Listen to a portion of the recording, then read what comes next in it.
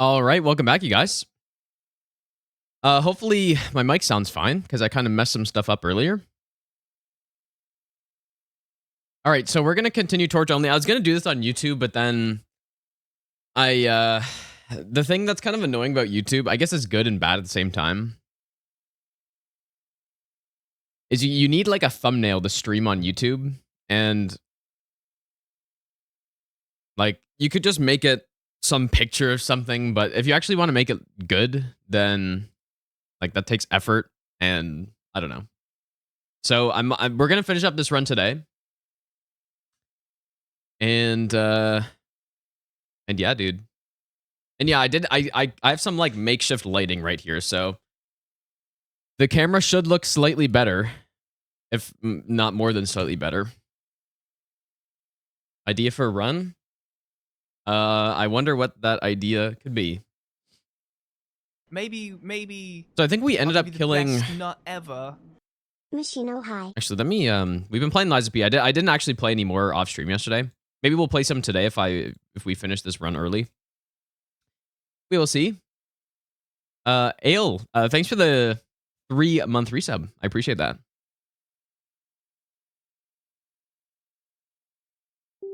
Go like that. Yeah, if we finish this, if we finish this early, we can play some Liza P today. And I don't think I'm close to finishing it, but I'll give you the best nut ever. But yeah, that's the plan, dude. Bepon as well. Thanks for the 10-month resub, and Space All-Star, thanks for the 7-month resub. Surely. Maybe. So I'll give you the best I think nut ever. When did?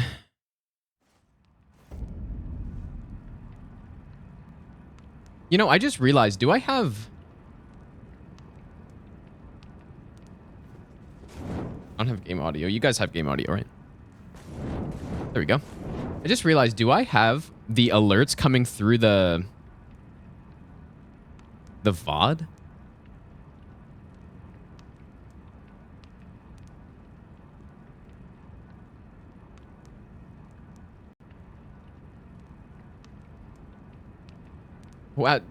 What's my setup here? Because I just thought about that right now. I guess I do, right? That's not good. I'm gonna take those off. Yeah, I don't know why I have those. Okay, that's probably gonna be better for Hunter, dude. I didn't even think about that. Probably been like that for months now.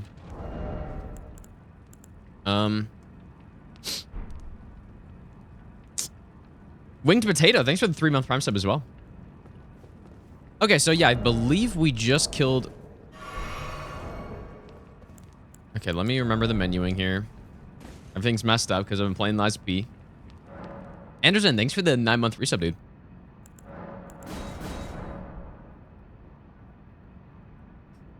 Okay, so we just killed Commander O'Neill, I believe. Yes, we did. And we're going down to get the sleep torch is what we're doing.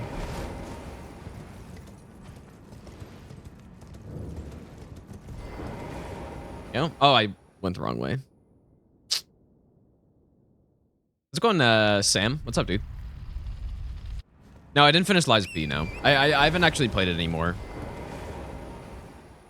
Back down we go. Yeah, we're probably going to do bow only all bosses this week at some point. Not sure what else we're going to do. I would like to start doing some of the no-hit runs that I wanted to do. We were doing the God Run 3.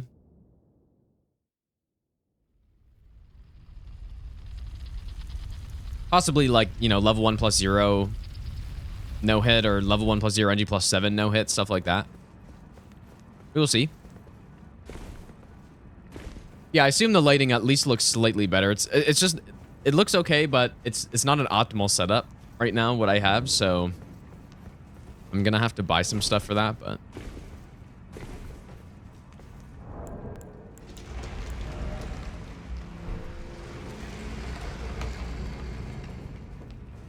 yeah, so far we have every torch except the sleep torch, so that's what we're going to get right now.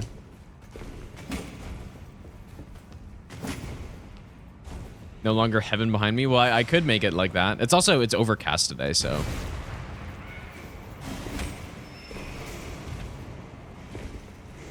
It is overcast. Guess I'll grab this. Surely this won't be that annoying to pick this up, right? I'm gonna go around this way. Let's go Neutron.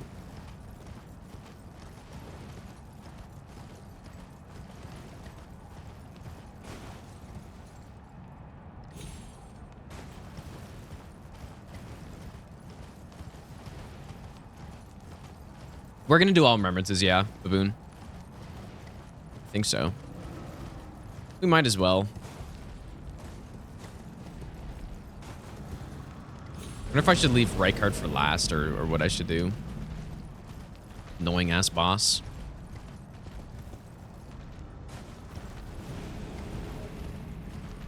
You can sleep Rykard, it just doesn't really do that much.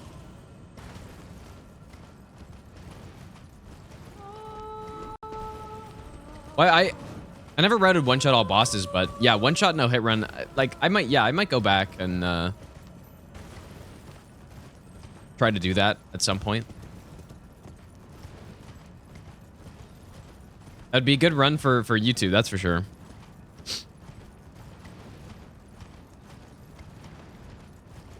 Put Limgrave as my green screen background. I could. I could change it.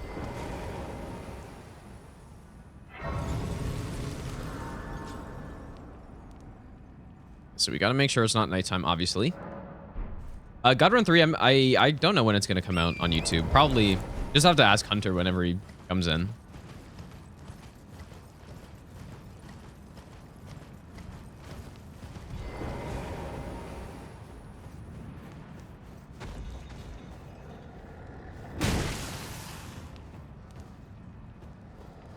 Dude. He's more upset than angry.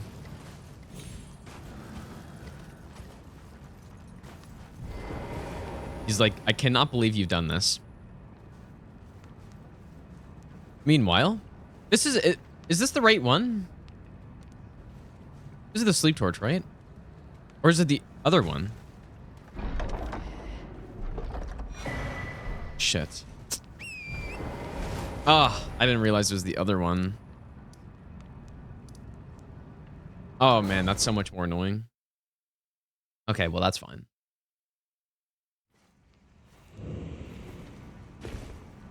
Not really sure what enemies surround this other one, and even where it is exactly, but wasn't even that one. All that work. I guess we had to get that grace anyways, though. Since we're doing all remembrances. Camera fully figured out. Not quite. The difference now is I have some better lighting, but it's still not ideal. Yeah, it should look better, though, at least. Okay, I think this caravan is somewhere over here.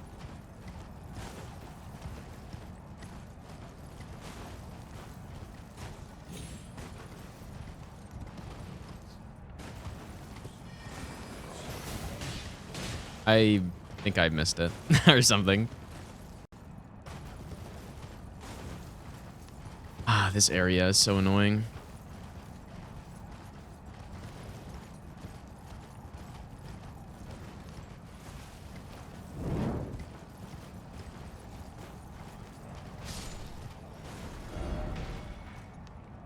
It's somewhere in here, isn't it?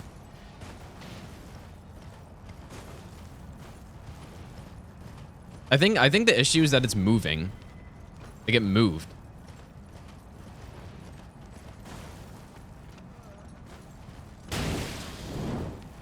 Give me your chest. Yeah, I don't know where it is. I'm just gonna reset here.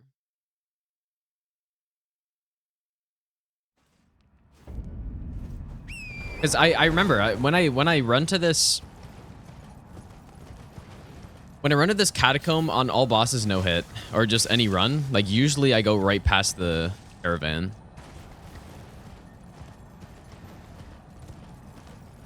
I thought.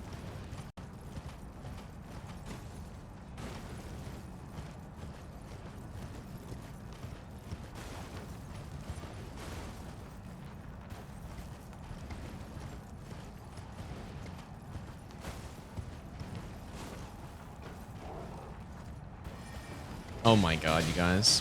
Where the fuck is this?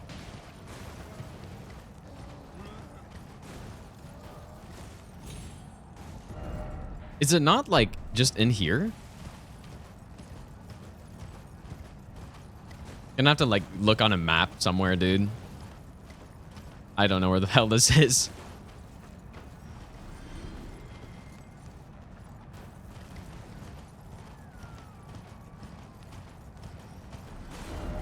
This is way too far.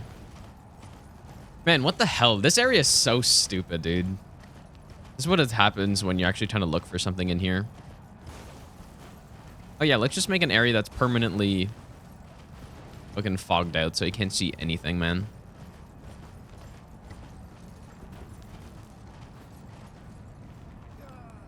This is the Mega Rune Bear.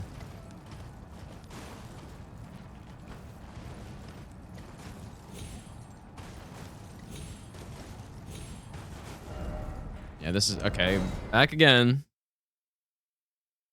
Directly northeast. I have gotten this before. Okay, let's go directly northeast. I somehow I'm forgetting exactly where it is. Yeah, this is the path I was taking, I thought. Oh, there it is. I think I was just too slow. Oh boy.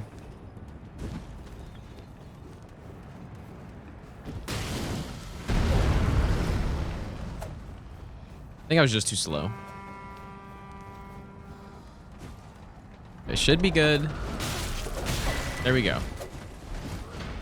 Sleep Torch, or St. Trina's Torch.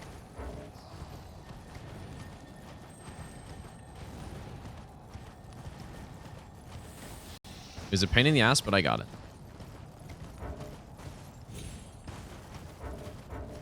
Okay, let me fast travel. Oh my goodness, dude. Okay, so we got the sleep torch. What have we done so far is what I'm trying to remember.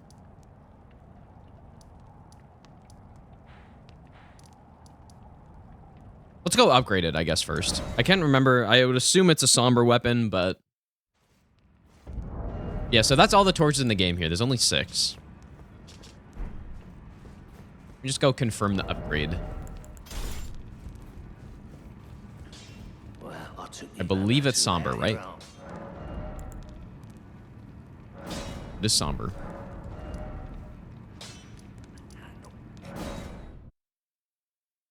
Yeah, Peppery's doing really well in bingo. Yeah, the bingos, it seems like it's very, like, well balanced between the competitors this time around. And I think I got... I don't remember what I can get it to, but I think I got the bell bearing from the snowfield. Or wait, did I? I did. No, torches can't power stance, unfortunately. So we can get this to plus... Okay, wait a second. Sentry torch, we have at plus 9 already.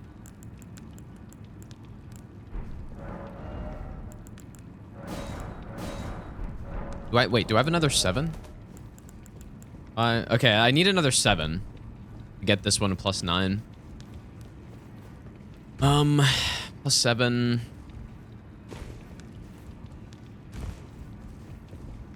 Which plus 7 should I get? Can I even remember where they are?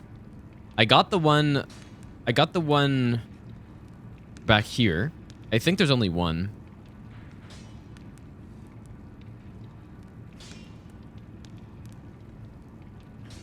Oh yeah, yeah. Tom is definitely the favorite for sure. Yeah, we could go to the sewer, but there's not really a point in me going to the sewer aside from that.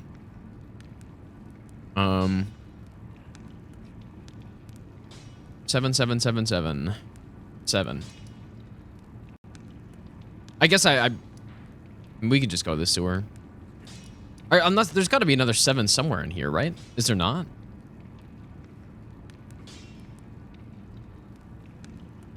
I can't think of one. Oh, there's 7 at Castle Saul? Well, too bad I did the skip through here.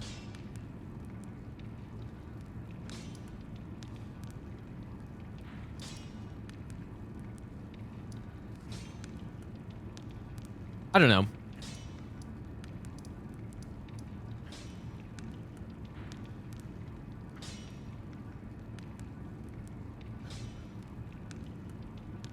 No, the 6-7 bell bearing is in Farm Azula. I actually don't know where to get it. Yeah, we have to go to Lake of Rod eventually. I could do that.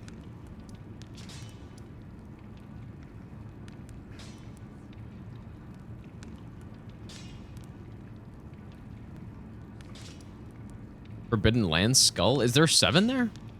I'm gonna look it up.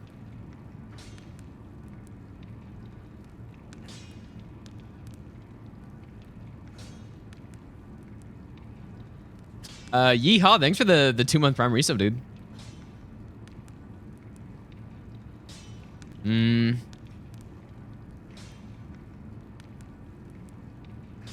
Oh, I did. Yeah, I didn't pick up the. Yeah.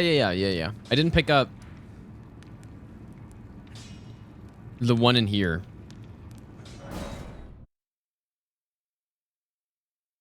Right. Okay. Yeah, I didn't pick this one up.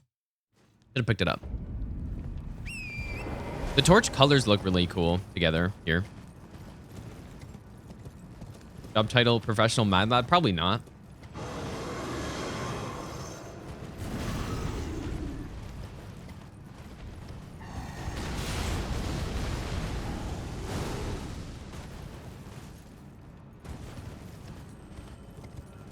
No, this is just a normal run. It's like the whip only run and the flail only run I've done so far.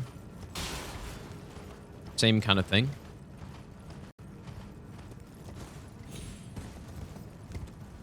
Okay, there we go. Boss should de-aggro at some point.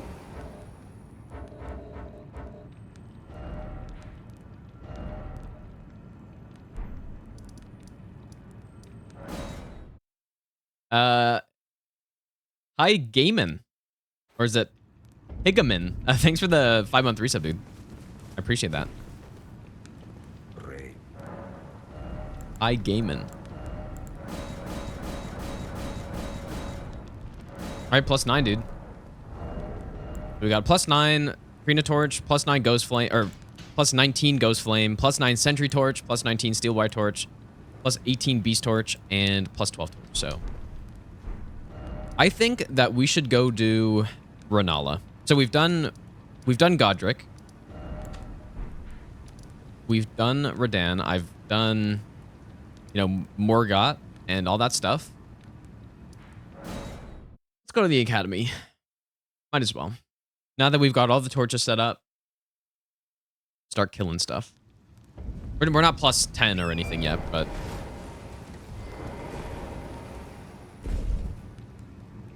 I don't think we need a +10 for this boss.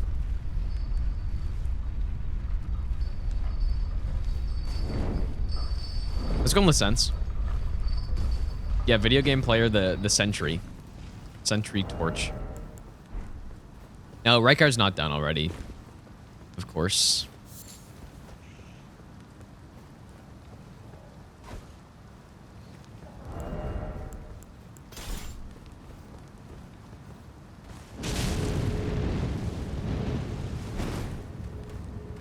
What is this? Oh. I was gonna say, I guess the scholars do not sleep, because they're up all night studying, dude. Clearly. Creme Brulee, thanks for the 5-month resub. Welcome back. Scholars never sleep. No, we'll do Rykard. We might as well, right? Surely I won't regret it.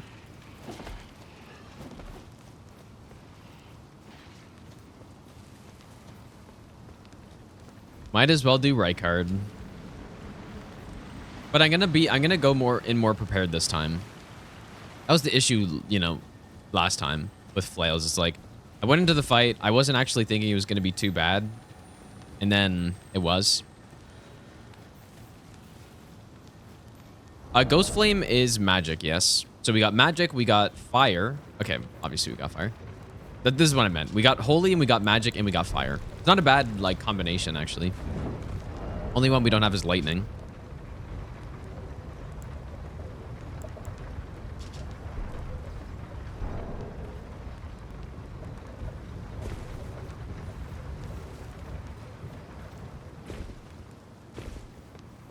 Yeah, well, he's always gonna be bad, but if I go in prepared with the right setup, then it won't be as bad. What if we can sleep? Well, like we can sleep the dog here, but I wonder how quickly it would happen.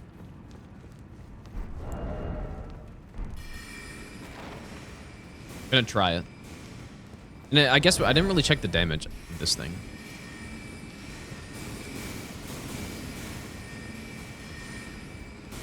So in terms of damage on this, not as high as the Sentry Torch, but not terrible.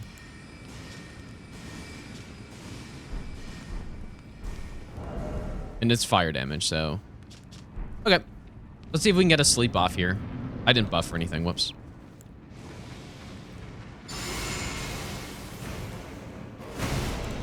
Forgot what game I was playing.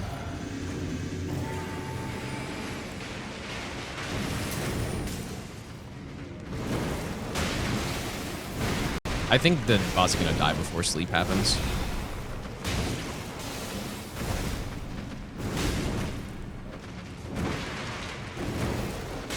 Come on, boss. Oh, I got it. There it is. Actually got it, dude.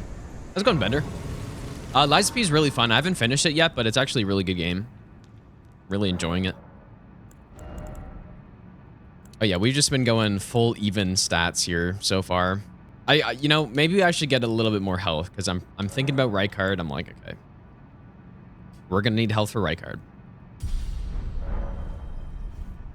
Here we go.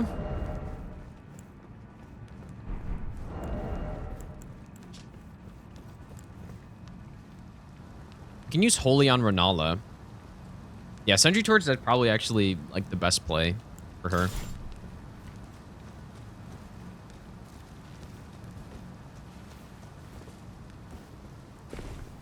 Yeah, the boss and Liza P are honestly like,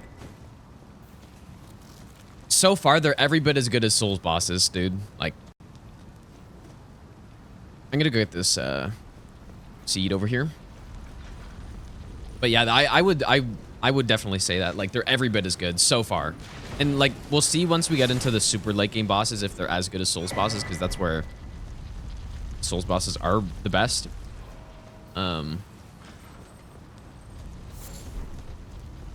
Yeah, so far, really good, man. Yeah, I'm going to stream on YouTube. Maybe... I'm actually not sure if I'm going to be streaming tomorrow, but on Wednesday. Like, next stream will be on YouTube.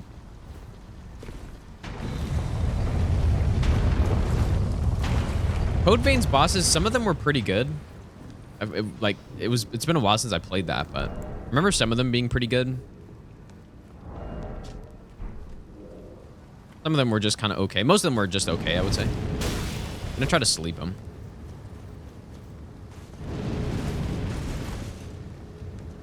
Does this like really not do a lot of sleep buildup or what? Oh. I was not expecting that. Oh, come on. Why does he do so much damage, dude? I'm hitting all the wrong buttons. Why does he do so much damage?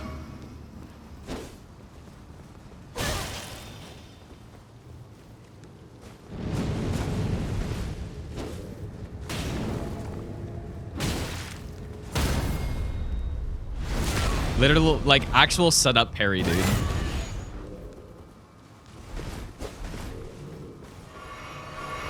How is he so good? Doesn't even make sense.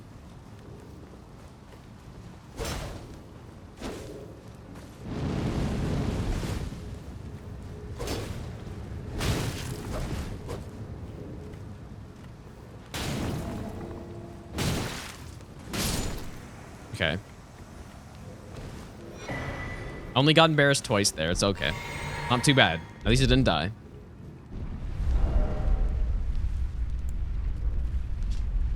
Wonder if I should try Frost at all here. It's kind of a shame that this torch doesn't have a similar Ash of War that this one does. I wonder what happens when you sleep Rennala when she's just like on the ground, or if that's even possible. Does anybody know if that's possible? Yeah, we'll go Frost and then Sentry Torch, I think.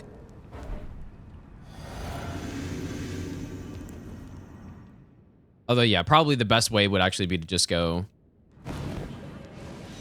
Sentry Torch the whole time. Because Holy is actually probably the best thing I have here.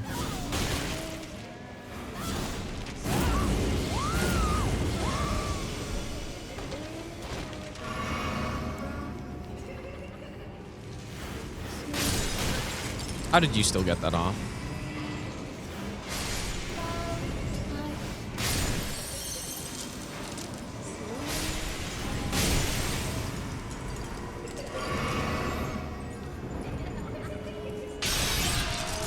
Oh! I guess we have a lot of buffs or something, because that's a lot of damage. Jesus. Let's go Nova. Can you sleep her in this phase? Or just blast her?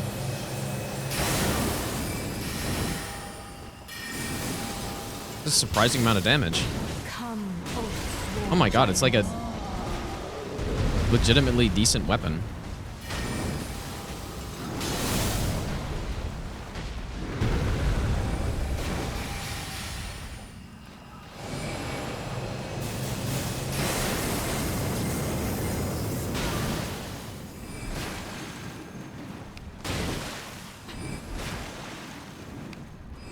Oh, you bastard.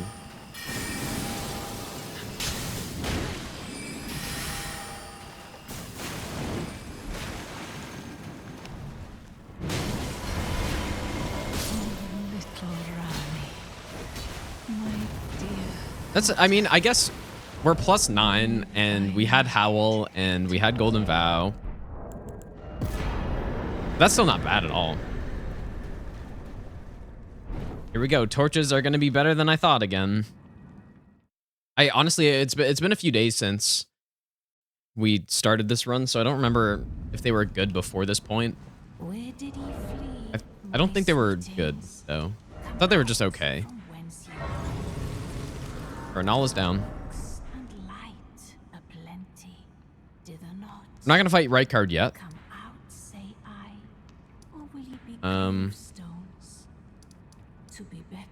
I guess it's Fire Giant time. Go from here.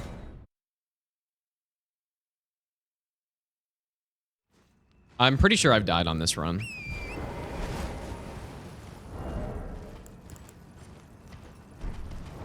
Okay, so for Fire Giant, I think just the sleep is probably the best thing.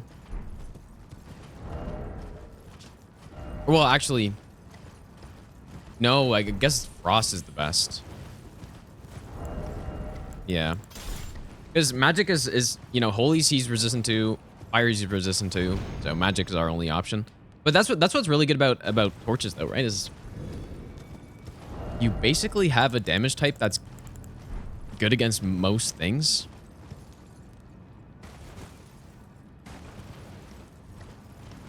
Thanks, Brisket. Better talisman. I'm sure there is, yeah. I mean, I could go with the Scorpion Charms, but I don't really want to take more damage.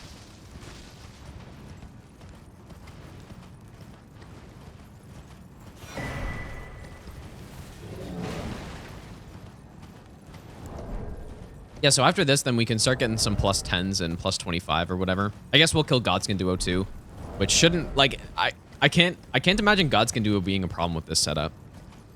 Frost plus sleep, and should be perfectly fine. Double stacking. Yeah, that's true. We just have Howl, but it is true. Yeah, I got Howl because, you know, we got magic damage here, holy damage here, so.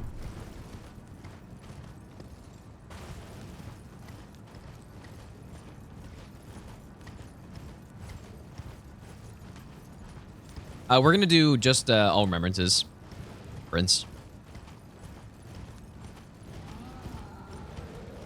I mean, what other talisman could go in here other than the Scorpion Charms? Once we get to Rykard, I'll probably get some, like, regeneration build set up. I might get Icon Shield and all that regeneration stuff I think will be worth it. Also, I would love to try out the sentry torch against the like mariners and the undead enemies, because I got golden epitaph, so we're gonna try it out and see how insane the damage is. It should be crazy, I would assume. That's a good amount of holy air. It's not amazing, but not bad.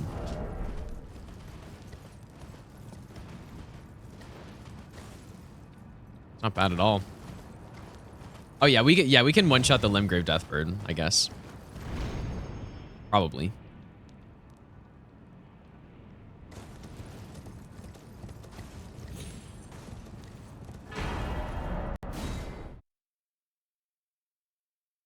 Three new ways that last rites is broken. Well, how was it? I can't remember. How was it broken before? You could stack last rites with the tree spear Ash of War, right? Or say, what is it called? Shared order? I guess I could do that for even more damage here. And just like one-hand the torch. Make it look really stupid.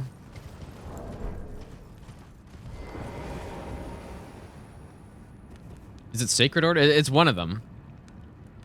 Not sure which one. Okay, so our character looks so cool on this, man. Like the different torches plus this armor set. So what do I have in my physic right now? Faith? I guess I need faith for Howl. Yeah, so yeah, Sacred Order, I'm pretty sure they still stack.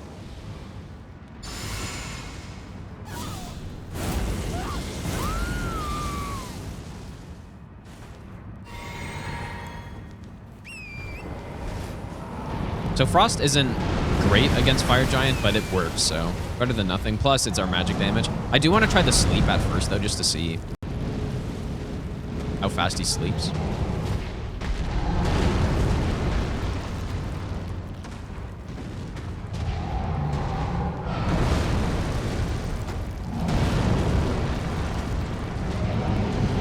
Come on, bro.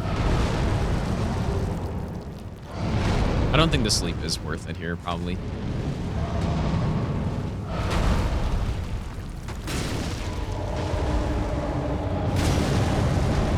All right, back to reality with our damage output.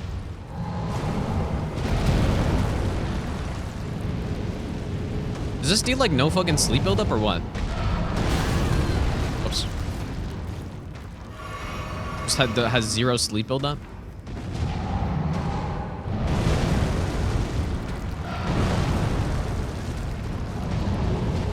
Oh my god.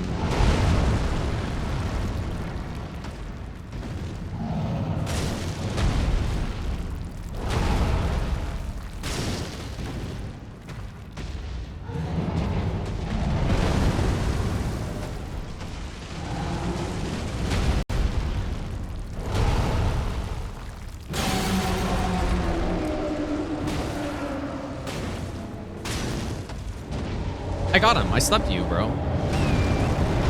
Oh, but yeah, I hit him again, I guess. Yeah. It's a shame. I slept him there for sure, but then I guess I just reset the sleep.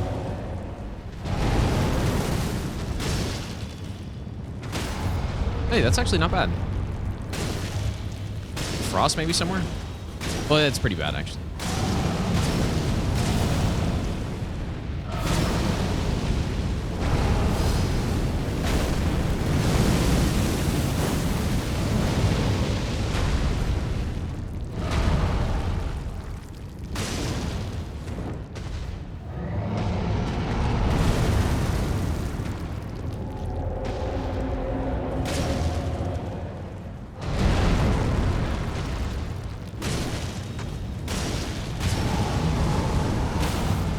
We do have a Charge R2 build right now, so that's why.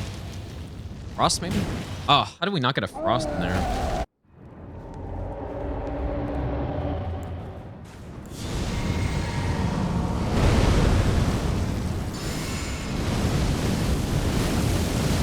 Frost.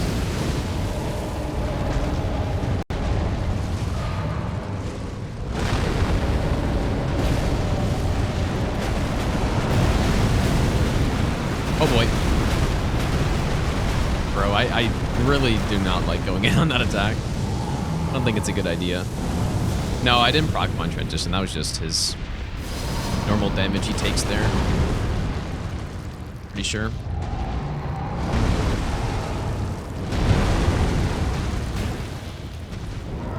We're gonna try to get a stun.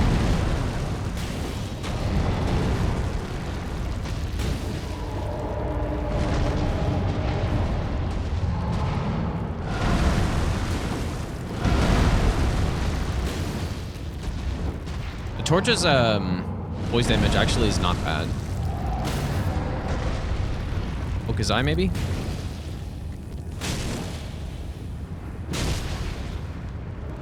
Where's my frostbite? It should be coming. Any day now.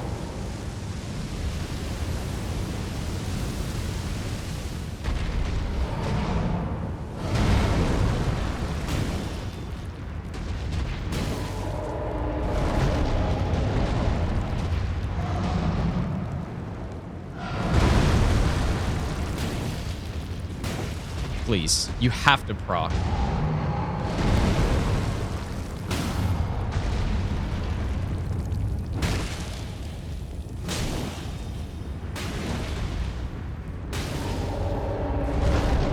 No, he's gonna die before the proc happens. Oh, and there it is on the last hit, of course, dude. As always. As always, the proc comes on the hit where it doesn't even matter. Literally just happens 100% of the time. Anyways. Pretty weak. Unsurprisingly for this fight. Tardkovsky, thanks for the 8-month reset, by the way. That's expected. Okay, so now I'm not so hopeful for Godskin Duo because that Ash of War does not build up a lot of sleep, apparently. And the problem with like hitting and proccing sleep is that you hit them, you know, you do several R1s and then they sleep, but then you hit them again and they just wake up immediately. So I feel like they kind of messed up with that, actually. They should have made it so that when an enemy gets slept, they have to at least go into the sleep animation fully. Instead of being able to, like, you know, be in their queued up animation, get slept, and then just, you know, if they get hit again, just not even go to sleep at all. I streamed a little bit of it, Stark, but I didn't highlight it or anything. And also, like, a lot of it was not on stream as well.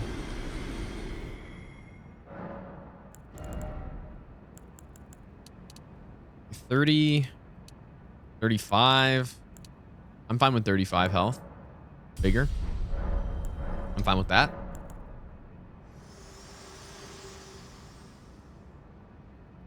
I have long observed the lands between. This world is in dire need of repair and death. Are you to commit? I haven't watched any bingo yet. I haven't really, I don't know. Yesterday I was streaming. The day before that I was streaming. And then, like, the last 2 weeks I just wasn't home, so. Yeah, I haven't actually watched any yet.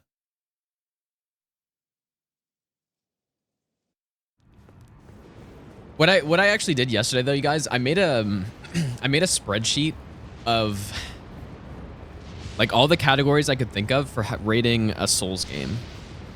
We can go through it at some point today. And it's, I don't know, I was kind of, so many people have asked me about that sort of thing, like, oh, what's your favorite Souls game? What's your least favorite Souls game? Now I've got it in a spreadsheet. Of all, I think there's like, I came up with maybe like 20 categories or maybe like 18 or something. There's a lot of categories for rating an RPG. Not specifically Souls game, but that's more what I had in mind when I was making up the categories. And then, you know, there's like weightings for how important I feel things are. Like if, you know, for example, I put like lore as a, you know, super low weight because I don't really care about it. But some people, depending on what your preferences are, Like that might be way higher. It's not public, but I'll show it on stream today. And I put in some numbers for stuff that I think it'd be fun to go through it and like fully go through it. Maybe I'll remove all the numbers I've in there and go through it again. Bloodborne #1 in every category. I think Bloodborne, based on my rating, and it's very like, obviously it's like 100% arbitrary, right? Like there's no actual, there's very little like objectiveness to it. But I believe Bloodborne was, it was in the top of some, I think. Okay, we got the Somber Bell Bearing. But yeah, I guess it's kind of conflicting though, right? Because I do care about lore in video games sometimes. And I think if the lore in these games were, you know, presented in a way that was good, then I probably would like it. But if I rated it like that, then the Souls games would be like not high rated kind of, right? So it's kind of, it's tough because I basically tried to make it so that I got the numbers that I feel like are correct in my head. But that being said, I'm pretty sure Elden Ring was rated at like a 7.7, which was the highest. So I think my numbers, like maybe I was too harsh or maybe they're slightly off. It's hard to say. But then I put in like Morrowind for the rating. And I had like different weighting for it, different things that I find important. And Morrowind was like I think it was a 9.1. Skyrim was, I think, an 8.2 or something like that. So basically, like I can just edit the categories to make it so that the numbers are actually what I feel like they should be. Logic. Thanks for the brand new sub, dude. But I feel like it's right, dude, because me personally, when it comes to these games, I'm definitely not as big of a fan of these games as most Souls fans are. Right? So it kind of lines up with what I think is accurate. If Skyrim's around an 8, it makes sense to me that Elden Ring for me would be slightly below that. I also put some other Souls-like games in there, which rated probably as you would expect. Like, I put Code Vein in there. I put Mortal Shell. I put... obviously, I haven't finished Lies of P, but I put Lies of P in there. But also understand, like, the way I rate stuff, something being like a 7 is very, like, that's good. Like, that's quite good, you know? And it would almost be impossible for me to get a 10, I think. So it just depends how you want to balance it, right? If you want the numbers to be higher, then you can just balance things differently. But yeah, for me, a 7 out of 10 is like a, you know, a 5 out of 10 is like a, what I would call like an average game. Like something that does its job. It's nothing spectacular, but it's not bad or not like extremely good. And yeah, so. Okay, time to fight Godskin. But yeah, I'll show you guys the spreadsheet like eventually. But yeah, I think it'd be fun to like go through it and, you know, refill out all the numbers. Because it's going to be different. Every single time I go through a sheet like that, it's going to be different numbers. Just because it's all, you know, it's all just based on how I'm feeling at that point in time when I make it. I try to think of every category I could. Okay, here we go. Godskin Duo. I'm actually, you know what? I should go get this Grace. This might be a little rough. How long did it take to successfully complete God Run 3? I think I started routing it and preparing for it in...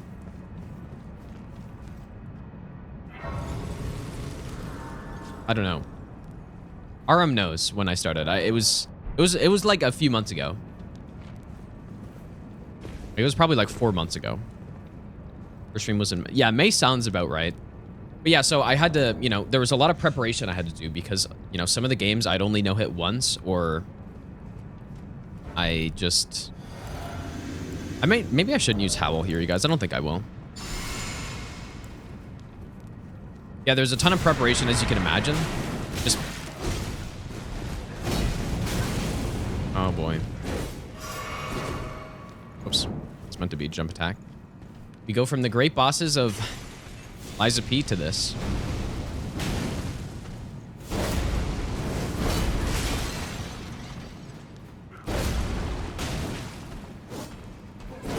Let's even get some sleep going.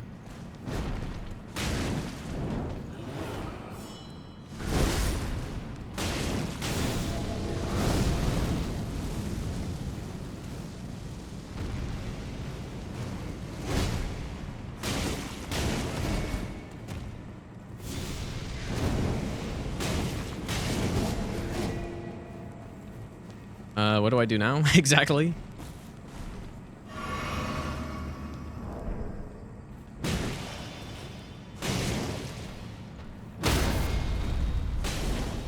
Oh yeah, I can't repost.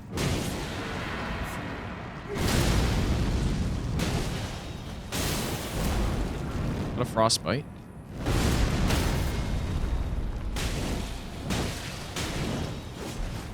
This is pretty good.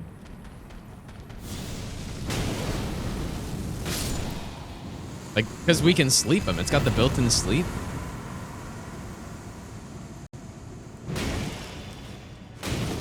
Voice damage on these torches aren't bad.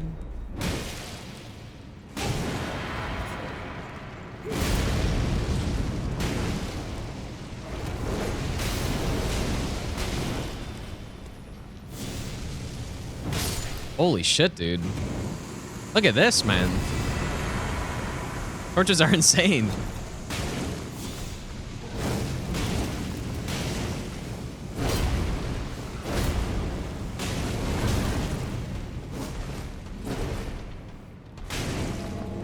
Oh, what do you think you're doing, dude? I guess I should have rebuffed, actually, is what I should have done.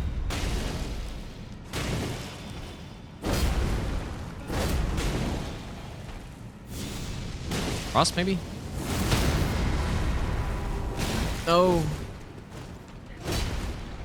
Okay, back to sleep. That's such bad timing.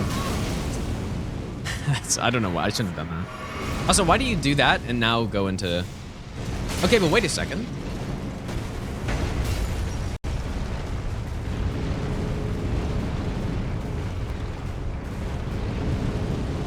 Aha! What do you think you're doing, dude?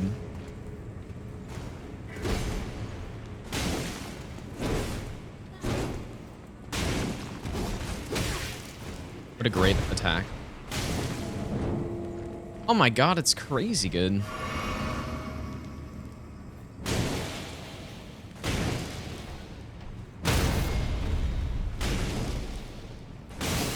Frost?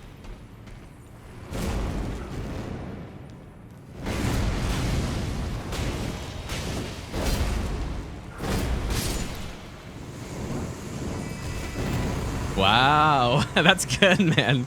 This is definitely the best Godskin Duo we've seen so far, but like obviously, I guess, right? Because we got the sleep, but dang, beautiful. The sleep actually worked better than I thought there, because I thought I was just, like I said earlier, I thought I was just gonna keep waking him up, but yeah, it worked perfectly.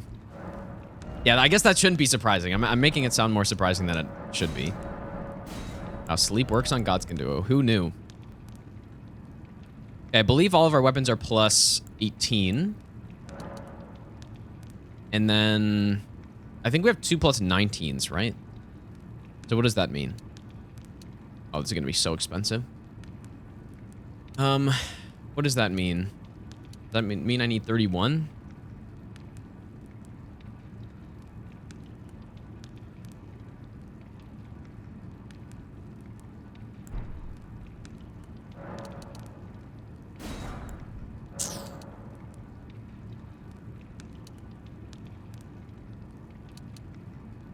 Literally costing all my runes for this, but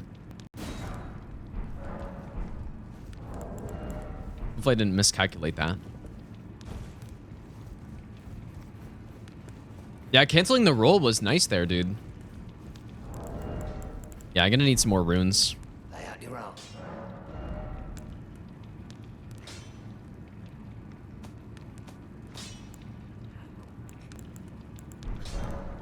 Well, we know how to get fast runes. Let's go on Hunter, by the way. Flying Dragon Grilled Cheese patch. I literally did it like a few days ago on this run. At the start of this run, I did it, so don't believe it's patched. It is a little, like, weird to get consistent, I think. But... All right, which torch? I guess we use probably... Okay, so in terms of fire damage, how does this compare? So we're at 488 AR versus this one. I mean, dude, the sleep torch... I guess we're plus 19 versus plus 9. I guess that's probably why. So I guess we're going to go with this one. Yeah, I actually got a first try on this run, like the grilled cheese.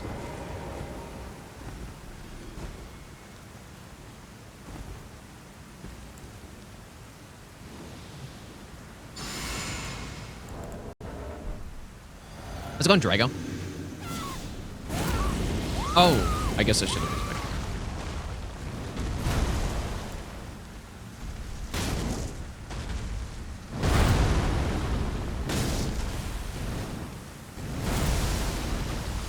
This is really concerning. Wow, you fucker. Okay, good thing we got out of there.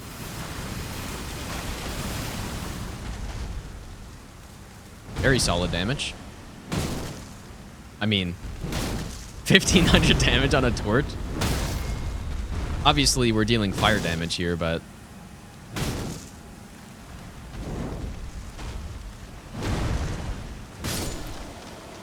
just like that. I guess the thing with these torches is that, so, you know, they seem to be really good on some things and then really bad on others. But so far, I think just Fire Giant and maybe Morgott is where I think they've been the worst. Yeah, obviously, yeah, this boss is insanely weak to fire, so we're kind of making it look good there.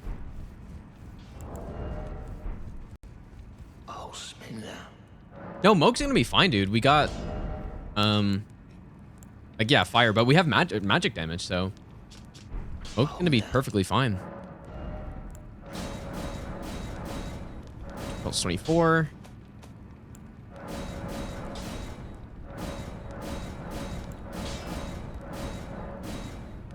Okay, which one? I guess plus 25, probably this one. I think this is just the, or wait, maybe the magic one.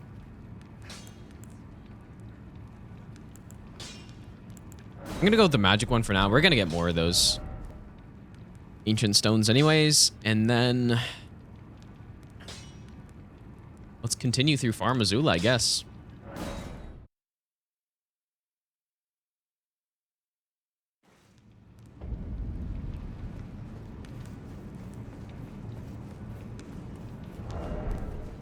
This is a fun run so far, man. Like, the look of these torches is... it looks really nice. Having those bright colors in this game. I guess they're not really bright, but... kind of messed up.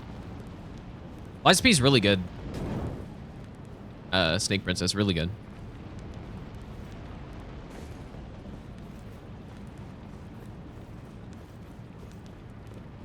Remember when I almost missed this jump on the God Run 3 in the final game?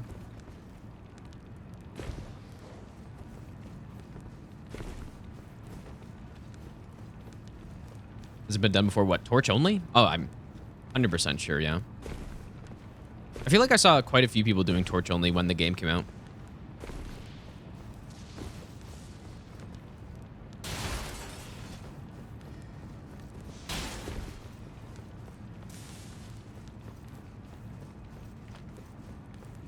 I could have fast traveled out. Yeah, that's why I kind of do it in the way I did.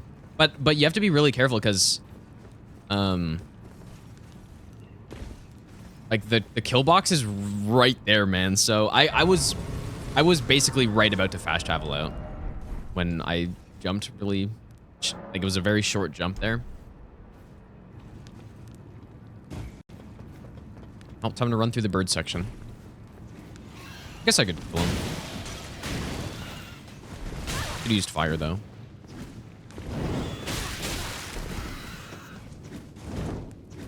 Classic Souls lock on. I'm gonna die.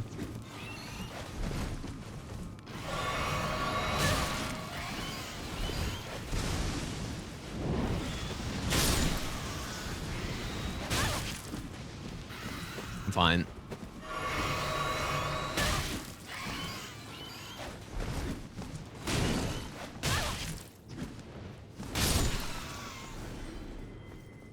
No, Beast Torch doesn't work on birds. Dead Nasty, thanks for the 5-month resub, dude. Yeah, the game's really fun.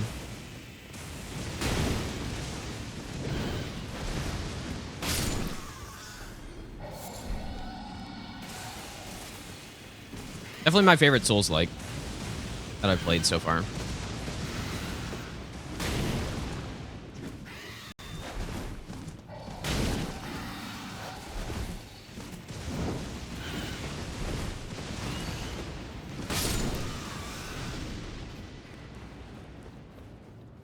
We started this run on, I think, last Thursday.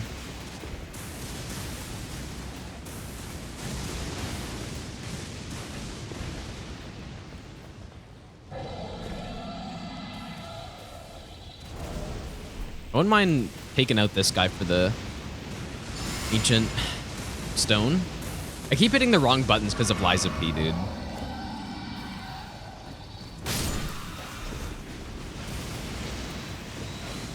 Because in Liza P, you get to your pouch by,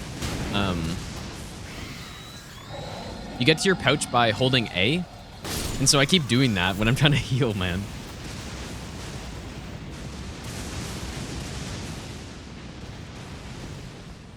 Oh yeah, we're gonna finish this run today for sure. Even though I started late, we have time.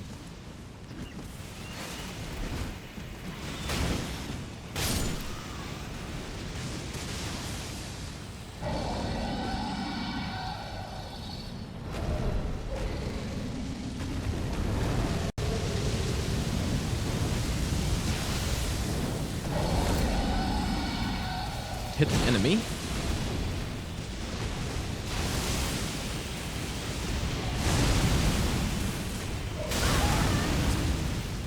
Forgot how early those attacks hit.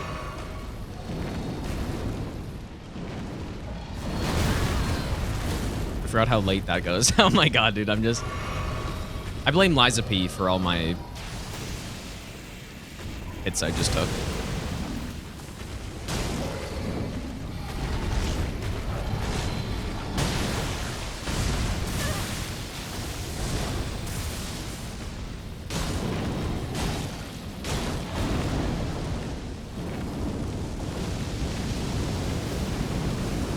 Oh, shit. Oh, and he left. So stupid. All that work and I don't even get the ancient stone.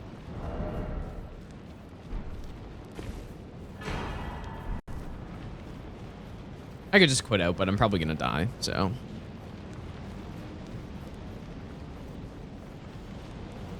Where's the other ancient smithing here? It's not... I wonder if I should get that golden seed.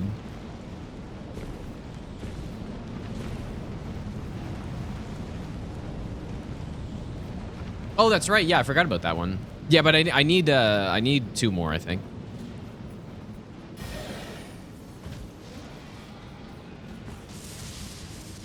This, I might die here.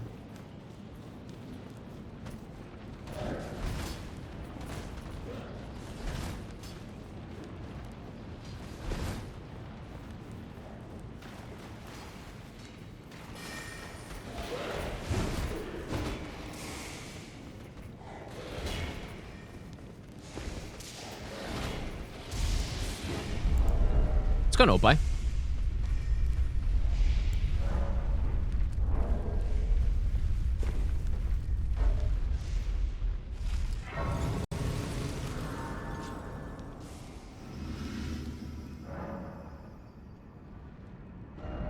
So let's go back here. Yeah, let's get this one. I'm not sure what other one I should get, though. I guess we also have access to Hallig Tree whenever, so I could get... summon there.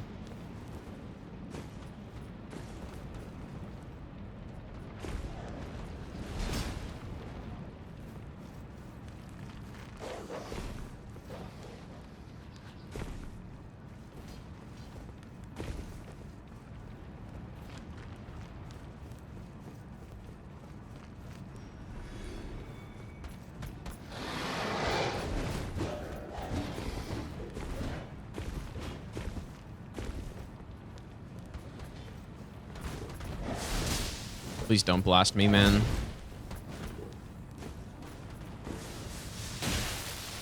Oh, he doesn't even do a lot of damage. What the hell?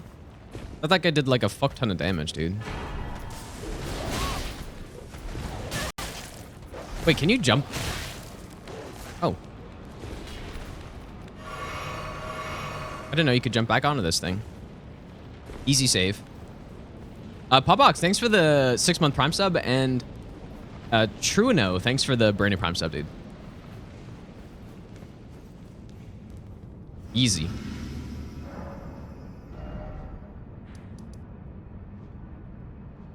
That's probably good enough for now. Let's go upgrade.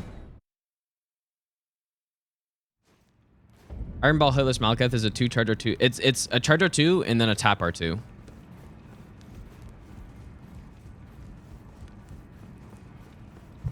And then you try to aim for his like arm. Oh no. Okay, so let's definitely get the... Yeah, definitely get the sleep torch. And... I mean, probably there's not really much of a point in upgrading the beast torch at this point, so maybe we're just good because we got plus 25, plus 10, plus 9. I would like to get this to plus 10, actually.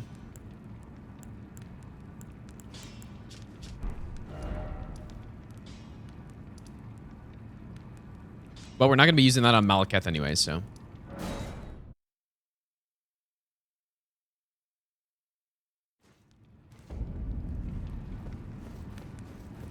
Can you sleep Maliketh? I don't believe I've tried. And what are his resistances too? Like, I guess magic is fine. Like, isn't all elemental basically the same except for holy? Like 40? Probably just go frost then.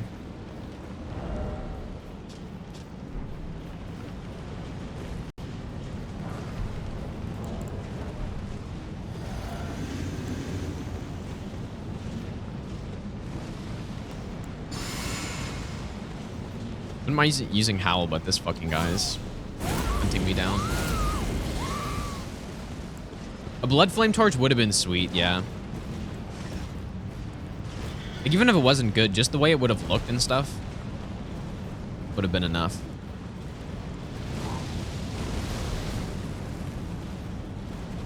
In we go.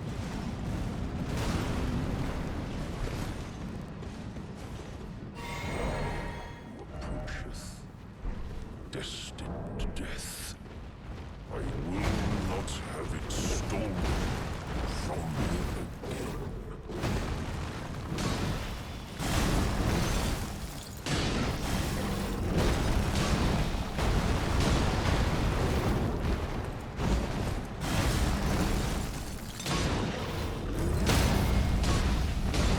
Frost?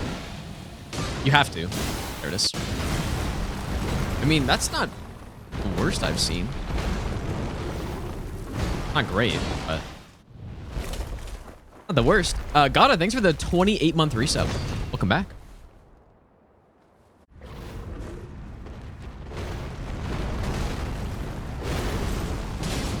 Please don't do this. Oh, of course you do it. Bastard. You'll be able to stun him very easily with this thing. Good point. Like, this actually has a pretty decent R2. Surprisingly enough.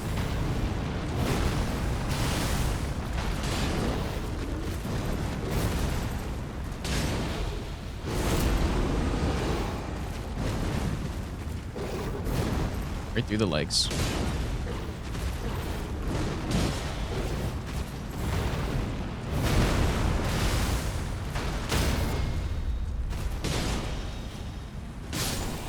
Force Frostbite on the kill, as usual.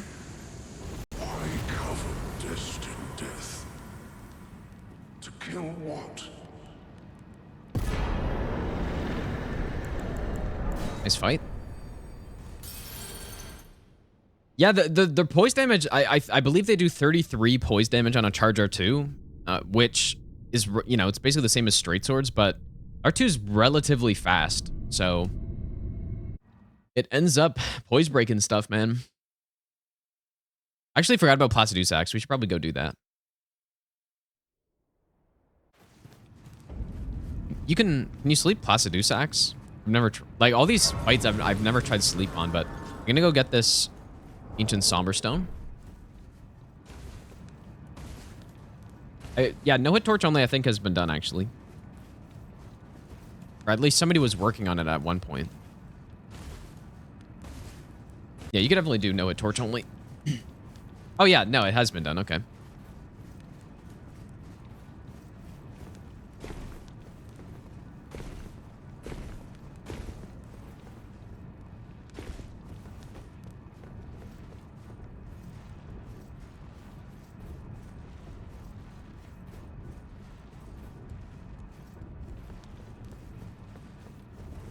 And then, so past this Somber 10, what else do I need? I guess another normal would be not bad to have, but don't need it.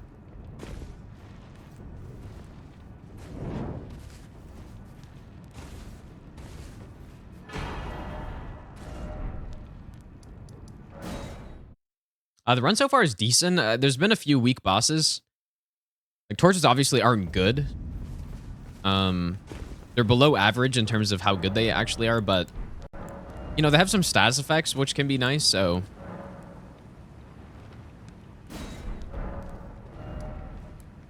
they're not like abysmal, but they're not good. Yeah, I do think that this is probably the first weapon that I've ever accurately assessed how good they would be before I did the run. Actually, I need to, yeah, I could kill Garunk, but I do need to get, I want to get Bestial Vitality for Rykard, so I need to, if I kill him, I got to do it after. I suppose I could have leveled up. Oops.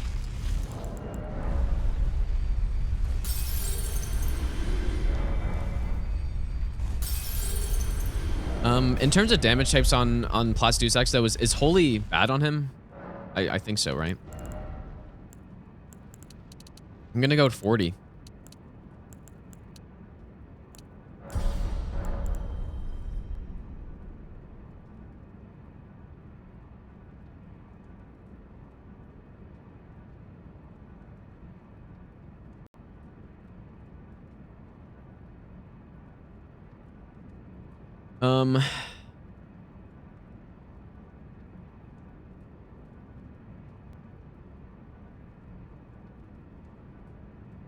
Yeah, basically the same to everything.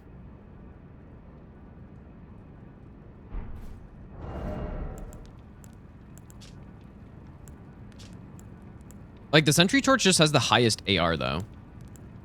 I guess Steel Wire's close. We'll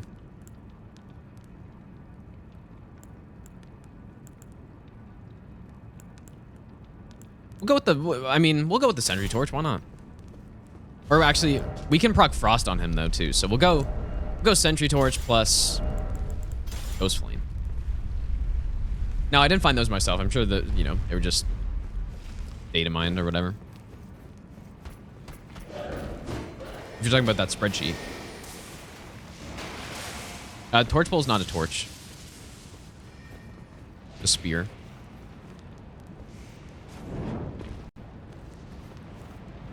Rock Frost on my 21st hit. That sounds about right. Yeah, this is gonna be weak here. There's no question. This is gonna be bad.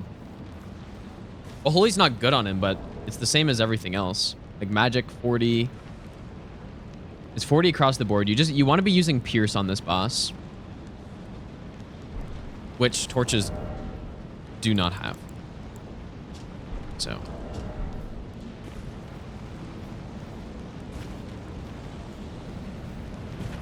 But yeah, we might as well just use Holy here because most of the time Holy's bad. Except here, it's not so bad.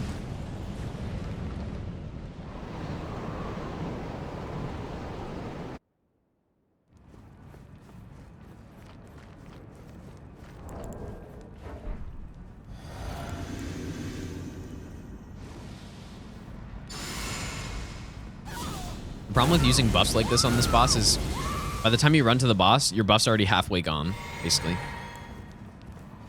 Yeah, we should be able to poise break him very quickly here, so... I think he's got 150 poise. 5 charger 2s.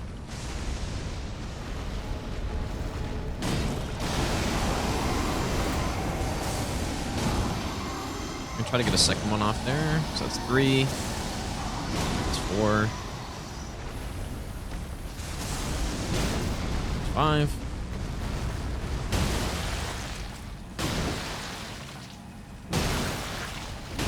Oh, we're making these things look good, dude.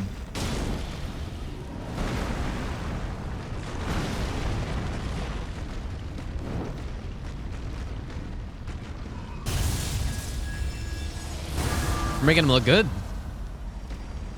Still pretty weak though, like for headshots like that, but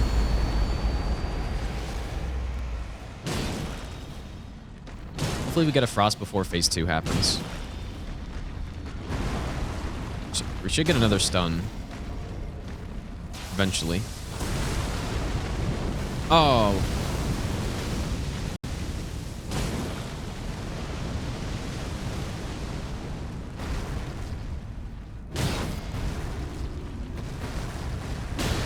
Too bad we can't repost him, though.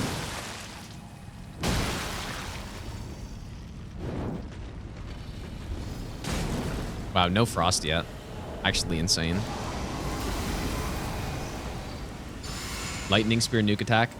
Yeah, it does it. When I got hit by it in the randomizer all bosses run, because I was in like a tiny arena with him, I thought it was going to one-shot me, dude. And it basically did no damage at all. Did a very small amount of damage.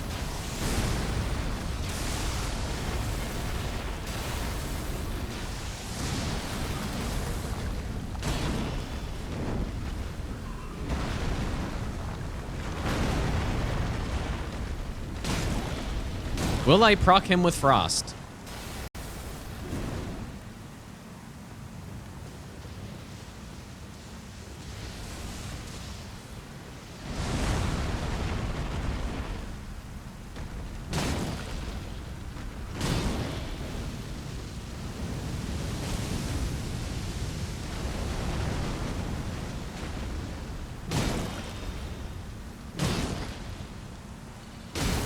There it is. Good timing on the stun, too, right before he's about to do the big nuke, or the big lightning thing.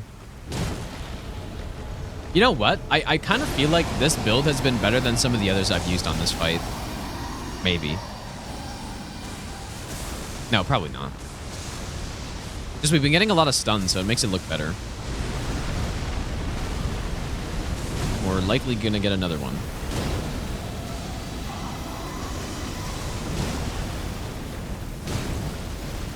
There it is.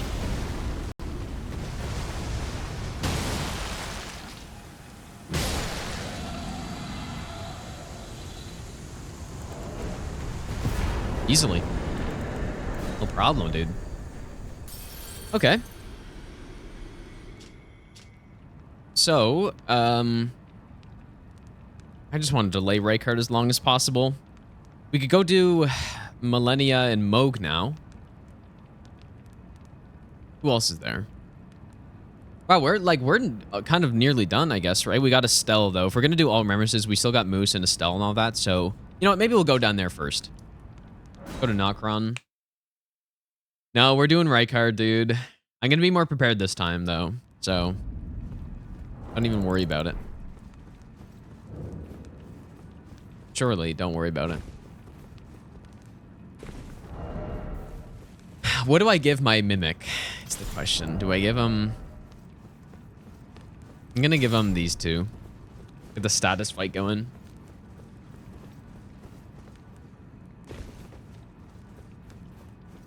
See what happens.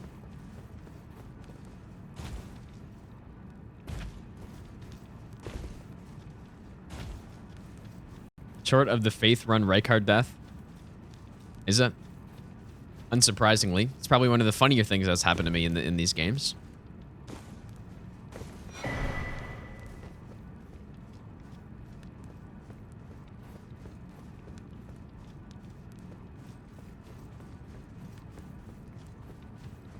Okay, here we go.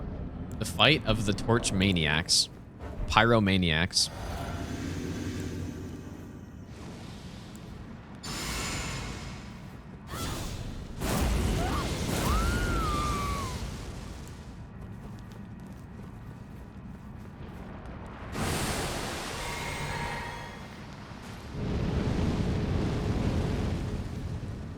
And this guy's intimidating as hell.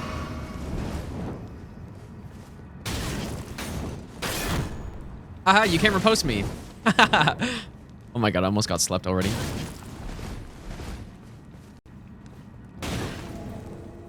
I slept you.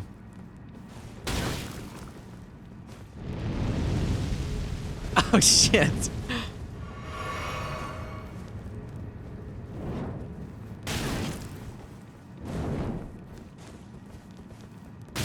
You're going with the frost build now.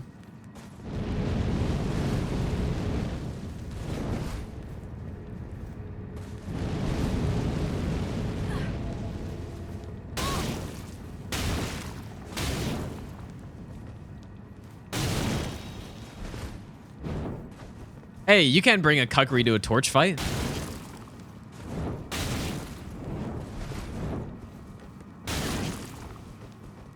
Not allowed? Yeah, that's what you get. Cheater.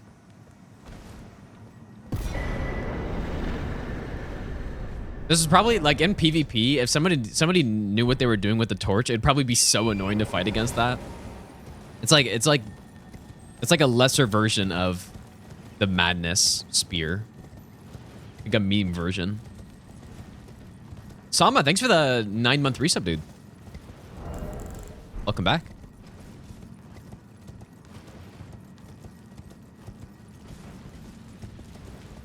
So we're gonna fight the moose. Fire should be good on him at least, right? I don't believe we can sleep him. Also, holy would be good there too. So, is fire as good as holy on moose or no?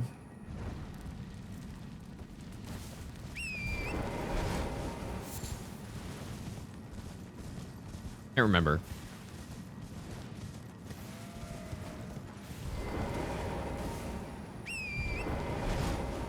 We'll use holy because I feel like we need to use holy more. Sentry torch it is. Also, I mean, it's just our highest damage torch. So, but that's probably because I have the most faith right now.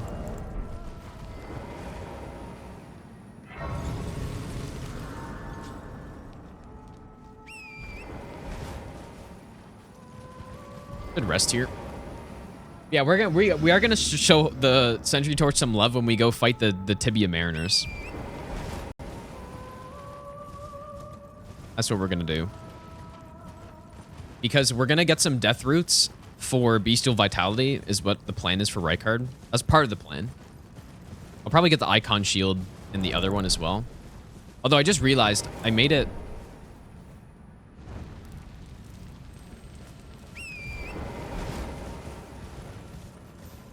I should have gotten that before I made it to the Ashen Capital, I guess, but we'll just go through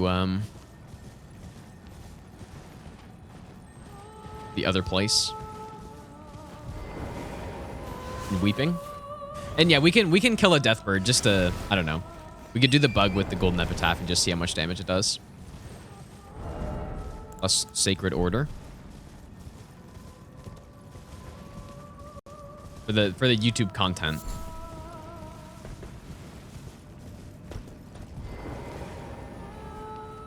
Let's go on Posy. Also, oh wait, did I miss a... Oh, I did miss one, whoops. I don't think it was fixed. I think it's still there, but I could be wrong.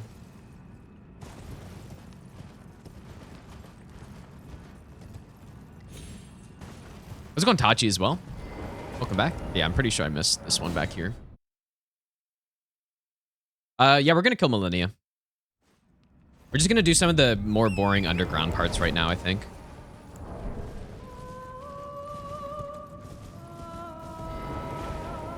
Where do you get the actual shared order Ash of War from? Is that sold by D?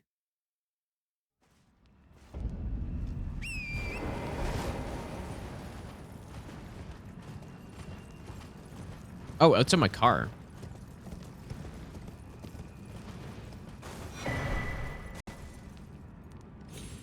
What's less work, getting the tree spear or going to get that?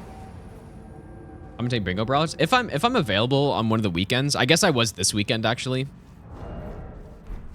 But yeah, if I'm available again, I could let Demo know and then he can decide if it's a good idea or not. If he wants me to. I really wish they changed how the sentry torch looks, man. Because I honestly did not know it was holy until this run. They should have made it. They should have made it more golden, dude. Right? Because it just looks like fire.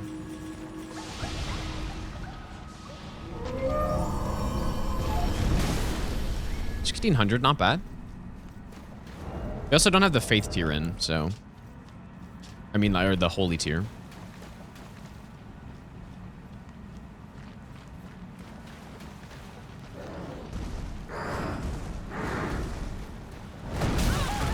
Oh, damn it. I wanted to space it well so I could get the shot in.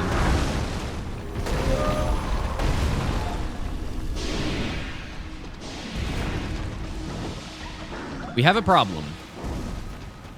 And it's that we cannot hit the fucking boss. Here we go, 1900 headshot. That's without Howl. Tank it. Yep, that's what I thought. Goodbye.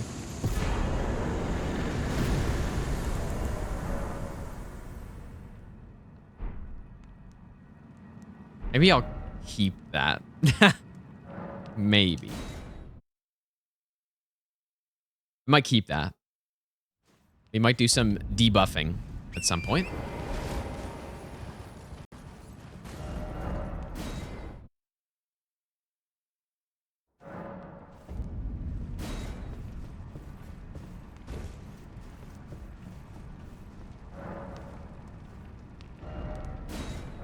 Winged Greathorn.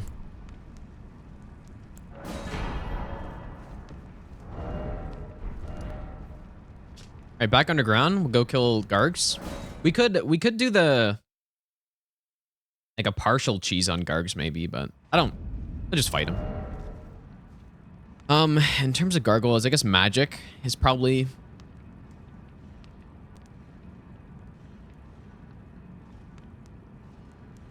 the play.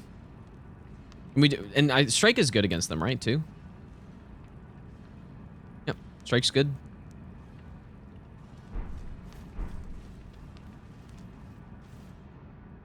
The Greathorn's like an insanely good debuffing. It has a really good debuff Ash of War, which I might use if I want to get some high numbers somewhere. This is Skyrim OST. Well, this in particular is Skyrim, but this playlist is Elder Scrolls. This is usually my like music that I play on YouTube, because YouTube... Probably the absolute biggest downside about streaming on YouTube is that you can't separate the audio tracks between the live feed and the VOD. And so I can't just play whatever I want, basically. And even that being said, some of these songs were copyrighted during my God Run 3 stream. I don't know how, because I thought these were all copyright free, but... kind of a pain.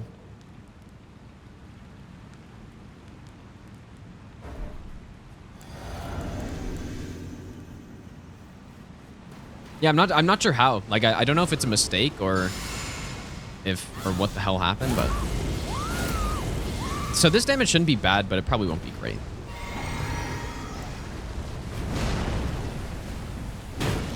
Oh!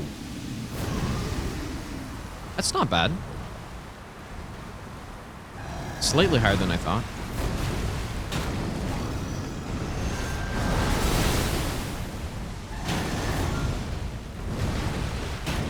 Maybe we can get a stun here. He's stunned. Should stun. Yep. Oh, baby. Oh, easily. Wow. Take short work of the guards, dude.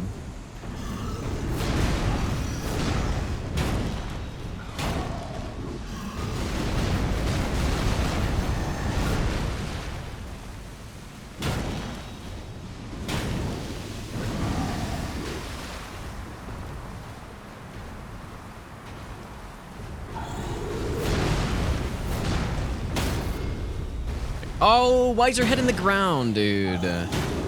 Ah, I would have been able to kill him easily there.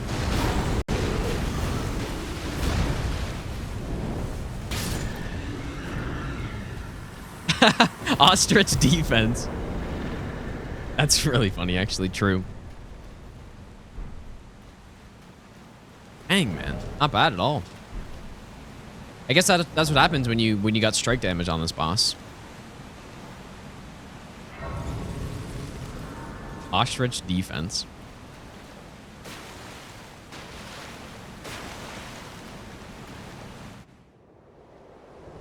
Very nice kill right there, dude. Perfect kill.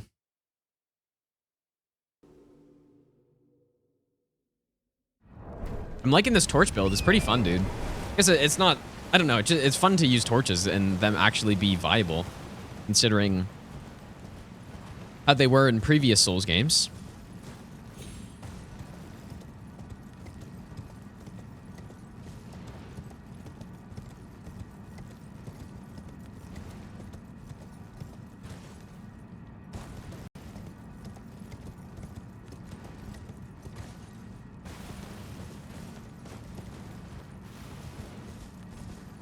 Yeah, torch bowl is not a torch. Despite the name, it's a spear. I wonder how many YouTube comments are going to be saying that. It's like, oh, why didn't you use the torch bowl? Might have to explain it at the start of the like intro or whatever. Be like, yeah, so torch is any weapon that below the name, see that category? That's the weapon category. That's what a torch is. That's what I base these runs off of. I kind of forgot about Fia's champions, dude. What's up, Reflections? I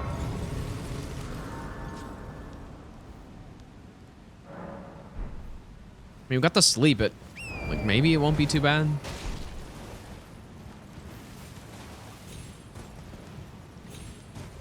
Yeah, Fia's OnlyFans subscribers, dude.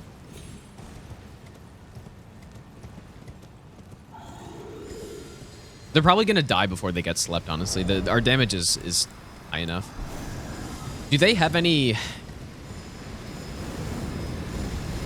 Like, there's not a single element that'll be the best here, right?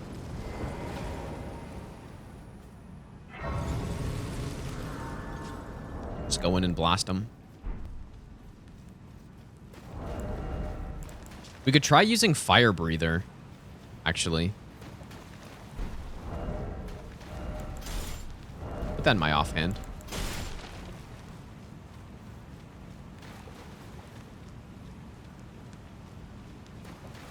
Maybe Fire Breather does something.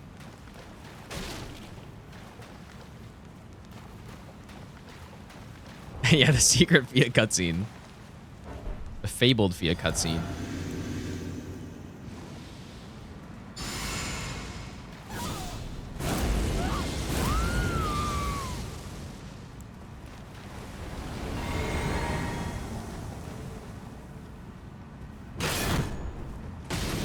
Yeah, see, our damage is like just way too high for them to actually... Okay, yeah, Fire Breather might be good. Oh, they're weak to lightning, that's right. Yeah, the only damage elemental type we don't have. Come on, bro. Ouch. Ouch, ouch, ouch. That hurt.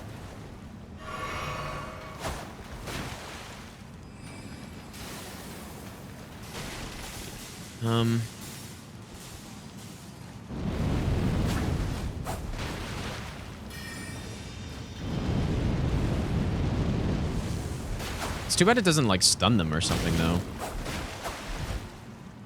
That's what is missing.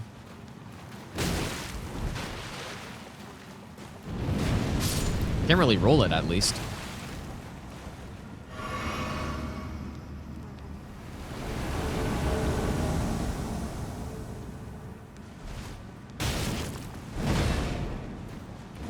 Oh, boy. I probably would have done a lot of damage.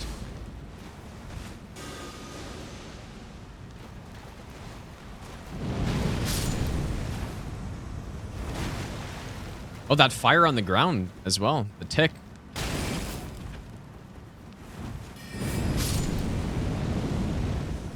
Actually, a pretty cool setup for this fight, man. It's not good, but...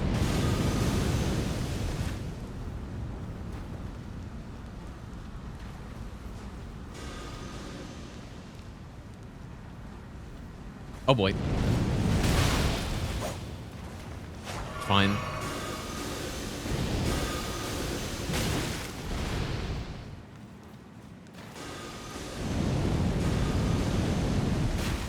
Oh, I guess the fire... I don't really understand how the fire on the ground works.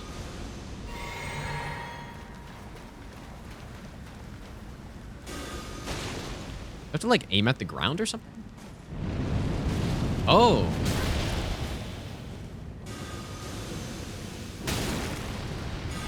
I didn't actually realize that.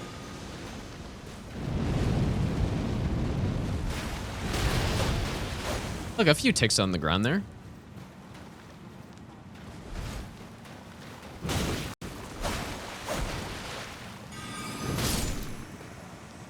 It poked. Interesting.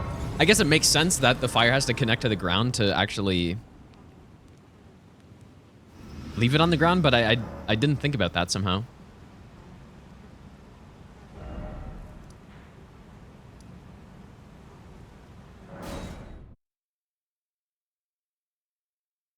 Go to Astel. What's good on Astel? I don't actually know.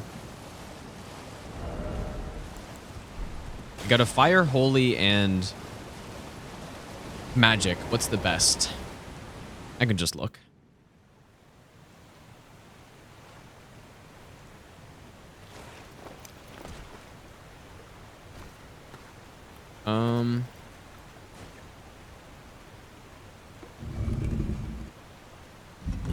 Oh, they're all the same. Is Astel in water? We'll probably just use Sentry Torch then.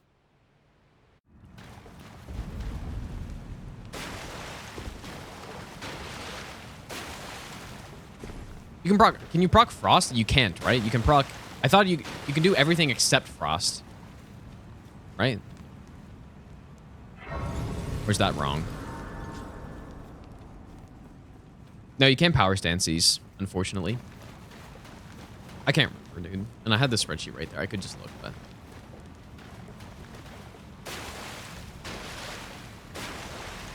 Work like the Rennala Tower Skip? It's basically the same thing, yeah.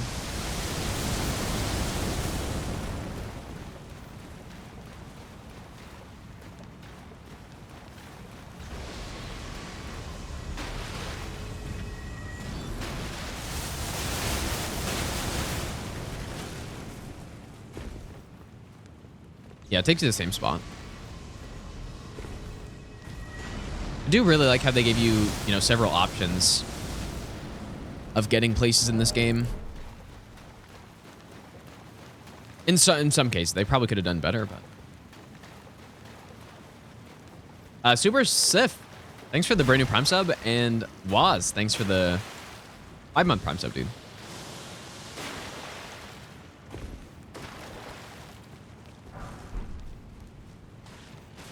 I'm trying to think if there's any categories on that spreadsheet that I missed. I feel like there probably there's gotta be, man.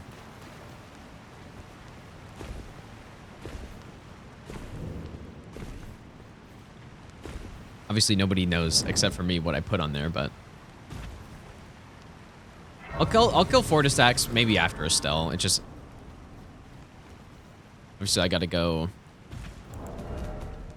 set up everything.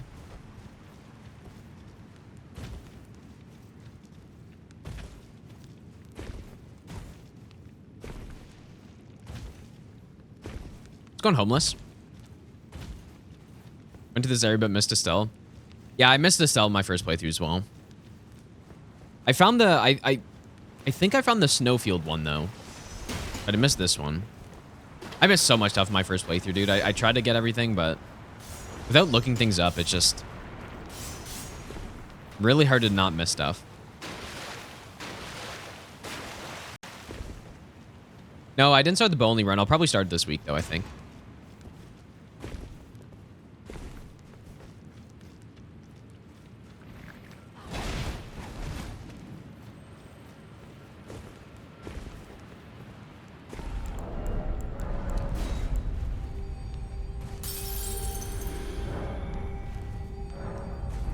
How many people found Vortex? Without looking it up, probably very few. Probably a tiny amount of people actually found it without any help. One thing I hate about the Souls games, man. I really... Like, I guess in some ways secrets and stuff can be cool, but it's more that the quests are so cryptic. They're too cryptic. Or... What I would have preferred... Because, yeah, I definitely do not mind having secrets like that. I think that's cool for replayability and all that stuff. But it just... It's... Yeah, I would agree. It's like, needlessly hard to follow. And I think if they just provided some sort of dialogue, like... some logbook of what the NPCs say, then... It you know, it'd still be very cryptic and hard to find stuff, but at least you can, you know, kind of organize what people said and what it means, and you can go through stuff. Like, not even a quest log. Like, not even telling you, okay, here's this NPC, here's what you're supposed to do. Nothing like that. I think that would be bad. I wouldn't like that. Just simply say what, you know, categorize it by the NPCs and their names, and... make it so that you can look at what they said and follow it more easily. Also, Dan, thanks for the 100 bits, by the way, dude. That's all they needed to do in this game.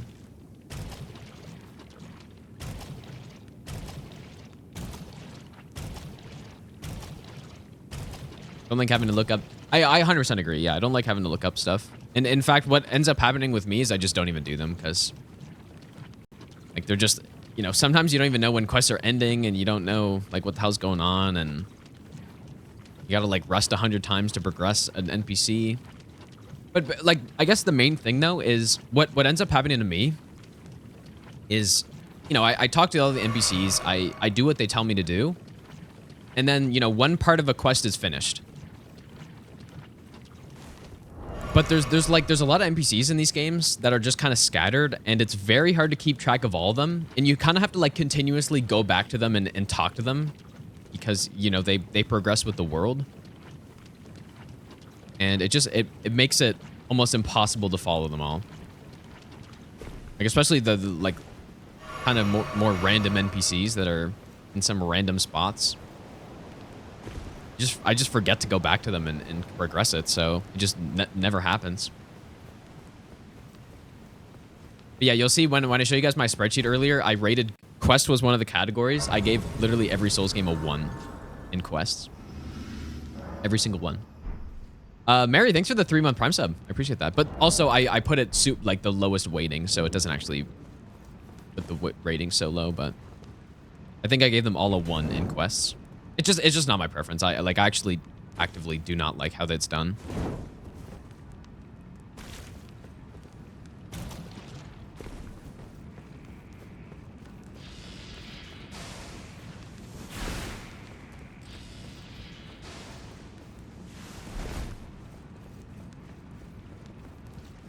Chris Blue, thanks for the 6-month resub as well. Welcome back. Yep, Sekiro's in there, but there was one category that, you know, some of the... Sekiro was really low weighted, or low rated, based on some of the categories, because of build variety I put for me is very important in a Souls game. but including build, so I weighted it very highly, like that category, but in Sekiro there's no builds, so it doesn't apply, so I just didn't apply it to Sekiro specifically to give it a actual chance. My first out. So we're gonna use the sentry torch here, I think.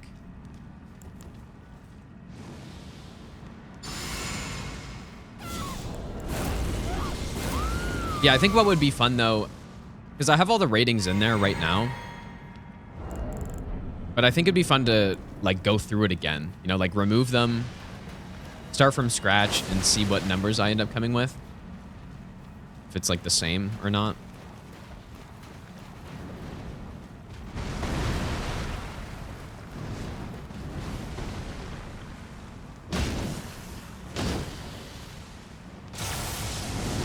Too terrible.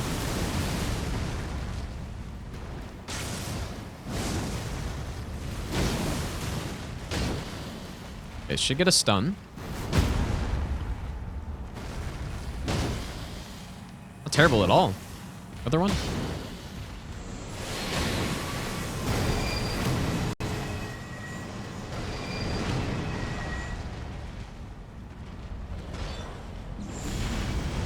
Rico, thanks so much for the 2-month resub, dude. Oops, I rolled that first one like way too fucking early.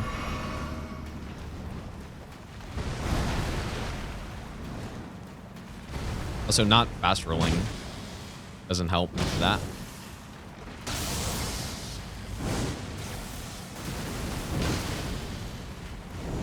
No, you don't.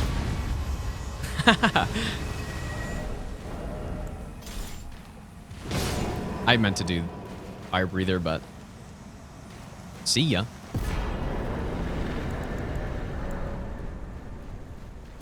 Astel down.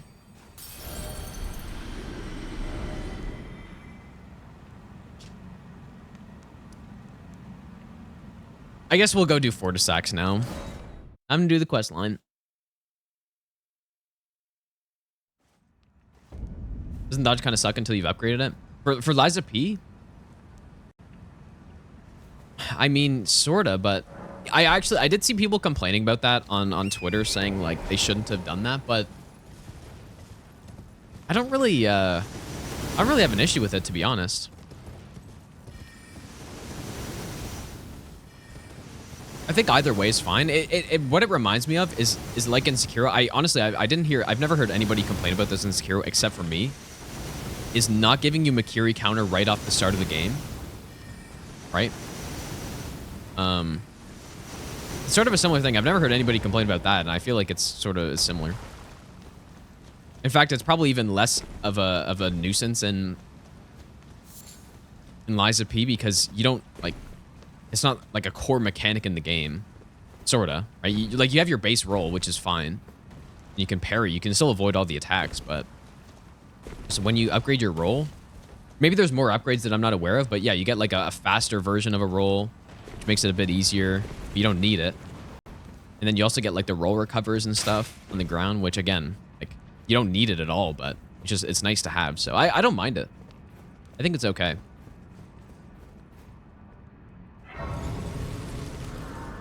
Red attacks not being able to dodge them? Well, I mean, you just parry it or... I don't have an issue with that, or just outspace it. Like, I think that's a cool part of the fights in some cases.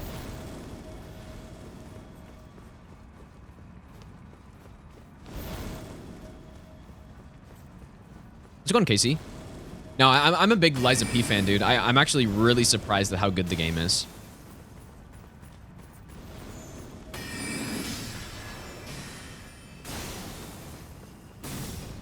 Especially the bosses, because usually Souls-like games have really bad bosses. Liza P so far, everything's been pretty damn good, dude. No, I haven't finished it yet. I think I'm probably just past halfway through, slightly past halfway through. Yeah, I put Liza P on my rating as well. It didn't rate higher than any of the Souls games, but like it's right there, which is pretty accurate to how I feel about it. I'm gonna go get this over here.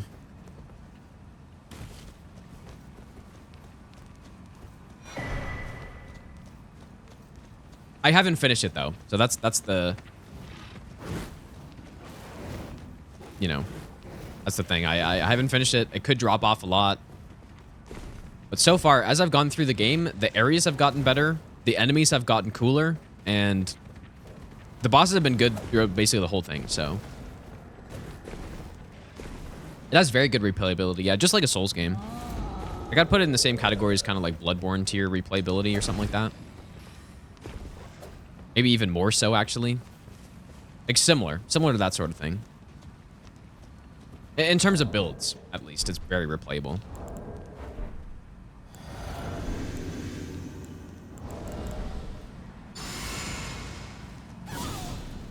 We're gonna go ahead and use, I guess, Holy here, right? Holy's probably the best I have. You should be dealing a good amount of damage here. It's so nice that we have this Holy option. I mean, look at this damage, dude. And you're gonna get stunned. And you're dead.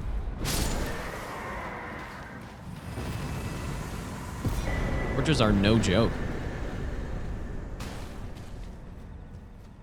Obviously, the good buff setup. We got all the, you know, we're maxed out, plus 10. Still pretty solid, though. Not much worse than kind of an average weapon. Lazabi does have good build variety. Yeah, there's a good amount of weapons. But the real variety comes in how much customization you have. I think they probably could have taken it a step further with the weapons. I think, so weapons are all two parts. They have like the handle and then the blade. And you can swap them between weapons. I think it would have been cool to have an extra part to the weapons. It feels like 3 is the right number for that sort of thing. But maybe that's even too much. I don't know. But right now, as it is, it's good.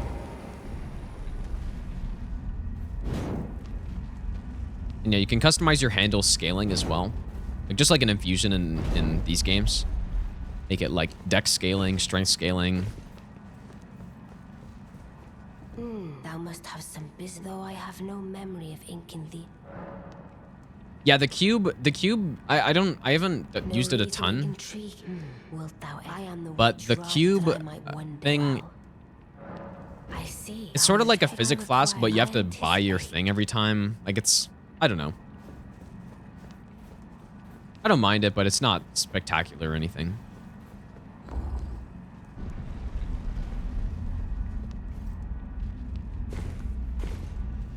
No, I'm not saying Bloodborne has more replayability than Elden Ring. I was comparing it to Lies of P. Like saying it's very similar. Yeah, I agree, Spencer. Yeah, that's definitely not my favorite thing in the game.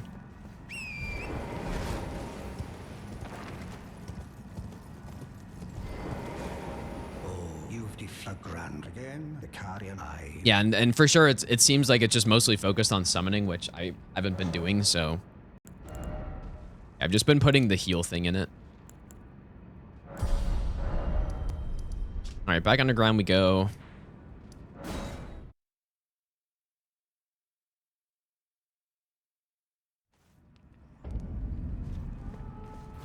And the combat in the game's really solid too, man. Like, the combat's very good in that game compared to Souls games. I think they did a really good job. I've seen people not like it, which is fair. But I think they did a really good job combining Sekiro... You know, I say Sekiro. Plenty of other games have had that sort of combat where, you know, it's based around parrying stuff. Sekiro's kind of like a simple version of it that exists in like some fighting games and stuff. But I think they did a really good job combining that with like Dark Souls roles, and I think it works really well. I've seen people say the opposite. I've seen people say that it doesn't work well together, but I would disagree with that. I don't think the parry frames need to be longer either. I think they're good. I think they're as they should be, probably. I guess if they wanted more people to have parry options, they could do it, but I like at this point that it's very... It's like a higher risk reward kind of thing, right? Where you're, you know, poise breaking the bosses sooner if you're parrying them, and you can break their weapons, but it's way more precise than rolls. I think if parries were as lenient as the rolls are, then it's sort of out of balance a little bit. So that's just what I think so far, but Like, I think it's quite well balanced, personally.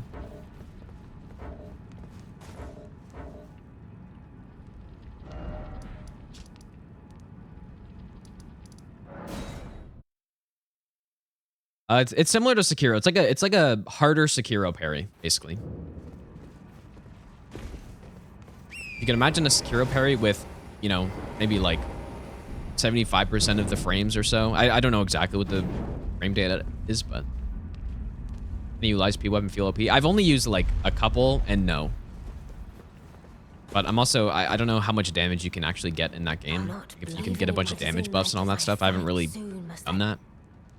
In my build, the build I've been going with in that game so far has been purely focused on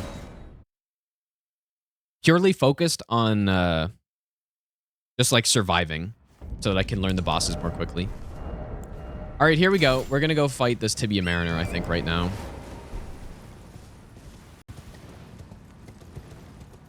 And make videos on Livespeed. I'm not sure. I might do a no-hit run at some point, and if I do, then yes, but...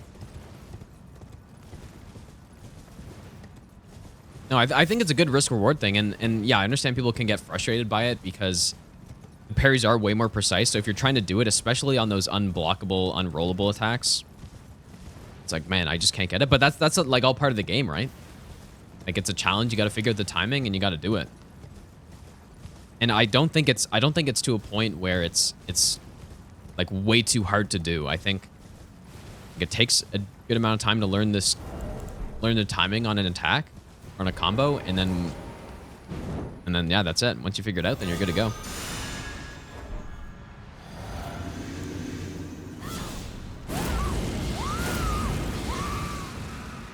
Oh, what the hell? Why was I taking damage from that?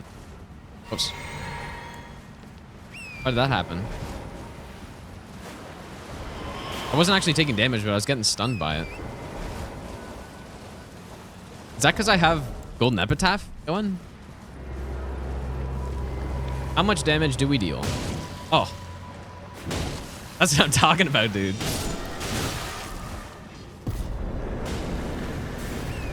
That's what I'm talking about. I guess I really haven't used Last Rites with Owl.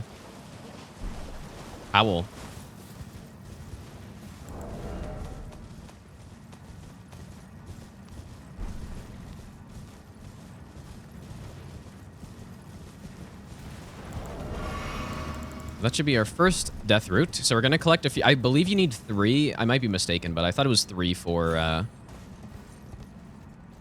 Bestial Vitality, which I would like to use on Rykard.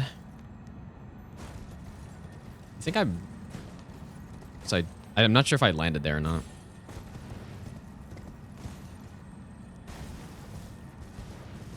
Yeah, I think the biggest issue I have with the game is what I've been saying, is that the areas, the actual contents of the areas, I think the level design is decent. I think the levels are pretty decent, but when it comes to the contents of the levels, I think it's quite a few steps down from Souls games, you know?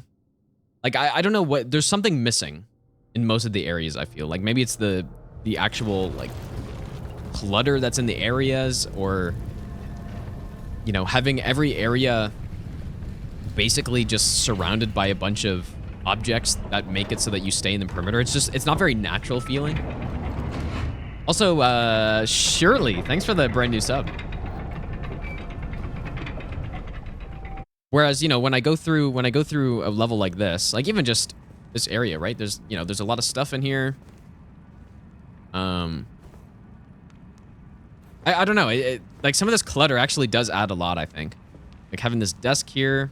But if this was Liza P, it would kind of just be nothing in here, you know? That's by far the biggest issue I have with the game.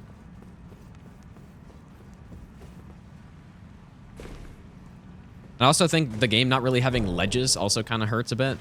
You know, the game doesn't really seem to have any spots you could just fall off. There's a few, but you're just kind of boxed in a little bit.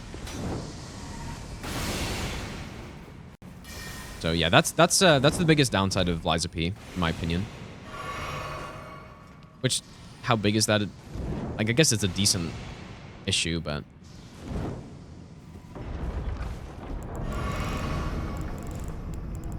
So yeah, the actual, like, I guess that's not really a category I had on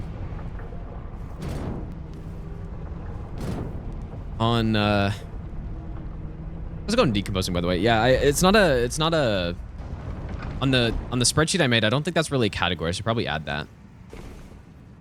Like, what would that category be called? Like clutter? Not really clutter, but liveliness or something.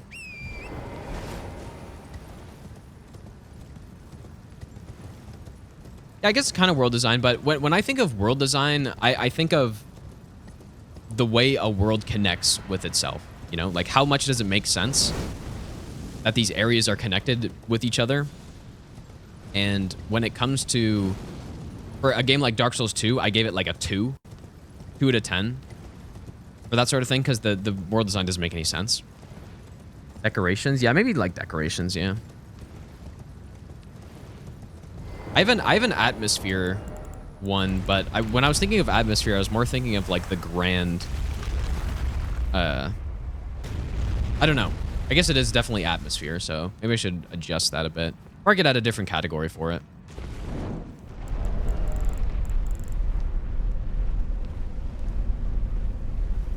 Set design? Yeah, set design, I guess, yeah. Shirley, thanks for the 500 bits as well. This will go on YouTube, I guess, whenever I'm done it. That is a big thing in Liza P, and I think they didn't do such a great job. It's not terrible, but I'd probably give it like a 3 out of 10 in that category, which would probably bring it down quite a bit. Whereas basically all the Dark Souls games do a very good job of that. Like, especially, I think it's sort of a meme in DS3 how many like breakable boxes and shit there are, but from Bloodborne onwards, they started doing a really good job of that, I would say. I mean, even in the older games too, to be fair.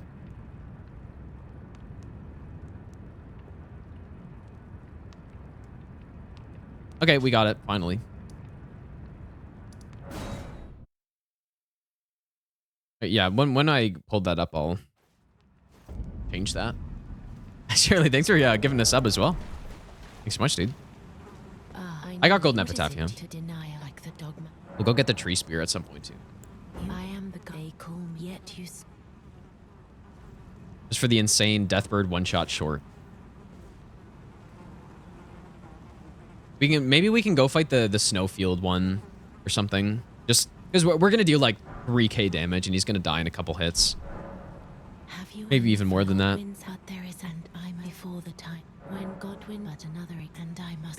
If they include too many of those things and they don't let you break them.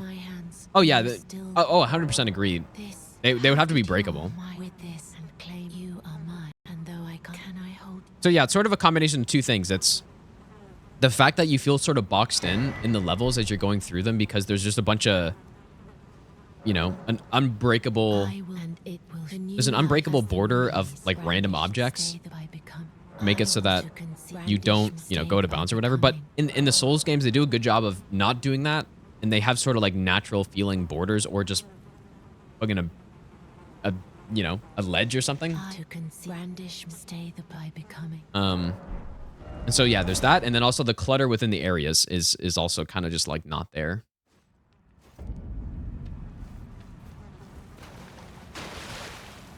Parry timings are too tight. I like how it is personally. I like that parrying is a more, you need to be better to parry. Like you need to have better knowledge of the timing of the attack, but you also get like a better reward if you do it right. So I personally like how it's balanced, honestly. Even though you're definitely not the first person to say that. Like I've seen a lot of people say that. So I think it's just a preference thing.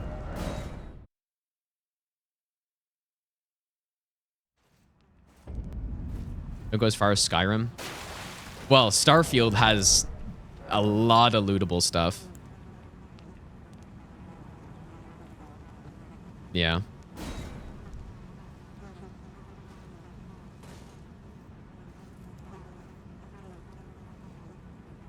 It doesn't do a good job teaching you how to choose between parry and dodge.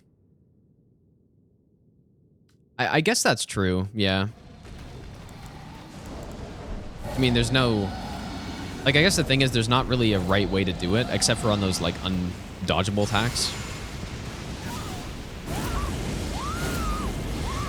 What's the best tier? Magic? Probably. Shirley, thanks for the 200 bits, dude.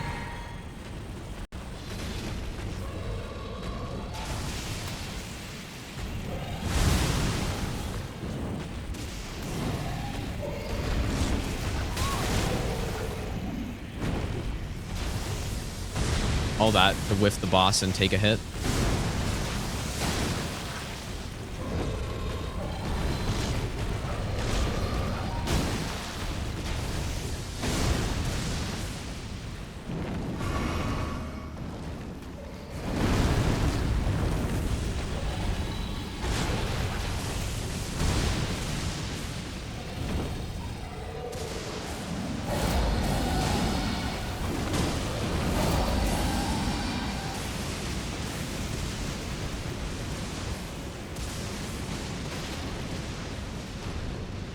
I am still, dude, I'm getting frame drops. Look at that, 50 FPS. Unreal. On this setup, I get frame drops apparently.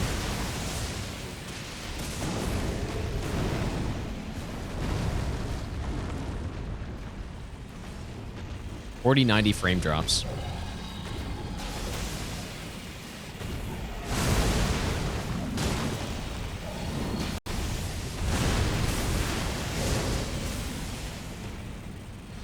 How do I fight this boss? Why did this boss have to have a remembrance, dude?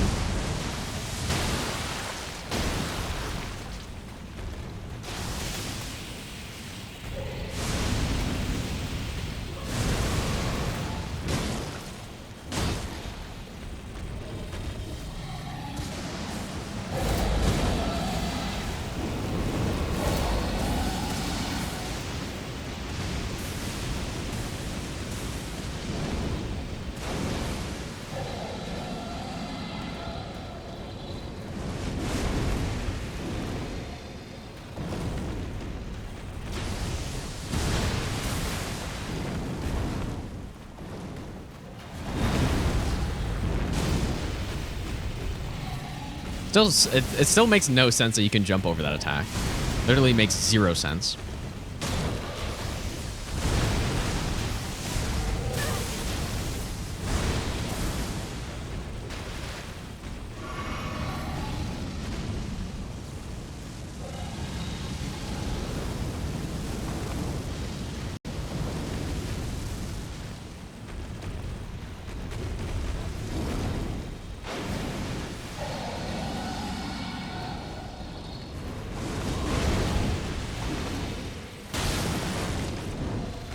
At least the weapon's so short, it makes it kind of easy to get headshots.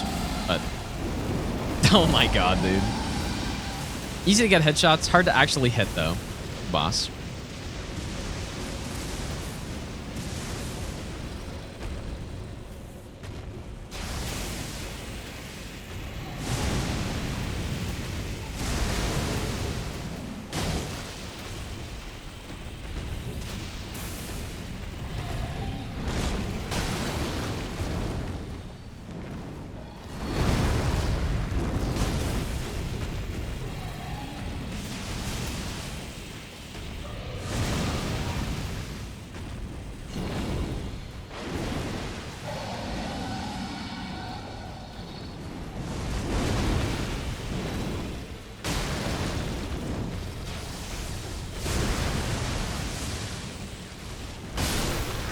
Oh my god, how does this keep happening?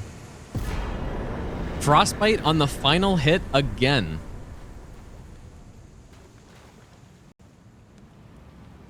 How?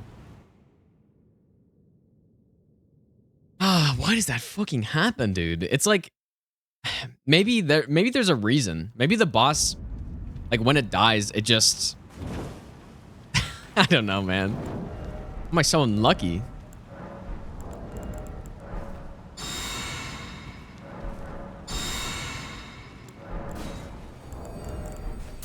Unreal. Elder Scrolls music and my lore person when it comes to when you say these games, you mean Elder Scrolls or Dark Souls? Because I like lore in Elder Scrolls a lot.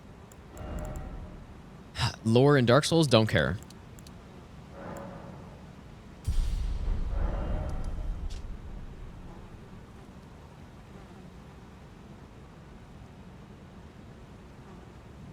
Okay, Fortis Axe down. Now, I guess the only bosses that remain are Rykard and then the final bosses, right? Hey, oh, sorry. Snowfield. That's what I'm forgetting about.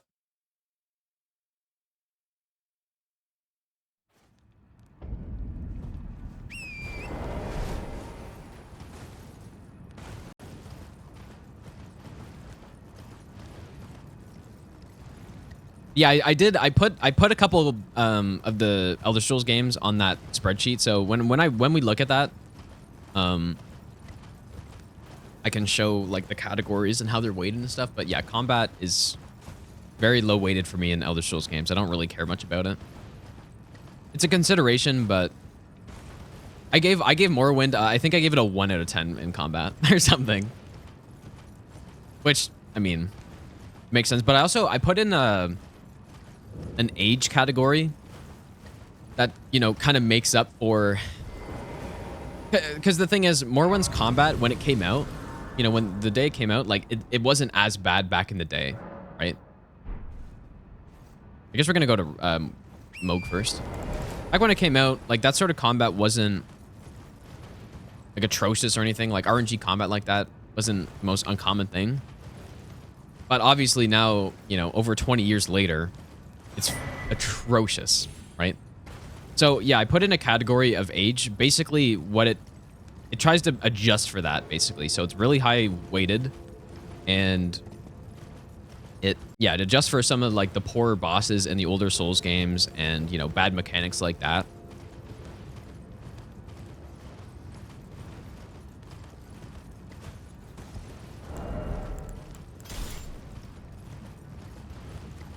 Yeah, I don't care for Souls lore because,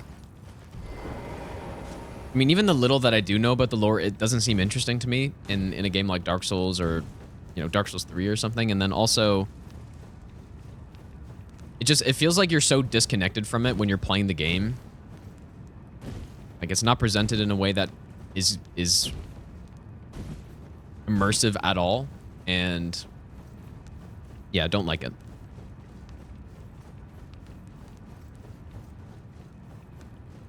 I think part of it also too is that the actual like worlds of these games do not feel alive in any way. And like, so even though the bosses are like, they're doing all this stuff and there's a lot of lore for the bosses, they're still kind of just sitting in an arena waiting for you to go kill them. So to me, it doesn't lend itself to lore that I care about. Like everybody's just sitting still and then you're just going through it. You're just killing stuff. Like that's how I see these games, man.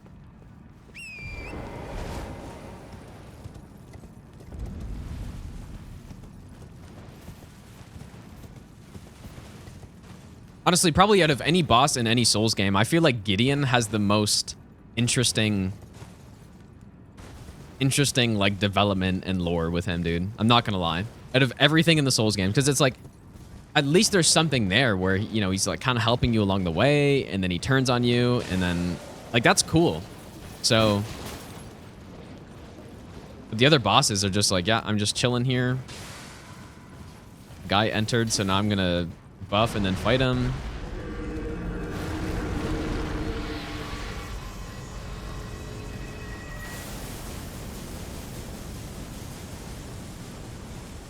But yeah, man. Ishin is kind of like that too. Yeah, that's true. I think Sekiro does a better job at that, in my opinion.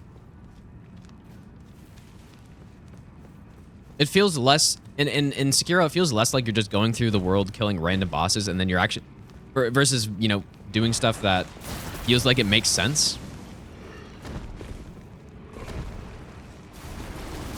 And yeah, there's a story category I put in the spreadsheet, and Sekiro got, I think, I forget what I gave it, but I think every game got a 1 except for Sekiro. So yeah. Even that being said, I'm not a huge fan of the story in Sekiro and stuff. I think I still gave it like a 4, but maybe I gave it a 5. I can't remember. But yeah, all these other games got a 1. And I also put a performance rating, which of course Bloodborne got a 1. But I didn't rate it too highly because I think it'd be kind of Well, I rated it similar to all the other stuff, actually, because that does kind of matter to me. You know, playing a game that is barely 30 FPS is not good.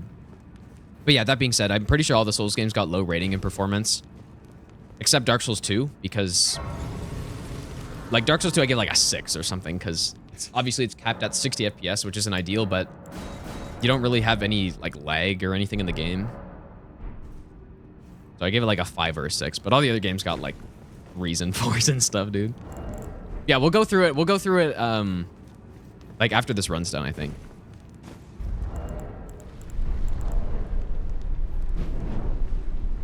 Godfrey has a bit of that. I mean, maybe, but at the same time...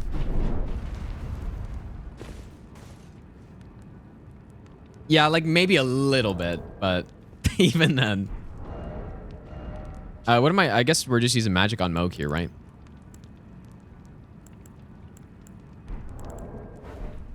Gehrman has that. That's true. Gehrman's got that a little bit. But yeah, I guess that's the main thing, right? I don't like going through the game and then just it's a random boss. Like right here. Like Mohg's super cool and his actual like lore, I guess it's interesting if you look into it. If you like go way out of your way to start looking into it, but I mean most people realistically are just watching some Vati video. I guess like there's a bit of dialogue. But ultimately if you're the player and you're just playing through the game, you get to this boss and it's like, oh, here's another boss. Wow, the damage is kind of good. The poise damage is doing so much work here. I think roll attack's probably fast enough. Is that frostbite?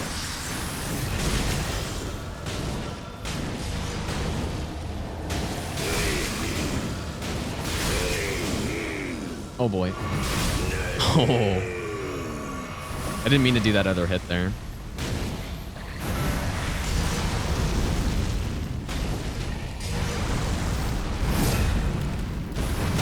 Oh, the poise breaking machine, dude. And it's really good for getting those headshots again. I wonder if a roll attack is fast enough here. I gotta try it. I did the slower attack.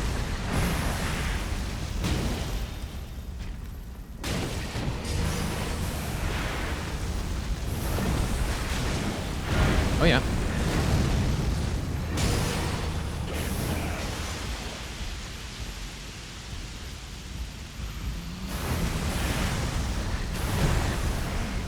But anyways, yeah, when it comes to the ratings I gave them,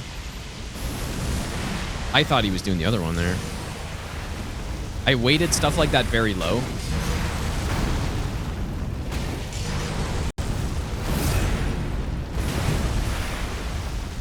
My damage has dropped off so much here. Bonk.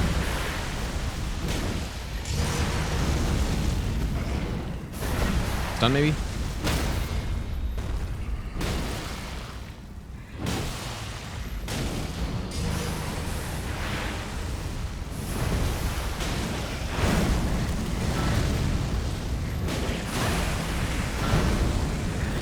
Fine. I thought he was gonna die there. That's why I didn't roll. As clear as day. The coming of our dynasty. Not the worst I've ever seen. Mohg will. Mohg is a really fun fight, man. And his arena is insane. You know, maybe the category that I should add in the spreadsheet is like presentation. Or no, that applies to too much stuff. I don't know. All right, Mohg down. Let's go do Millennia. I'll show it in a bit, you guys. I know I'm talking about it a lot, but I don't want to interrupt the run right now.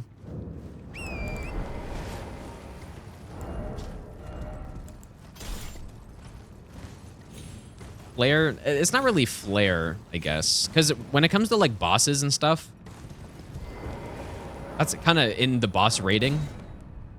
I think I could probably do the exact same thing for bosses, you know, make like a really Make as many categories as I could think of, and then weight it in importance. And then rate bosses based on, like, not just how I'm feeling at the point in time that I rate them, but I triggered him, I think. Please don't. Triggered her. You have the sentry torch, though, so you can see what's going on. I won't get backstabbed.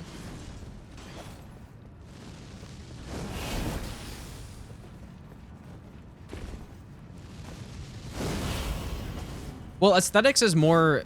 the way I see aesthetics is more of like a preference thing, a little bit. I would say that that's kind of included in atmosphere, so maybe I need to adjust my atmosphere ratings to account for... Because I think I gave Liza P a good atmosphere score because... or it's like, it's an okay score, I think I gave it.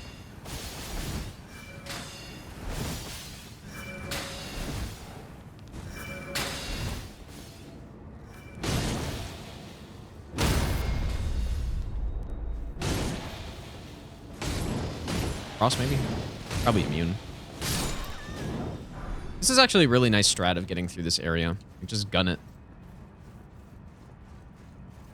Well, I'm just talking about, so last night, it was late last night, and I just had an idea of, I've been asked so many times on which Souls game is my favorite, and all these questions, right? And I thought it'd be cool to have something more concrete when I answer a question like that. And something I could point to go like, oh yeah, here's my rating of the Souls games. And it's on a scale of 1 to 10. I thought of as many categories as I possibly could. And I weighted them based on how important I feel they are. And then I gave the games a rating. So yeah.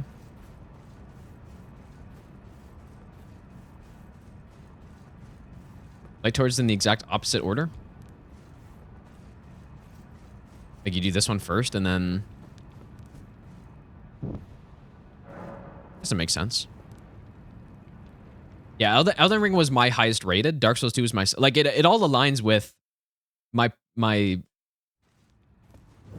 What I feel like is my, you know, order of the games. A lot of them are basically just the same. I think Dark Souls 3, DS1, I think Demon Souls, like, those are all basically the same rating. Bloodborne... I think Bloodborne maybe is slightly lower, but in performance is part of that. So I gave it a literal 1. Yeah, I basically I rated each category in like, there's 20 possible ratings from 1 to 10, including like the 0.5s, because I don't think doing a scale of 1 to 100, I think you're getting too precise with the numbers at that point. Like if I give something an 83, like what's the difference between an 83 and an 82? That's just like too much, but I think 20 different numbers is reasonable. Like too little is not accurate enough. Too many is getting, like it's too precise, and so.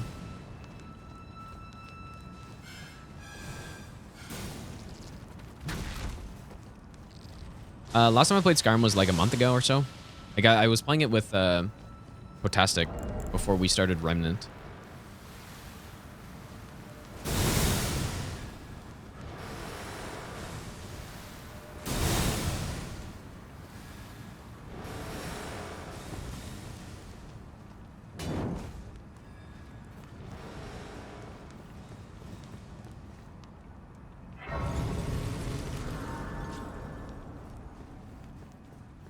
I've played New Vegas, yeah. I'm definitely not as much of a fan of the Fallout games, but out of all of them, New Vegas is definitely my favorite one. In terms of an RPG. Yeah, but I'm not a huge fan of Fallout streams, though. I definitely prefer Elder Scrolls. I just like the themes in Elder Scrolls more.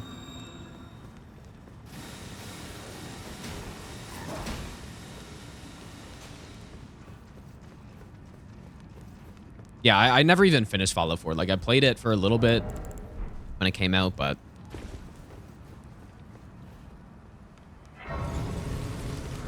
I did actually see that, Helze, yeah. That he was saying something about he announced it too early, and I'm like, yeah, you think so?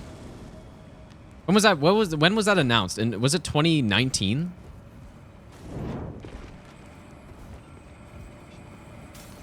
World's earliest game announcement.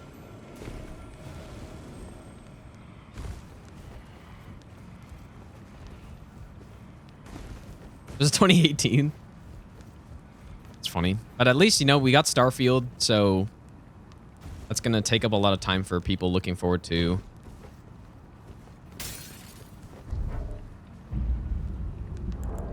Next Elder Scrolls game. Starfield's a fun game, man. I think most, now that the initial wave of like hate of the game seems to be mostly done. Like most people I've seen say they really like the game.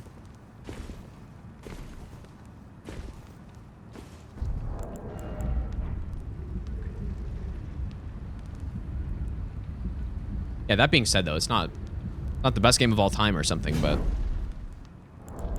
I like the game quite a bit. I wonder where Starfield would go on my rating. I haven't played enough to actually properly rate it, though.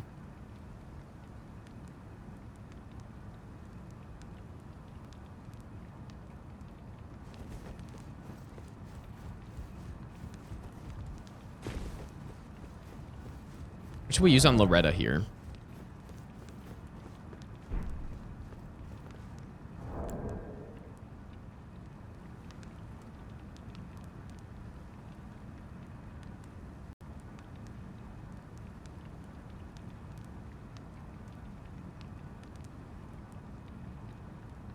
What should we use? We should use lightning, which we don't have. Holy's actually good here. Holy it is. Sentry torch.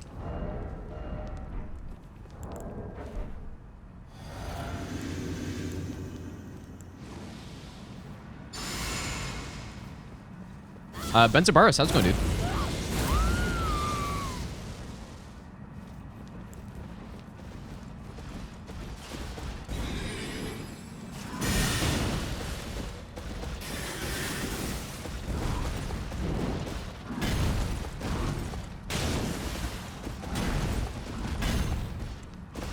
Oh, you gotta be joking, dude.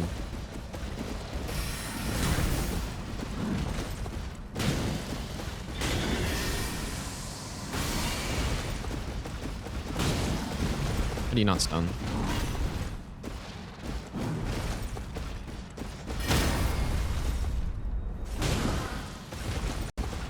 Don't jump.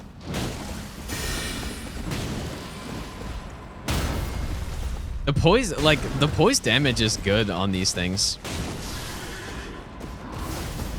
It'd be interesting to actually see a poise damage per second, like, values on some of this stuff. Just destroy, dude. Play another subathon where I play chat suggested games. Yeah, I could, maybe not a subathon, but I could do like something. That would give me an excuse to play my Switch games on stream. We could play like Mario Kart and stuff.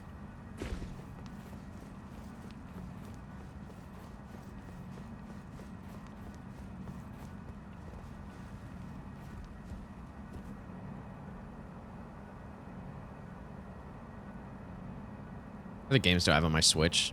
I have Mario Party. Zelda. Tears of the Kingdom. Which I have barely gotten anywhere in still. There's been too many games coming out. Get far.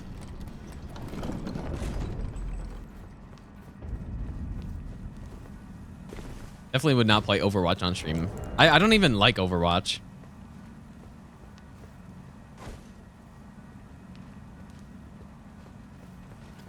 But yeah, well, I could just play them for like a bit, you know? I don't have to finish them all the way through.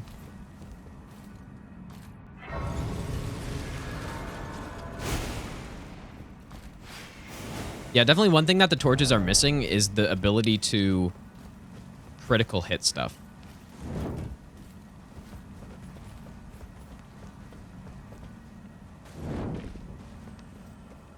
Yeah, that'd be a fun thing to do at some point. Just do a stream where, or a couple streams where we just play a bunch of random games. Raid Shadow Legends. Play the Switch games I have.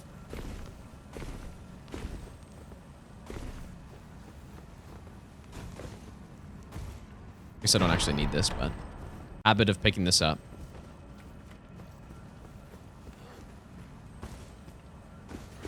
Play bad Steam games. I don't know about that.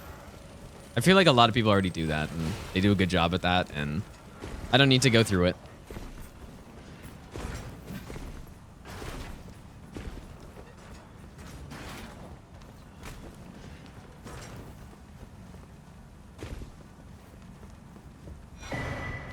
Is this the helmet that gives you... Yeah, it gives you 2 faith. Add Souls clones? Yeah, that could be fun, I guess. Start stealing some of, what's his name? Who makes all those videos? Like, literally, like, tens of videos on that stuff. Oh, yeah, Iron Pineapple, yeah. Steal some of his thunder, dude. I swear, I've probably seen at least 10 different videos of him recommended on my YouTube. Of just, like, random Souls games. I don't know how he can make so many of those videos, dude, but...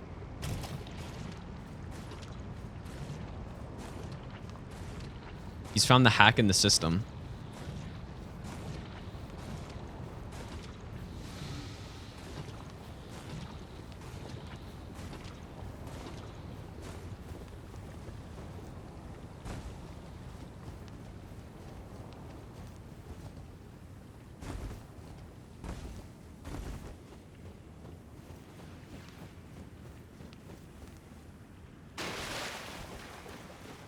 Actual hack.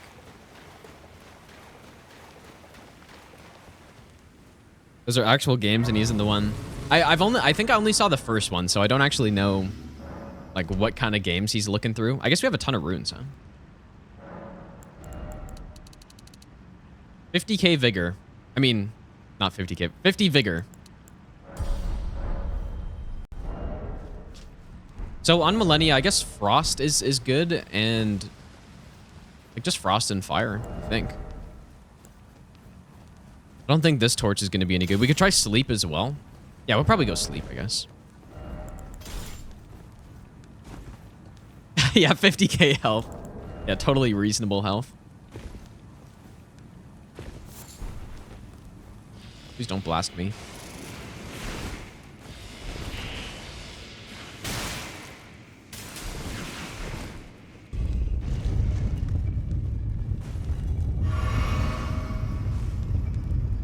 Yeah, honestly, like, the fire reset of Frost in this game is not as good as in DS3, right? DS3 fire Frost reset, like, it's basically mandatory, but in this game, like, you know, every time you proc something, you're building up the enemy's resistance to it, right? So it becomes harder to proc it. And then beyond that, like, you get a lot of extra damage from Frost. So it's nice to hold that around, whereas in Dark Souls 3, when you proc something with Frost, it deals more, you deal more damage to them, but not by the same amount as in this game.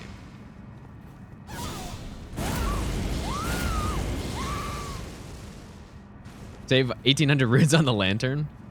Actually true. That's a good point. You know, I probably should have given myself 1 flask here. Like a Golden Vow phase 2.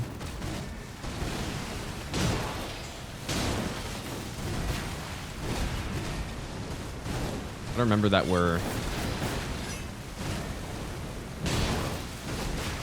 mid-rolling here.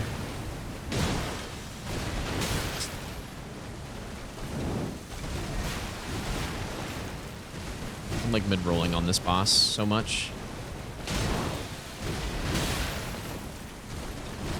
Oh, yeah, I should maybe not mid-roll, because that's what happens.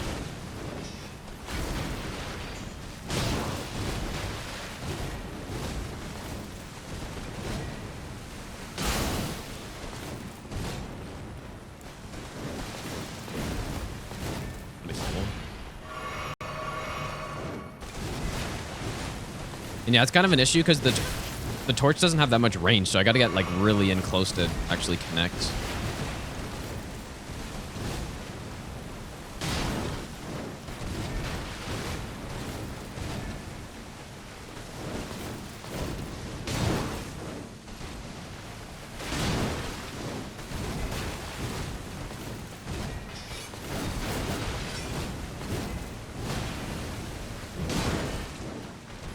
Just keeps blocking it.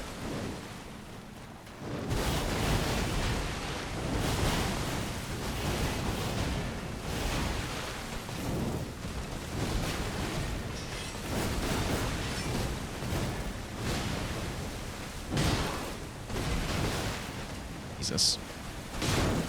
I might have to take off my armor here, because... Have we not gotten a stun also? Kind of a scam. She keeps eating it, probably, is why.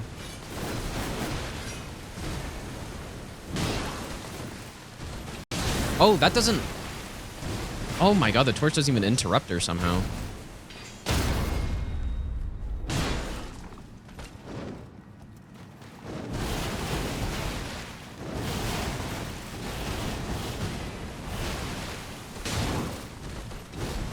Clearly, we'll sleep one day.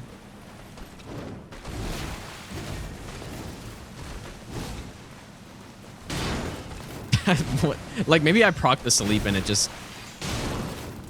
Oh, why did I do this? That's an R2 as well. Oh. I slept, idiot.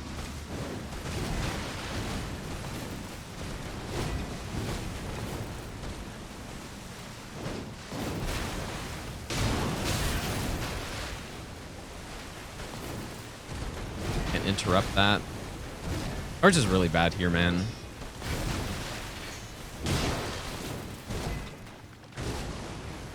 Can't even interrupt her attacks.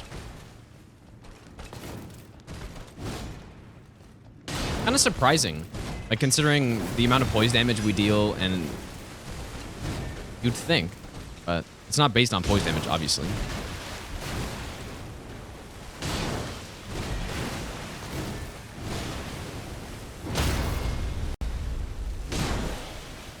Okay, Frostproc would be wasted here, so. I guess a full charge does.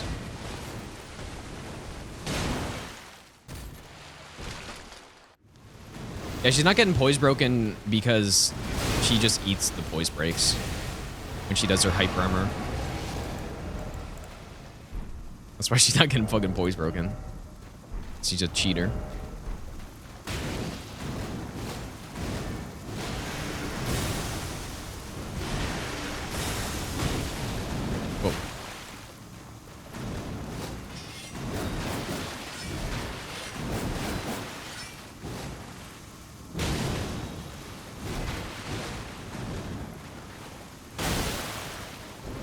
Frosted. Yeah, I'm just gonna keep the frost. Well, I guess I can switch to a fire. Kind of some of the problem, I guess. And just switch to a fire torch because then I reset the frostbite.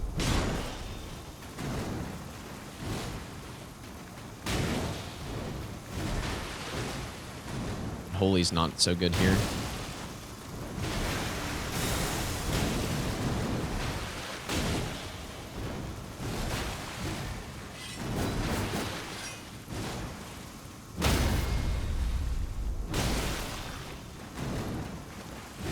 Ah, my instinct to attack there has failed me. That's why, like, having the holy is actually interesting, because we can proc frost and then go into holy damage and not like get the bonus of the frostbite damage.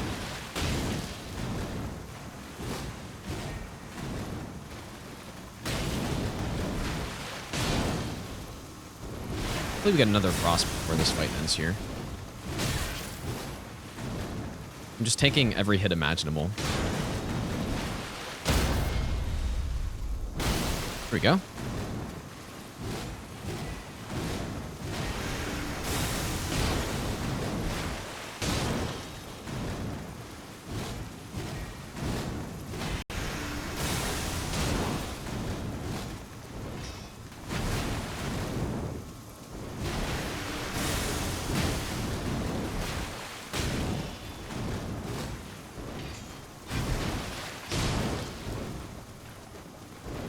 Waterfowl for the road. Your strength. Yeah, not great. Definitely. Extraordinary. The mark of a true lord. It's insane how much sleep pots do, man. It's so kind of so imbalanced. Oh, dearest Okay. I guess it's time for Rykard. All right, we got some preparation to do first. Yeah, it makes sense because, you know, when you throw a sleep pot, they're standing in like a constant buildup every tick of sleep. I'm going the wrong way. But with the torch only doing one hit, but it feels like it should be higher. Because Millennia, so when we do the no hit strat on Millennia and you sleep around the transition, it only takes 2 sleep pots. Right? So that's like almost an instant sleep, whereas this it takes half a phase to proc it. Don't do it like the fly. I'm not going to. We're gonna get prepared here before we go in. We're getting prepared.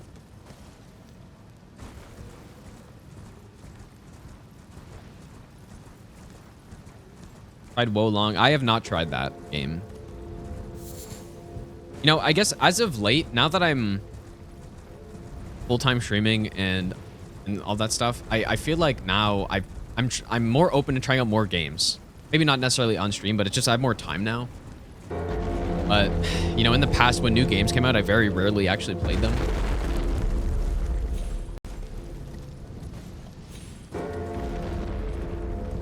Right hand servant under left hand torch. No, it should be okay if we just keep frosting him. Like, it's just we need the right build to go in there so that we don't die to lava. And we're getting regeneration items right now.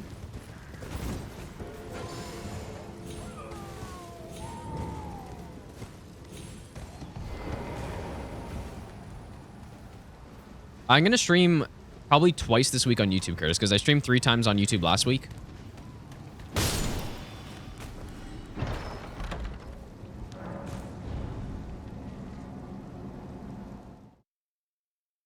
More games that I like to play on stream. I honestly do not like playing games on stream. Like, games that... I don't like doing first playthroughs on stream that much. I kind of prefer doing them off stream so I could actually properly experience the game. I know that's what streamers do. They play new games on stream and all that stuff, but... I guess also one thing I don't like is having to wait to play a game until I'm streaming. Sometimes I just want to play a game and... for an hour or so without having to stream.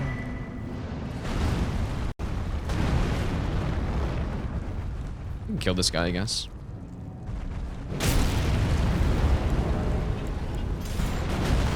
Hey, there's no way you didn't fall off, man.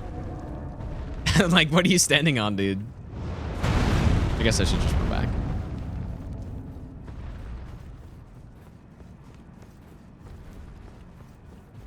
Classic Souls game, invisible walls. Okay, so we got that. Let's go ahead and get the icon shield. I guess it's probably fast to go from here. Icon shield. I've already played a lot of Liza P on stream. Eggs. I haven't done the whole playthrough on stream, but I've done most of it on stream at this point. Oh yeah, we could go with the Great Rune. Yeah, I forgot about that. I guess I used it last time, didn't I? Let's do it. That's a good point. We were already right there as well.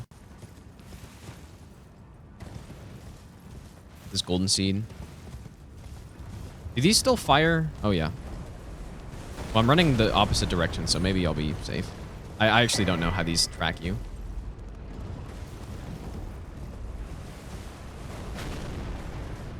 Need more stamina? For what? Okay, so they still track you pretty well, I guess.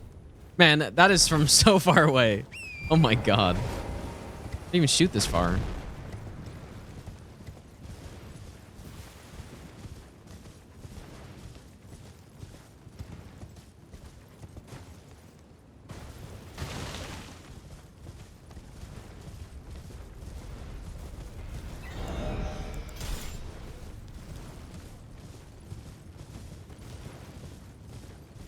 This other golden seed too. We are at 11 flasks. Does it take 4 now to upgrade, or is it? I don't remember. It's I don't know.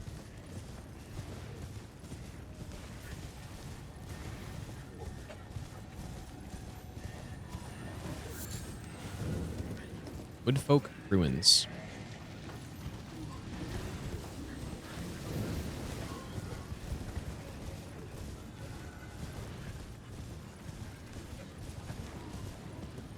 Anyways, I think our healing situation is fine. I've focused on collecting, oops, a lot more heals this time around. Because last time I think I only had, 6 or 7 heals or something.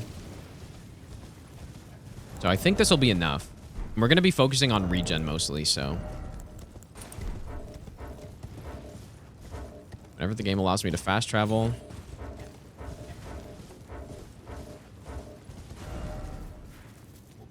Yeah, I think fire defense is worth it.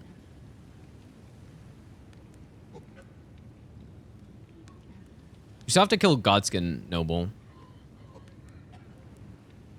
Yeah, we could get the HP regeneration. That's from this guy, right?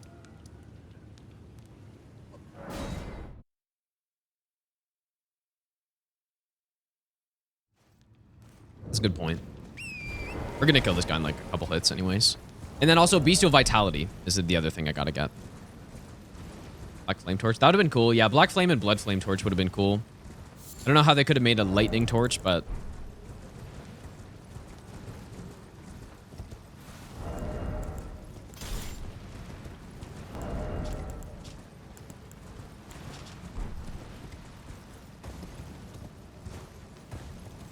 thanks, Rowan. Yeah, I got some lighting set up. It's really scuffed, but it works apparently, so. Yeah, definitely the lighting is better, and therefore the camera looks better. Mainly because the background, I guess. The background isn't like heaven anymore.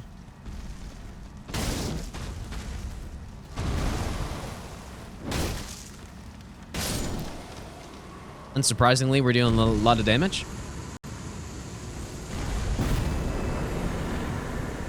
This is the regeneration tier, right? Bubble plus Crimson Brush. Okay. And I guess next, we already have 1 death root. I believe we need, is it 3? You know what? Let's go get, let's go here really fast. We're gonna go get Sacred Order.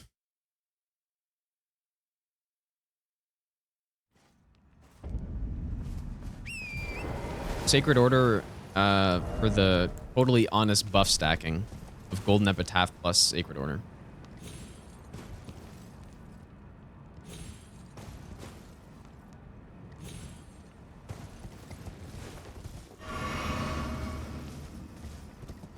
We're preparing for Rykard right now.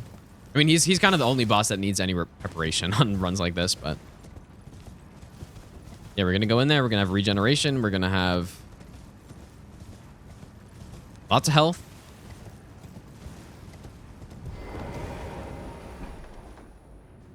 Yeah, I'm not sure what I should do for poise yet. Wait, is that my character's eyes? And that looks really weird.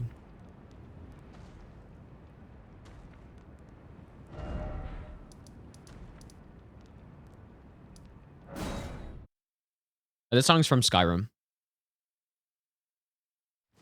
170 damage. Yeah, the damage is going to be bad.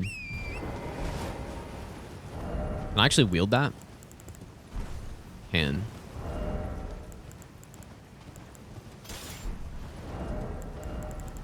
Okay, so this should deal a lot of damage. Like, this should deal a lot of damage, dude. We don't even have the optimal setup here either, but... I would not be surprised if this one-shots. Rykard can be slept. I don't know how much it would do for us. This run isn't viewer requested. I started, I think one of the runs was like whip only, but then I was like, oh man, these runs are pretty fun. I don't have enough blue flasks, I'm realizing. These runs are pretty fun. And I think it'd be cool to do a weapon class only run for each weapon class. So that's what kind of what we're doing at this point.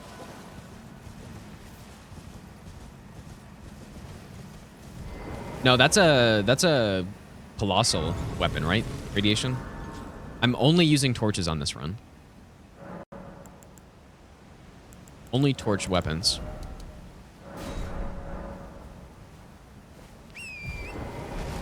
This is just any percent. Or not any percent. We're doing all remembrances.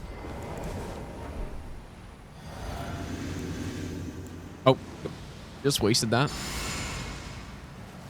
We can't actually stack Golden Vow with this other thing we're about to use. So we use this. And then we simply swap to this. Oh, wait. Does it not work anymore? Oh, is it patched? Or did I do it wrong?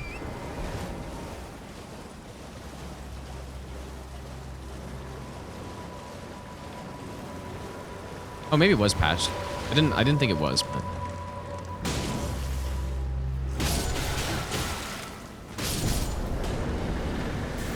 still a lot of damage. Yeah, maybe it was patched. I think it must have been because it didn't work. Huh. It was patched. I somehow completely missed when that happened. Anyway, still a lot of damage. Isn't there... There's still something that stacks, though, isn't there? I thought there was still something, but maybe just not the tree spear anymore. Okay. Let's go... So that's our second death route.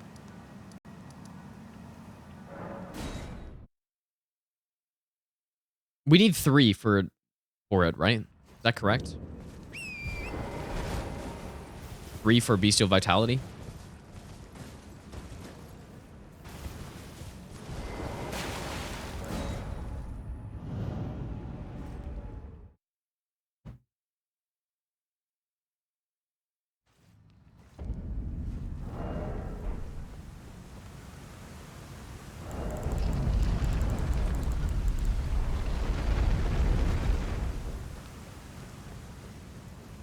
There's literally no reason to get Blood Boil here. I guess the quickest one would be this Assassin, probably, but...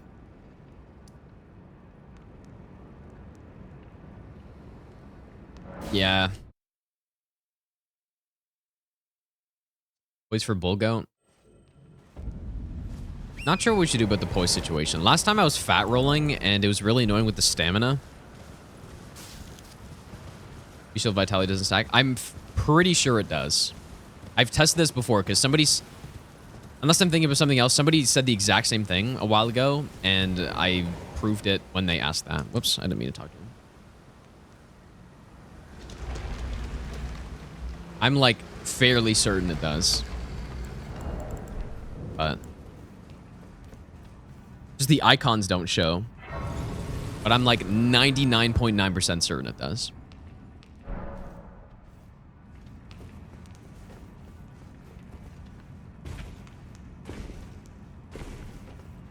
I can do it and show you, but I'm again because I think somebody said this exact same thing before, and you can see the different rate of ticks from the heals when you combine them.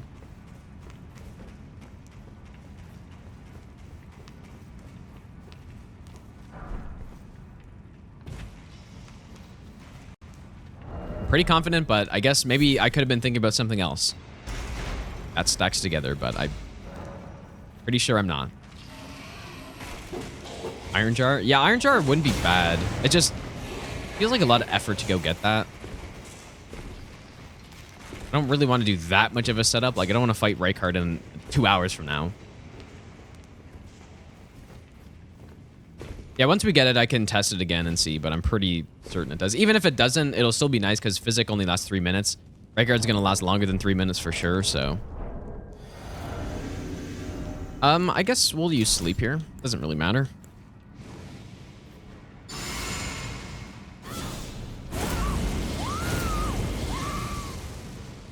But yeah, where's the Iron Jar crafting? Which location is that in? Oh, I wonder if the breath is good here, because we can't backstab or anything. Well, when the boss dies that fast, doesn't matter.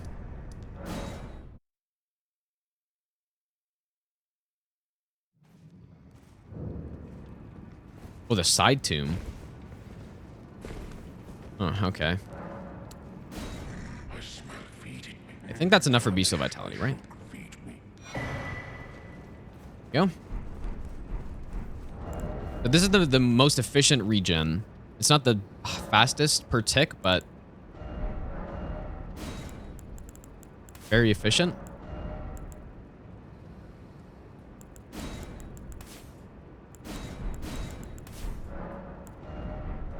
Okay, let me test this though really quick, I guess. I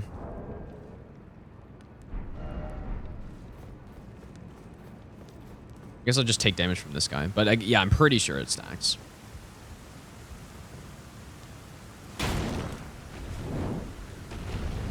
We just take some damage.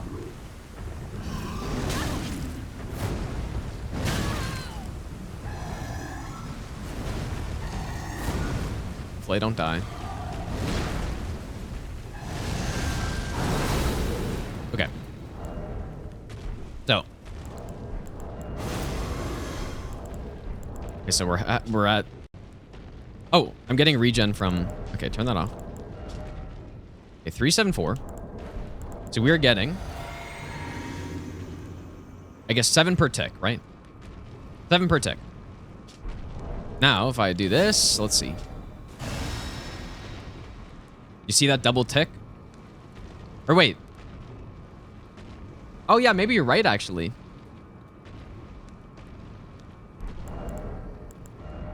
Oh, dude, yeah, maybe you're right. Okay, you're right. Maybe it must have been something else I was thinking of, or I just got it wrong when I was testing it back when I actually did. Okay, good call. But yeah, this is still useful anyways, because the fight's gonna last pretty long. That 0.01% chance that I was wrong proc, dude. Or my 0.1% certainty. But yeah, I must have been thinking of something else. I don't know what I would have been thinking of, though. Okay, so besides that, we got the regen. Do we...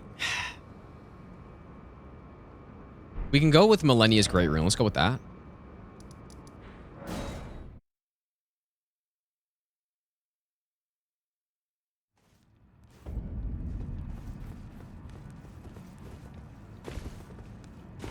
Yeah, maybe when I was testing it, I had like another regeneration item on at the same time, and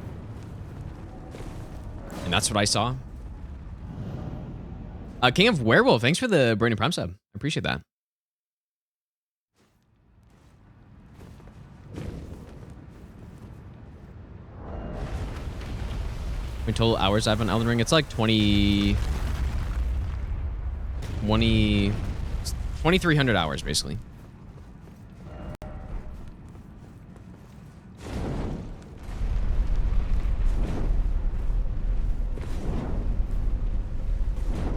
Also, Evzy, thanks for the Brandon Prime sub as well.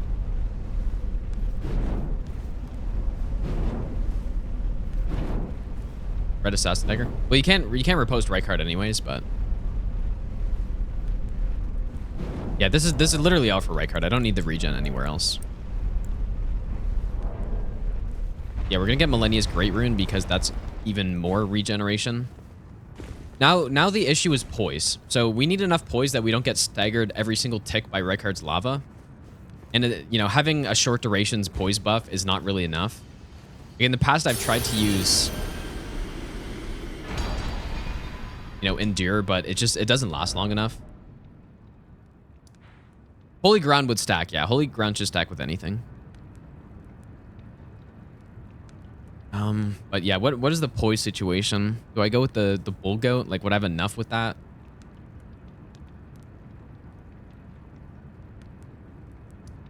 You can go get it. Gonna get Iron Jar. How long does Iron Jar last for, though? I don't... And then we need to do a lot of moving around in the fight too, so I don't know if it'll work well.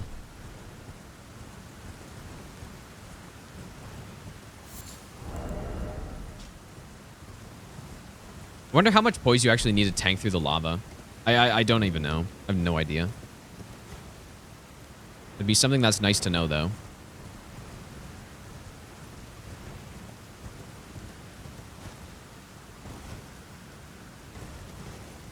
$120. Well, is that like full tank through, or because there's definitely a lower amount where you can, you know, don't get staggered every tick by the lava, but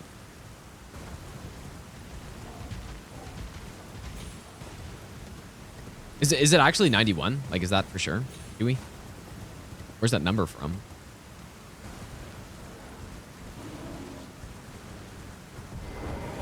Walter White Sr., thanks for the 6-month Prime sub, dude.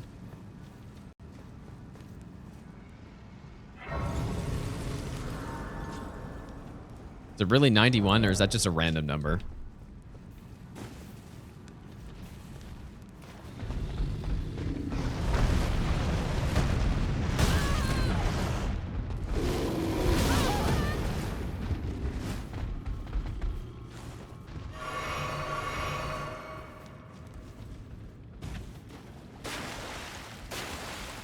Right, there we go.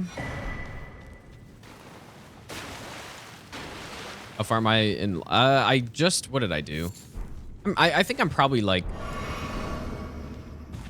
65% of the way through or so.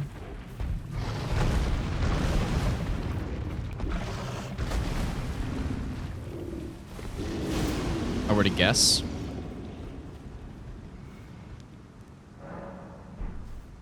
No, I haven't killed him yet. Fox. I haven't played since, like, the last time I played was on stream yesterday. Okay, so we got that. What does that give us to? 59. Is like 91 sounds right.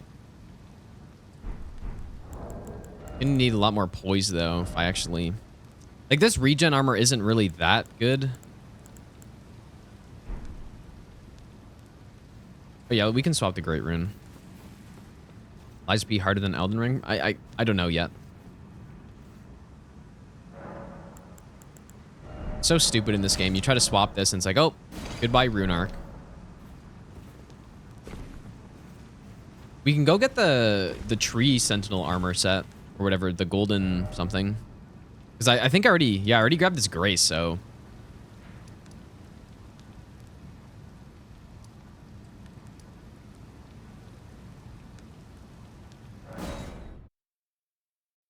That would give us enough poise, most likely. Or wait, where do you get the commander? Like the commander set, whatever that's called. Is that after? Yeah, the veteran set. Is that after killing O'Neill? Or can I just buy this right now? That'd be definitely the fastest here. Oh yeah, there we go. I always forget about this being here. Yeah, this got really good poise for weight.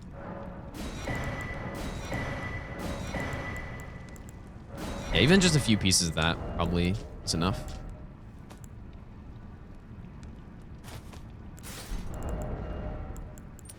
D7. Okay.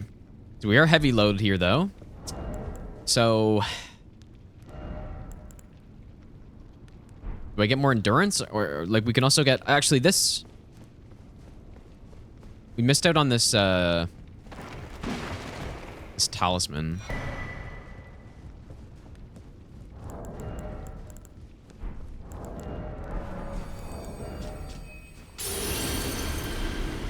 Like we need a lot of endurance to not mid-roll here. We could do the Great Jar, it's just it's so far away.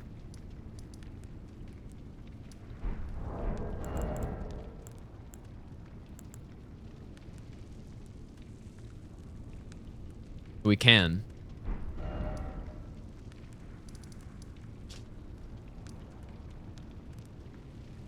Actually, you know what? It's not that far. I already have underground. Not that far. Go from here.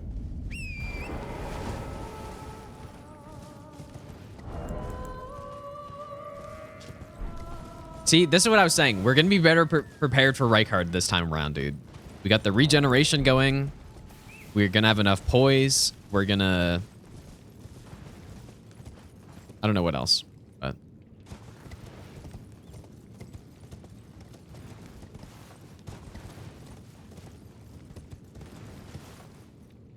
There's a mod that I saw Scumnut playing the other day. I think I mentioned it, but it was like only up in Elden Ring. I think that'd be pretty fun to do.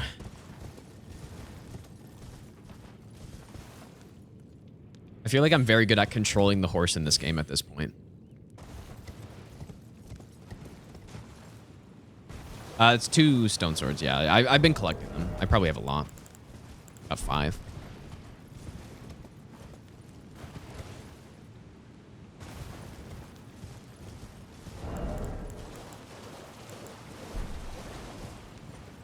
Yeah, Erdtree's favor does, but we're kind of running out of talisman slots, though, at that point. Like, I've already... I mean, all of these are pretty much a lock, so... Most of our damage is going to be coming from status here. And so... we don't really need to worry too much about our damage optimization. It's more about just surviving. Like, once I survive the lava, then it doesn't matter. With Millennia's Great Rune, like, we kind of overkill regeneration here, I think. It should be overkill. Like, Bestial Vitality for when the physic eventually runs out. I think I'm missing 1 more golden seed, maybe. 2, I guess. We're only at, are we at 11 or 12? We're at 11 heals.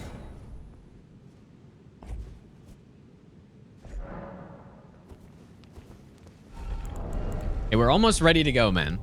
We're wasting time now to save us time later.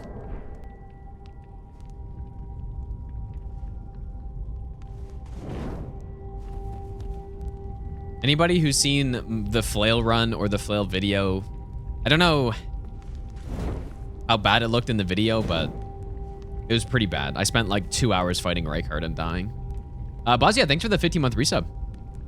Welcome back. We're prepping for Rykard. And our damage is going to be significantly worse than with the flails as well. And probably the hitboxes are going to be worse. So...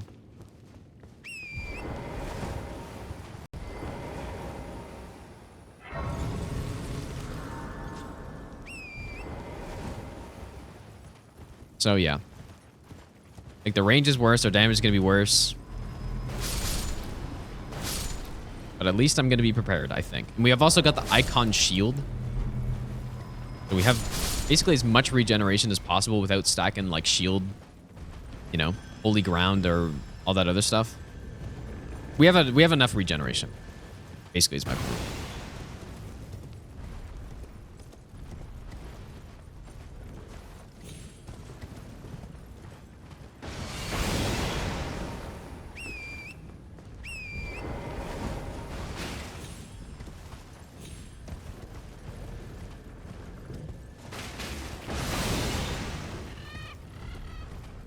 Yeah, we're just gonna need to manage our equip load.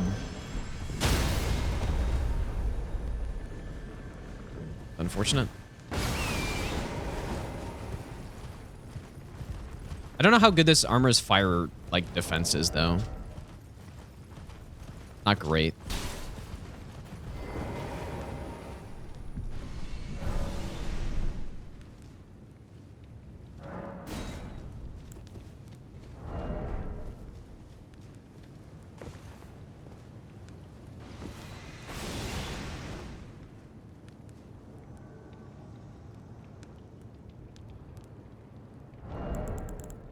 Also, the sword seal, I'm kind of using for the extra endurance at this point, but I guess maybe... you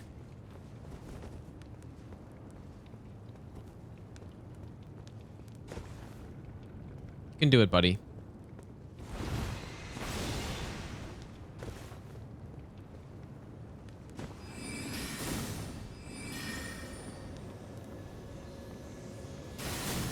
It's having such a hard time.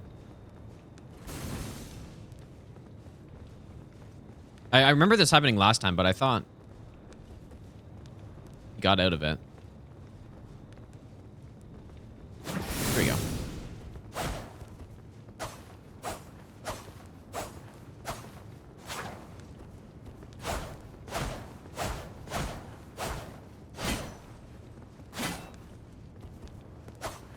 Come on.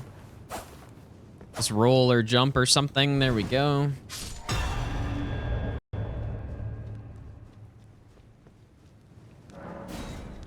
Adversary number 2. This is what I think is pretty fun about Elden Ring, though. Like, as much as I don't like the Rykard fight, having to prepare and do all this extra stuff to fight a boss, it's very, like, it's something that exists in the other Souls games a little bit, but not in the same way. Right? You don't have to run around the world in Dark Souls games really having to go collect stuff for a specific fight. Like, try to optimize your build, whereas in this game, it feels a lot better to do that for some reason. Like, probably just because open world and big variety of content. Not just like collecting items on the way that we go past anyways, you know?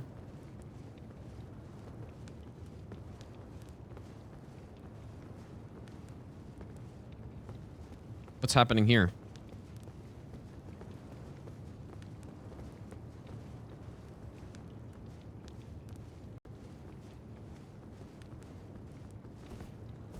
Look, if I jump, it's gonna get like poked off the edge or something.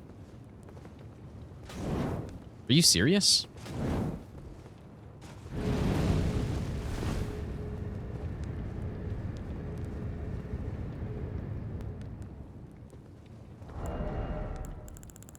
This cheese sucks so much. Whoever found this. Doing an injustice. Finally. Oh my god.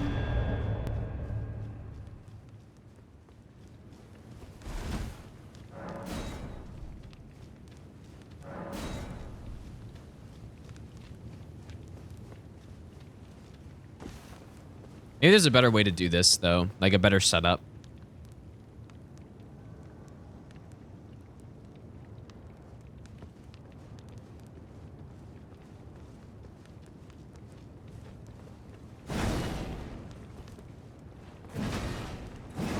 Here we go. Better that time. You didn't go all passive. Great Jar's Arsenal. So we're still heavy load, but we're much closer to being good. But yeah, we also have to keep in mind, I'm going to be wielding Icon Shield, which is heavy. You know, maybe I don't need the Icon Shield, though.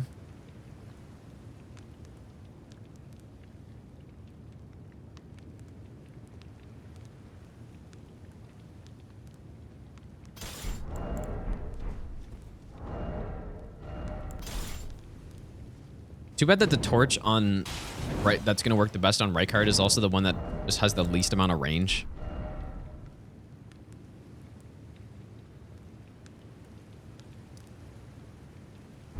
Okay, so what else? Is that it basically? As soon as we got a good roll, then we're good to go. Also gonna get a couple extra runes from Godskin Noble. Oh yeah, we're gonna level endurance here. Yep, it's almost time.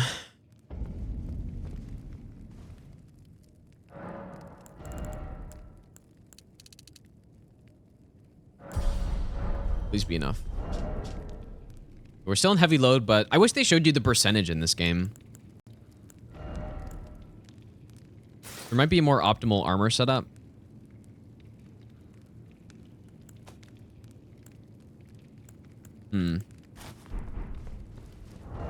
Well, for now, let's go kill Noble. Oh. Brave. I am Tanrias, a warrior. Perhaps. Will you joy rise with us? Interesting. Now you belong the drawing room, but be sure. Okay, give us like an extra level for endurance, but we could also respec, right? No reason why I can't respec. Also, we can go kill Gideon. We can go do all that stuff. Maybe that's what I should do. Get even more endurance that way.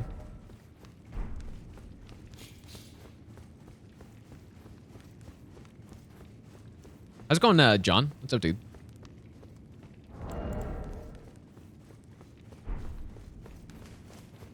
What's this heal reduction effect I have on right now? What is that from?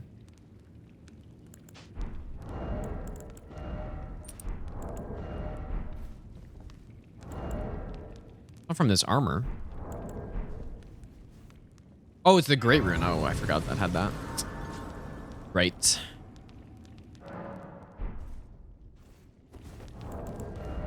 $86 equip load. Okay, we're close. Yeah, I forgot Millennia's Rune did that.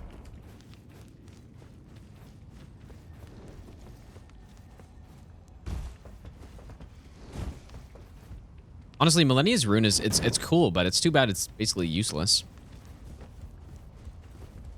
Although that being said, I guess we're using it now, so.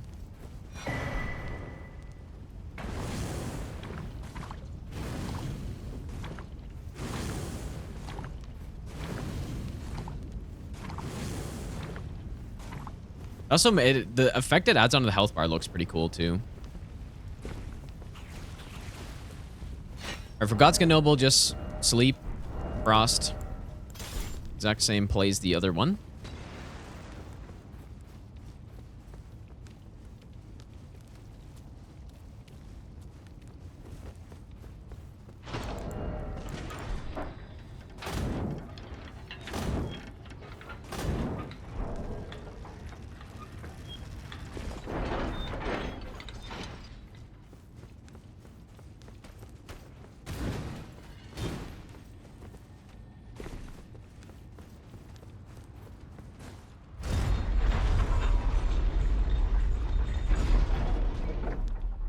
Yeah, that's what I mean, brothers. Yeah, you just get it too late in the game.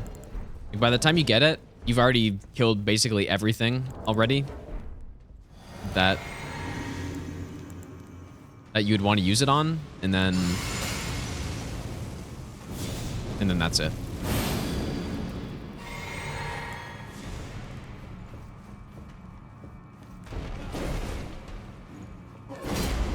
I did see that B money, dude. Yeah, I didn't actually like watch it, but I saw that it happened.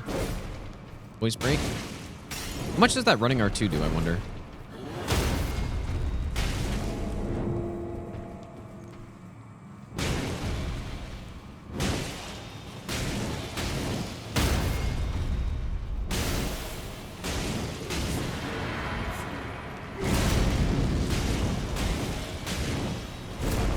God tier torch build.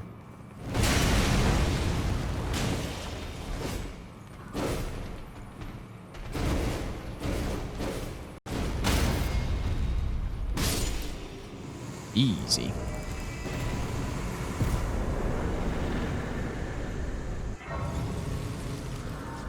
All right, so is that an extra level? It's not quite, I don't think.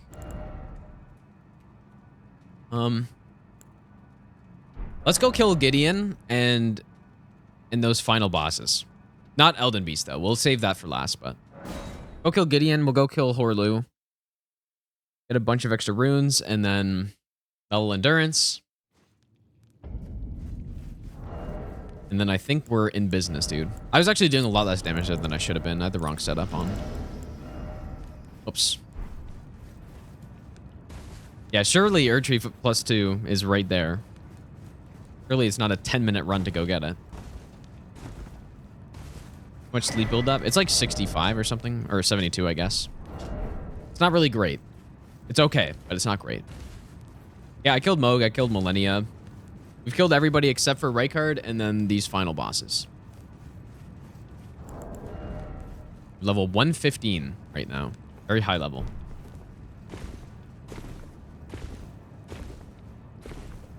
Yeah, if I don't have enough, I could just go respec.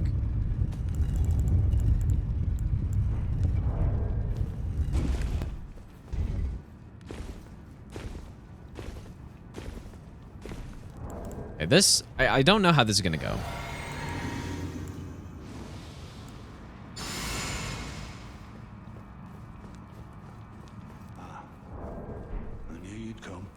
I also got rid of Howl because I don't really think we're going to be using it much. What a sad state of for Rykard.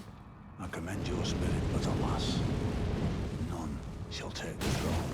Queen Maliketh has high hopes for us. That's kind of interesting. We will continue to struggle unto eternity. Get my health back.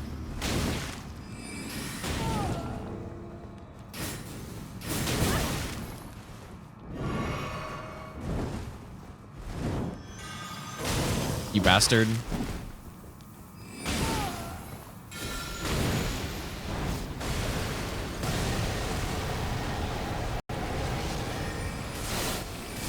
I forgot how long that lasted. That's really stupid.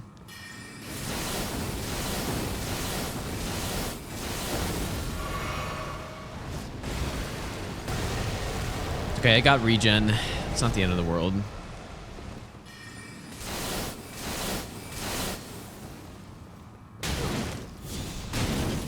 Wow, how did you still get that off? That's crazy.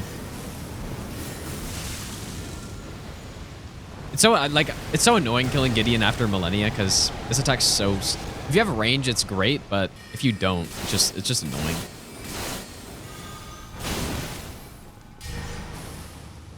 Why does he have rings actually right now? I thought he shouldn't have rings.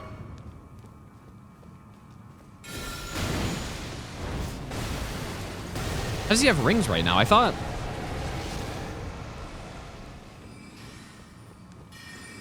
Maybe because I haven't killed Rykard yet, I guess. I forgot about that.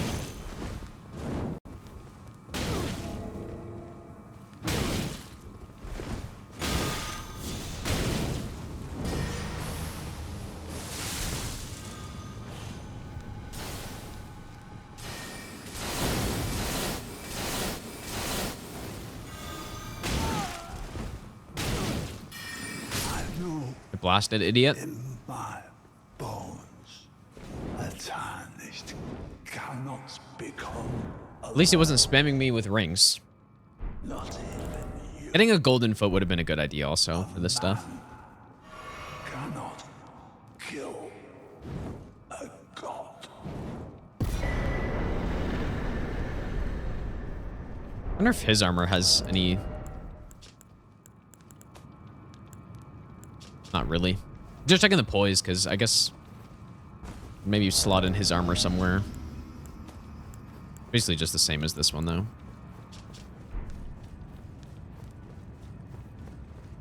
Gideon during Fist Only was probably as you'd expect. The worst fight of all time.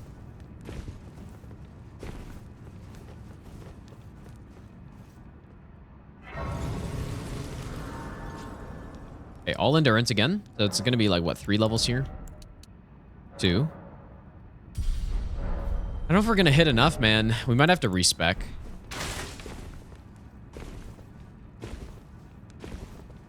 Well, I never fought Rykard on Fist Only, so I'd imagine Rykard's probably worse.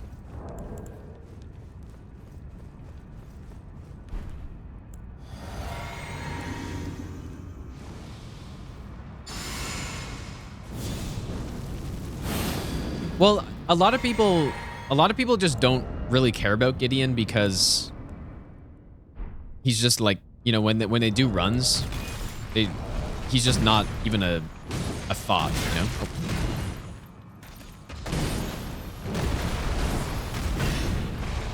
You just don't think about him.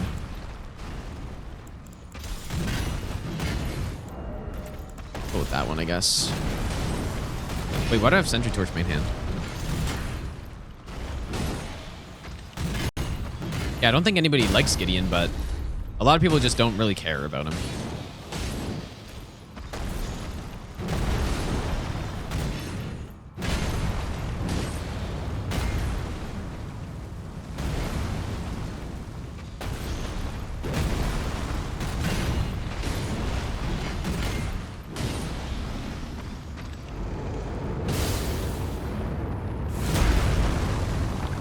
The Frost.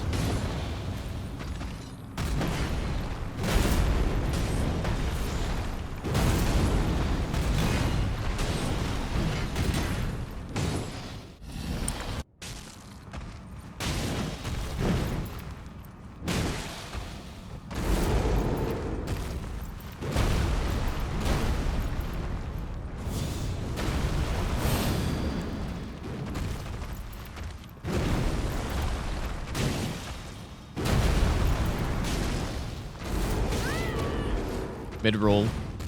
Classic mid-roll, dude.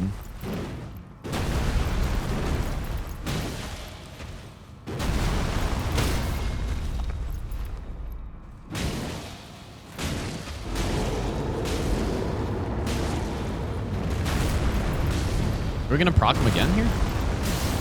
There it is. Brave, tarnished. Goodbye.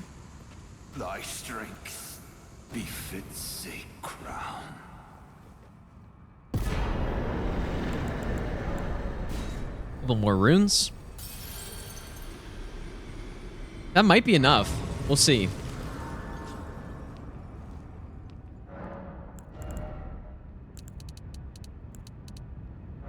I think it's enough. So let's see. So we're going to be going with this. We're still good. Full goat plus great jar. Icon shield. I think we're easily good. There we go. So now we're not going to be fat rolling, which is pretty important. Or having the reduced stamina regen is really annoying on Rykard. So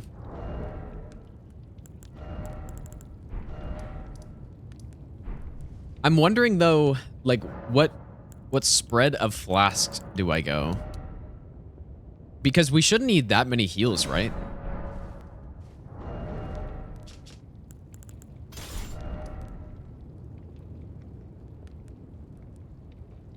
I think we're good, dude. Hopefully. I can't really think of anything else I'm missing.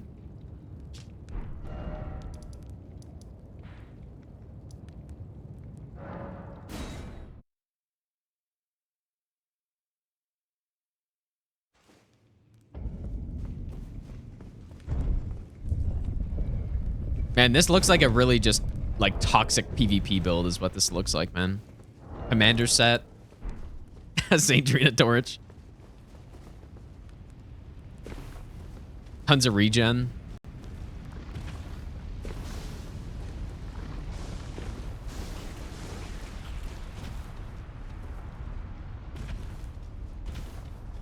Yeah, so phase 1, we'll just play it. We'll play it nice and slow, phase 1. Not waste any of our resources. Except he's going to hit us with the poison and stuff. You just can't avoid that, but...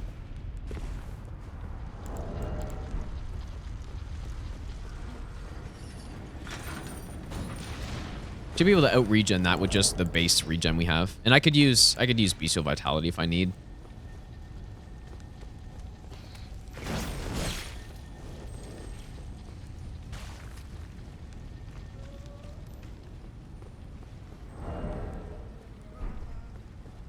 Most exciting part of every run? Yeah, that's basically true. Surely that's true.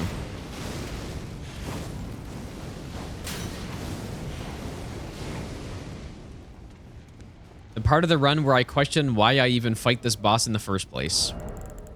Without fail. I question that.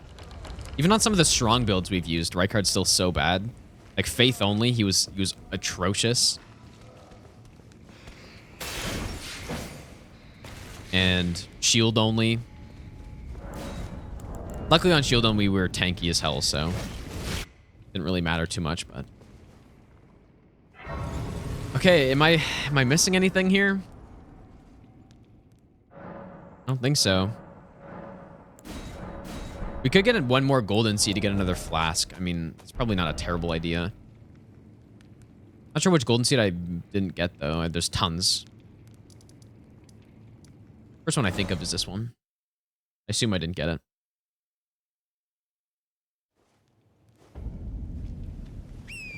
Unless maybe I did get it, but hopefully I didn't. Oh yeah, Radagon actually, that would have been a better one.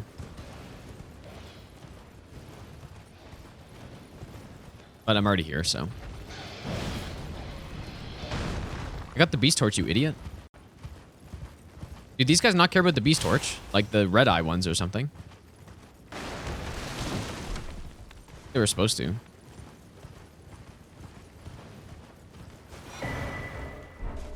Oh my god, really?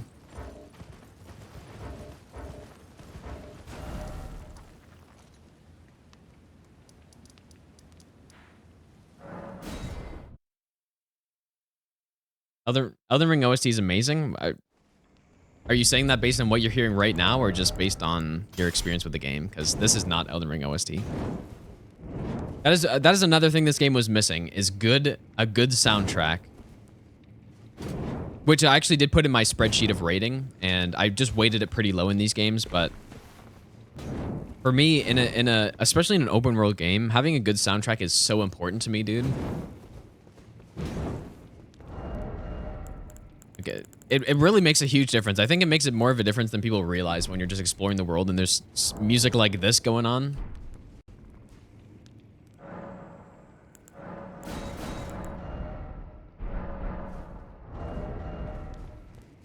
Okay. And yeah, the boss themes are decent for sure, but I guess I more mean ambient. But even then, the boss themes, they're decent, but they get old because you're just, you know, if you're fighting boss over and over and over and over again, you can only hear the same song so many times. Yeah, that's why I don't play these games with... That is so bad. I guess I could go with Ritual Sword in this phase. And maybe we just go Frost, too. I didn't think it was going to be that bad. I guess I didn't buff or anything. I'm gonna try to save my FP, though. Okay, we should get some decent stuns. The first Frostbite.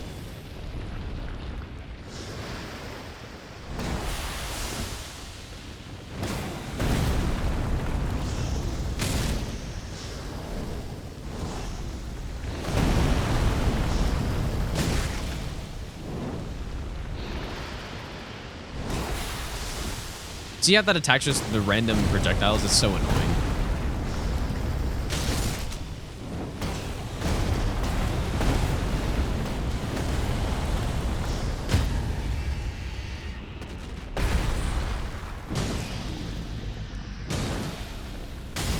The Frostbite.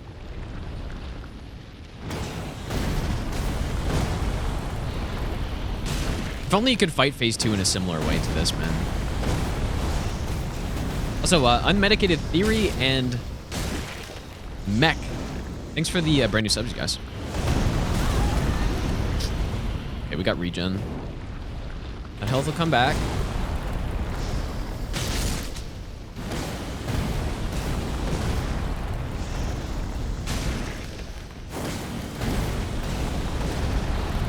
Yeah, the thing is, the way you play this first phase, I actually don't think it's too bad.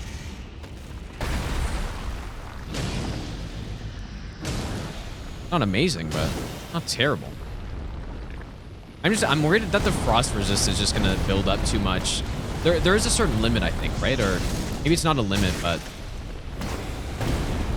it doesn't scale like in a linear way, as far as I'm aware.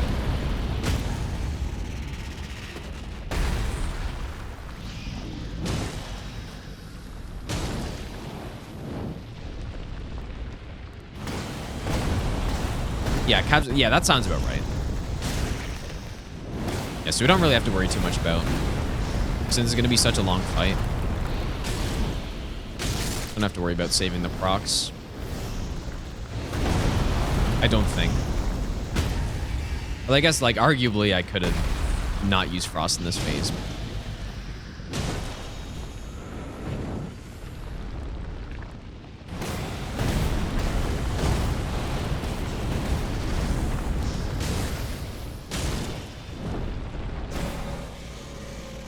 Remember when we did Flail Run, he just spammed this attack like crazy, dude. Probably because I was trying to go close to him or something.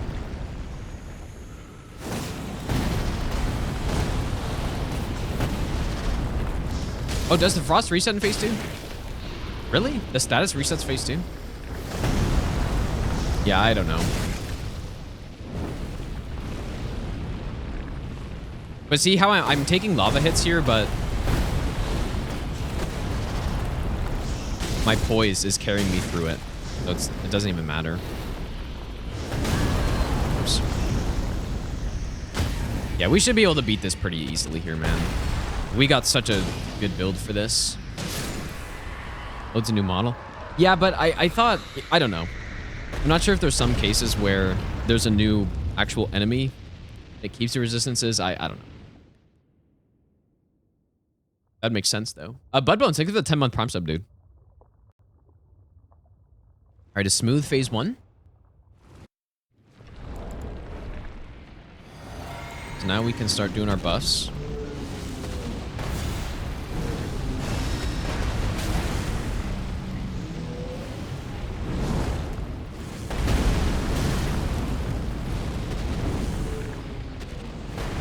Really got to go to the leg or something here, dude.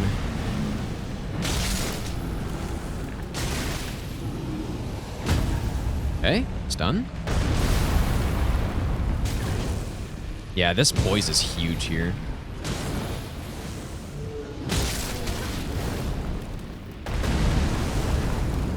So much better. That leg.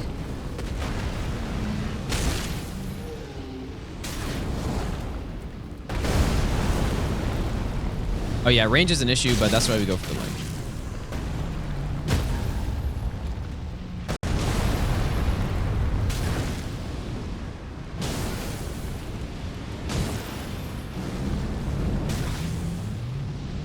More damage off.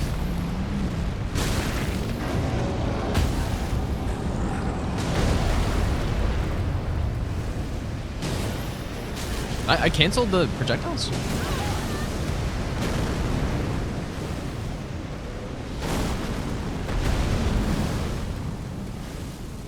Not bad, dude. Not bad so far. I say not bad, comparing it to the previous times I've done this. Oh, I don't have the icon shield on. Ouch, I'm probably gonna get hit by one of those. Just kidding.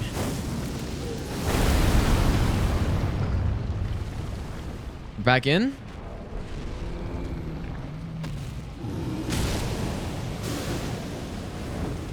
Okay, so that attack's a bit more of a problem.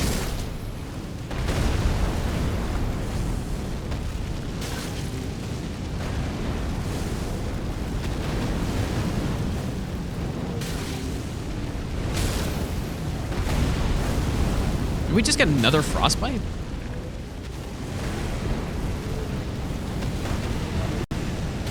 I just need to make sure I have enough HP where if I do get clipped by the ranker, that it doesn't matter. Come on, brother.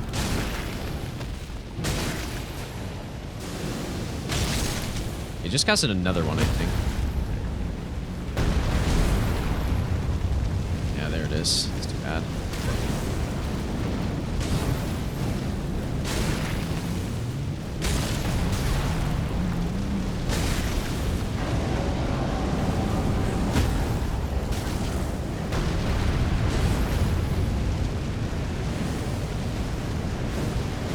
Yeah, see, this is what happens. Oh.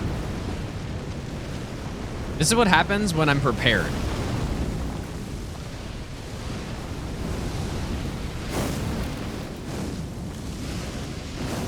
This is what I should have done on all the previous runs, but I always underestimate him.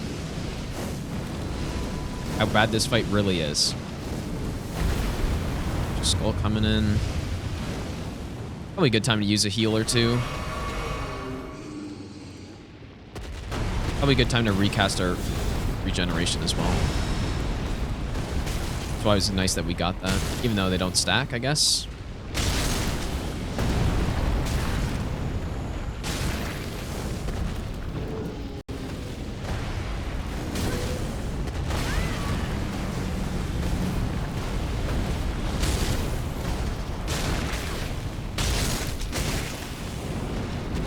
The reason I'm doing more R2s is just because the stuns are actually really nice.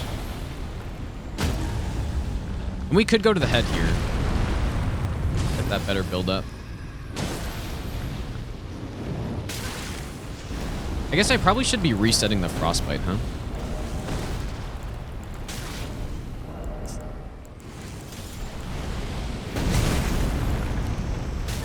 It's one of those cases where resetting makes sense.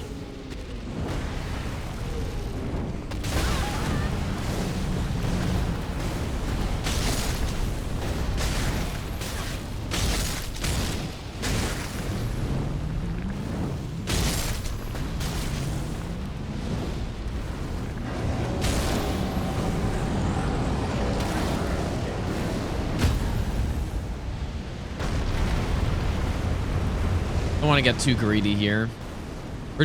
Yeah, this is no problem, dude. No problem. We came prepared this time. And this is easy.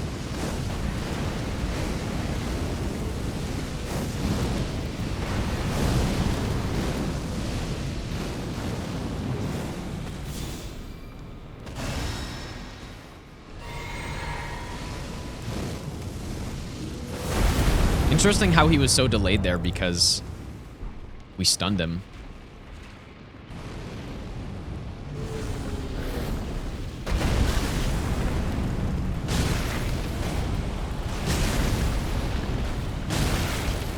It only takes 4 charge R2s to stun him as well, right? Because the torch, 33 poise damage a hit. And the torch actually have a really good R2. It's a lot easier. I get a frost soon.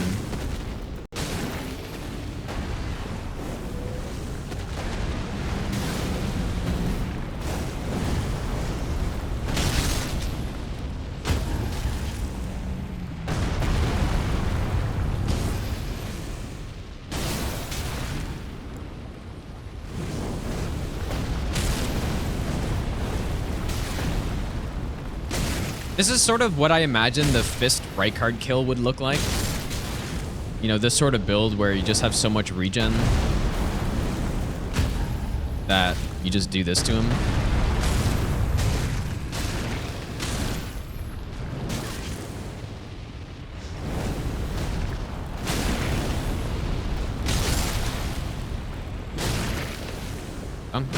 Yeah, we're just bullying him, dude. Went for 4 hours. That's funny that you think it would take 4 hours for that. It would take literally tens of hours at least. Like, I think it would probably take like fucking 20 hours. Okay, I'm against the wall.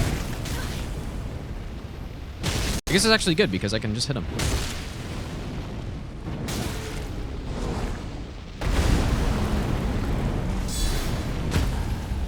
I guard countered him?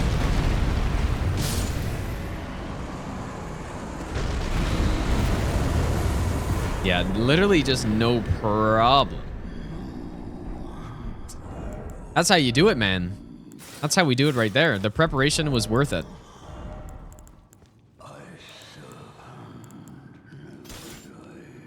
It was all worth it. Yeah, just ease. First decent Rykard kill. Well, no, it's not a decent Rykard kill, but we got enough setup here where we made the fight more reasonable. Most of the other builds I've done for Rykard have been way stronger than this. It's just, again, I've always underestimated him and how bad he's going to be. And, yeah. So since we got all this good setup, no problem. I want to go with a fire tier here.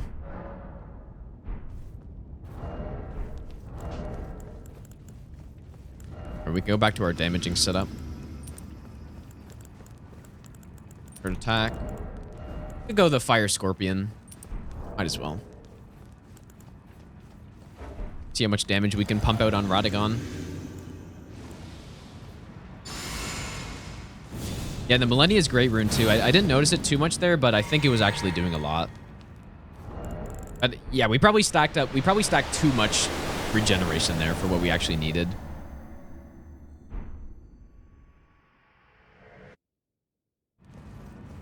Nice lag. 1300 isn't so great. Should just poise break him like crazy though. Oh. Fortunately, that stun didn't happen before his jump. Oh my god, he's already doing this. What the hell?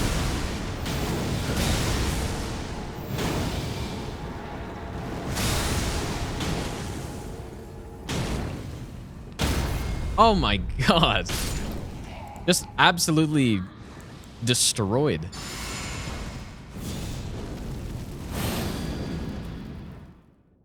We'll probably go... I don't know if it really matters which one I go with here. Just not holy. Probably magic. Yeah, that's not so great. Because I don't have Howl, though. Oh, why you swim away like that? You're scared?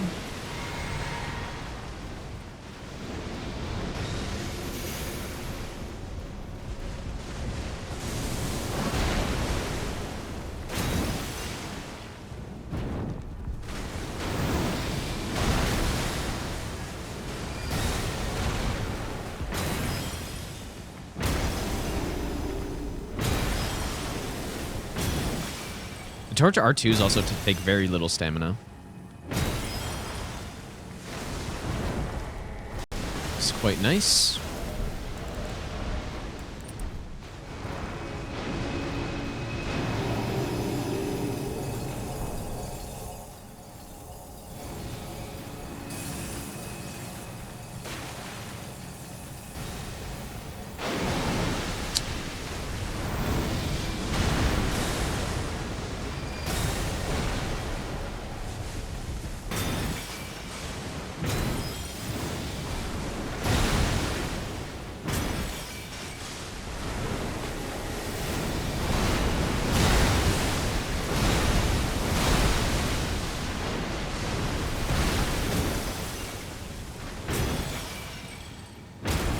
Oh, just poise break all day long, man.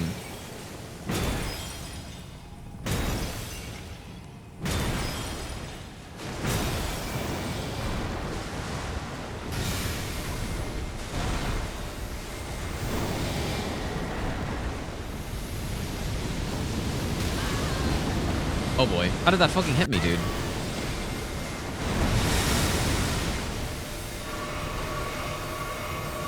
How the fuck did all that happen? Jesus, I almost died to fucking Elden Beast. Just a whole combination of just horrible fucking attacks. It's insane.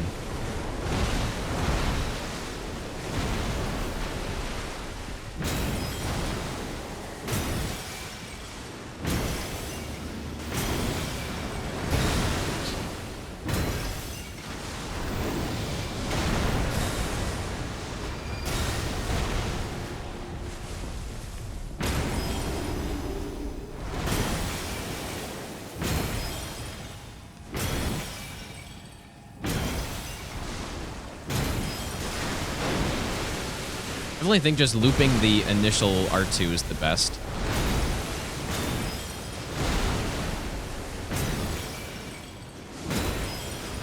I think it's faster than the follow-up R2.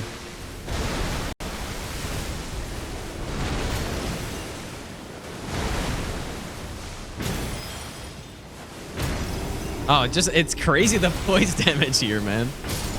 There it is. Easy. The Torch God.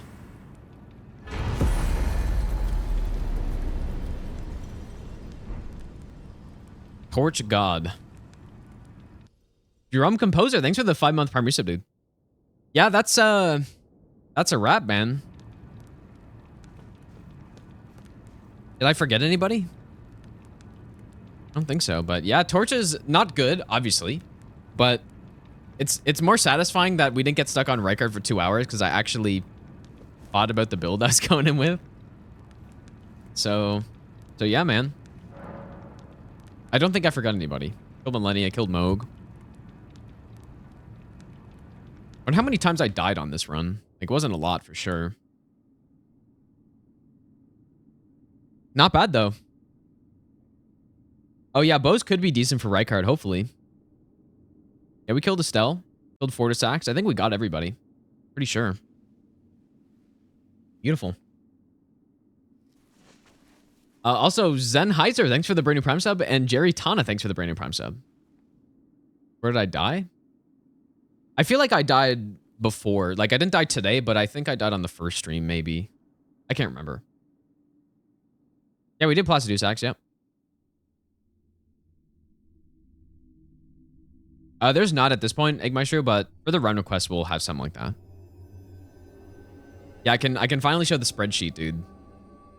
But yeah, now we know what we have to do for Rykard on future runs. We just gotta get the commander's armor, We probably don't even need to get Millennia's Great Rune, honestly, but Millennia's Great Rune probably healed us more than most of the other HP over time stuff did. So we could probably even not get the Bestial Vitality. Just get rid of that. And then just go with the Icon Shield, the Talisman plus Millennia's Great Rune. And that's probably like more than enough. And as long as we have enough poise, then it's easy, so. Elden Lord. Yeah, Millennia's Great Rune, yeah. Like every hit just takes away the fire damage, right? I was basically at full health the whole time. The lands between. Oh yeah, we can do a Deathbird. Yeah, we can do a Deathbird to finish it off. Just to see our damage. Our seed will. But we actually did get some good use out of the Holy Torch, though, the Sentry Torch. And quite a few things. So yeah, torches, they're not a good weapon type. They're below average, but they're still cool though. It's still cool that they're completely viable to play through the game with. Yeah, there's certainly no flail or whips though, where they're like actually decent weapons. Let's go kill a Deathbird just to end it off, and then we'll look at that spreadsheet I was talking about. I guess we'll kill the Snowfield one's just so annoying. The stupid guy. So this other one is basically the same tankiness.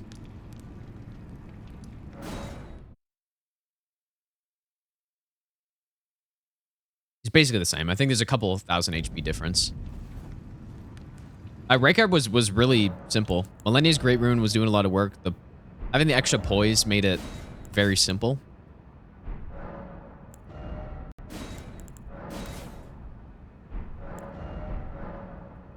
Oops.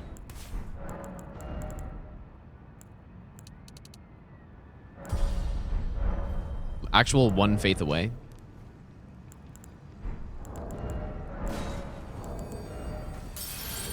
It's really annoying. I'm one faith away from being able to wield that.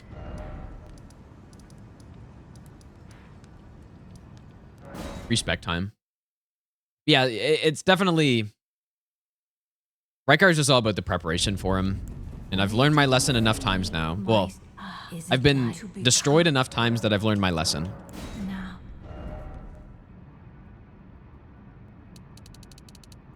mean, let's just go like 99 faith, dude. We might as well.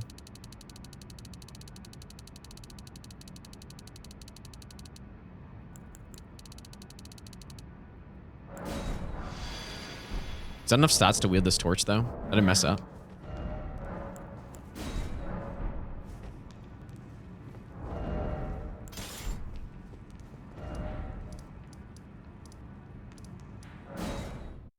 Yeah, this run will come on YouTube. The God Run 3 video is going to be on YouTube next.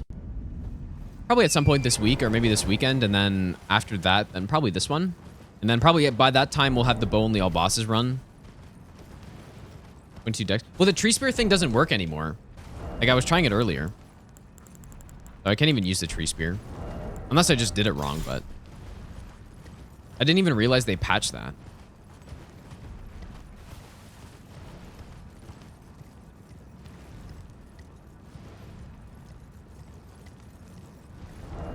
This will still be impressive damage, I'm pretty sure.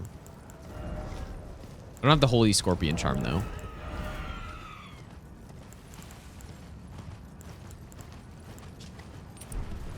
I guess there's no point in wielding that if I have 99 faith.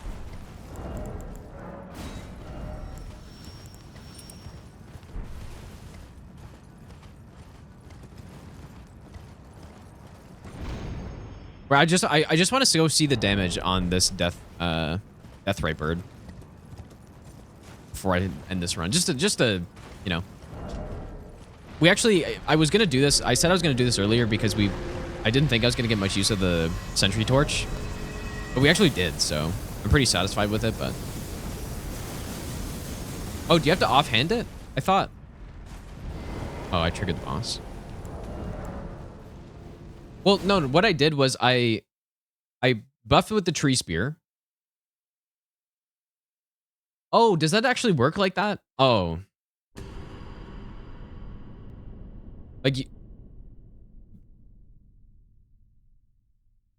oh. Like, it doesn't work like it used to, I guess, right? Okay, I'm just going to do this then, because I can't be bothered to go respec again.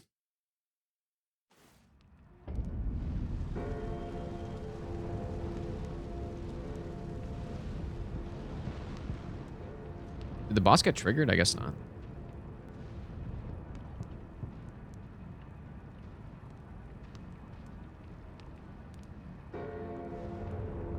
Wait, so you can... Because what it used to be is you could buff with the tree spear and then swap to the golden epitaph, but... I guess I can make like a save file here.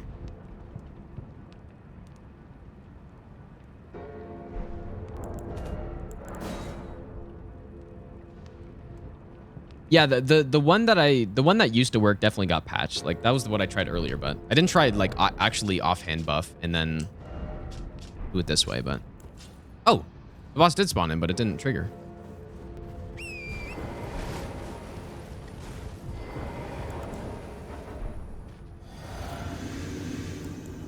I guess this one.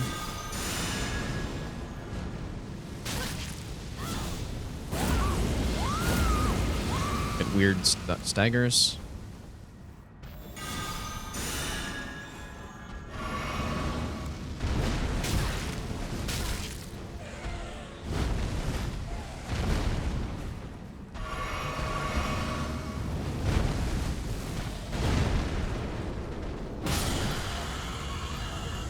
And there it is.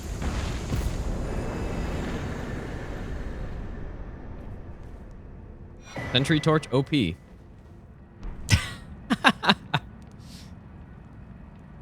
Wow, that was pretty nice, dude. I actually did not think that was gonna happen. Not even with a good build either, dude. Like this is just Axe Talisman, Ritual Sword.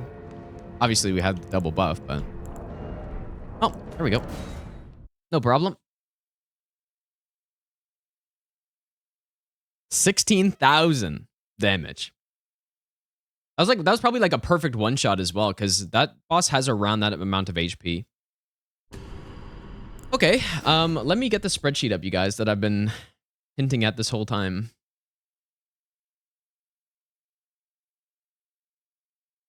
It would be fun to like go through the I guess I might have to move my camera. It'd be fun to like go through the ratings with you guys and like kind of start from scratch again, but I don't really, there's like, look how many categories there are here. There are a lot of categories, but there was, what was the other one that I said I was gonna add in? There was something like set decoration or something. Maybe I'll just factor that into level design. I think, yeah, like presentation to me is a lot of these things, right? Presentation is bosses, like kind of goes in atmosphere a little bit. Like there's definitely some overlap in some of these, like, you know, builds plus replayability for me is, like they go hand in hand, but it's not the only thing. Like world progression also kind of goes in here, right? So that's why these ones... Or sorry. Like if a game has high in builds, it's probably going to have high replayability for the most part. But yeah, so here's what here, let me zoom in a bit. It's really... Zoom? Hello? Can't I zoom?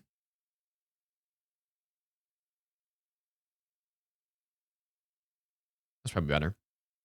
So here's what the ratings came out to. Obviously, I can just balance this out however I want to get the numbers I want. Like if I wanted Elden Ring to be like an 8.5, then I could adjust the weightings of some of this stuff to like reflect that rating. But I think a 7.7, like that's pretty close to how I feel about it, man. Got a 5 on enemies. Yeah, so here's the categories. Combat. The Souls games have, I would say, like, honestly, I might have overrated the combat in some of these. I actually gave Lies of P a 9. That's how, like, I stand by that, dude. I think the combat in Lies of P is a really good combination of basically Sekiro plus Dark Souls.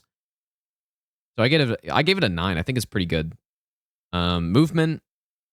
I don't like, so, and the top is the weighting. So 10 being, I guess, like a 27th of the weighting. How many categories are there? There's a lot of categories here. Decent amount. But yeah, Dark Souls 2, I gave the worst combat, I think. Or well, actually, Mortal Salva gave the worst. But I threw these in because I felt like it'd be interesting to see how they compare.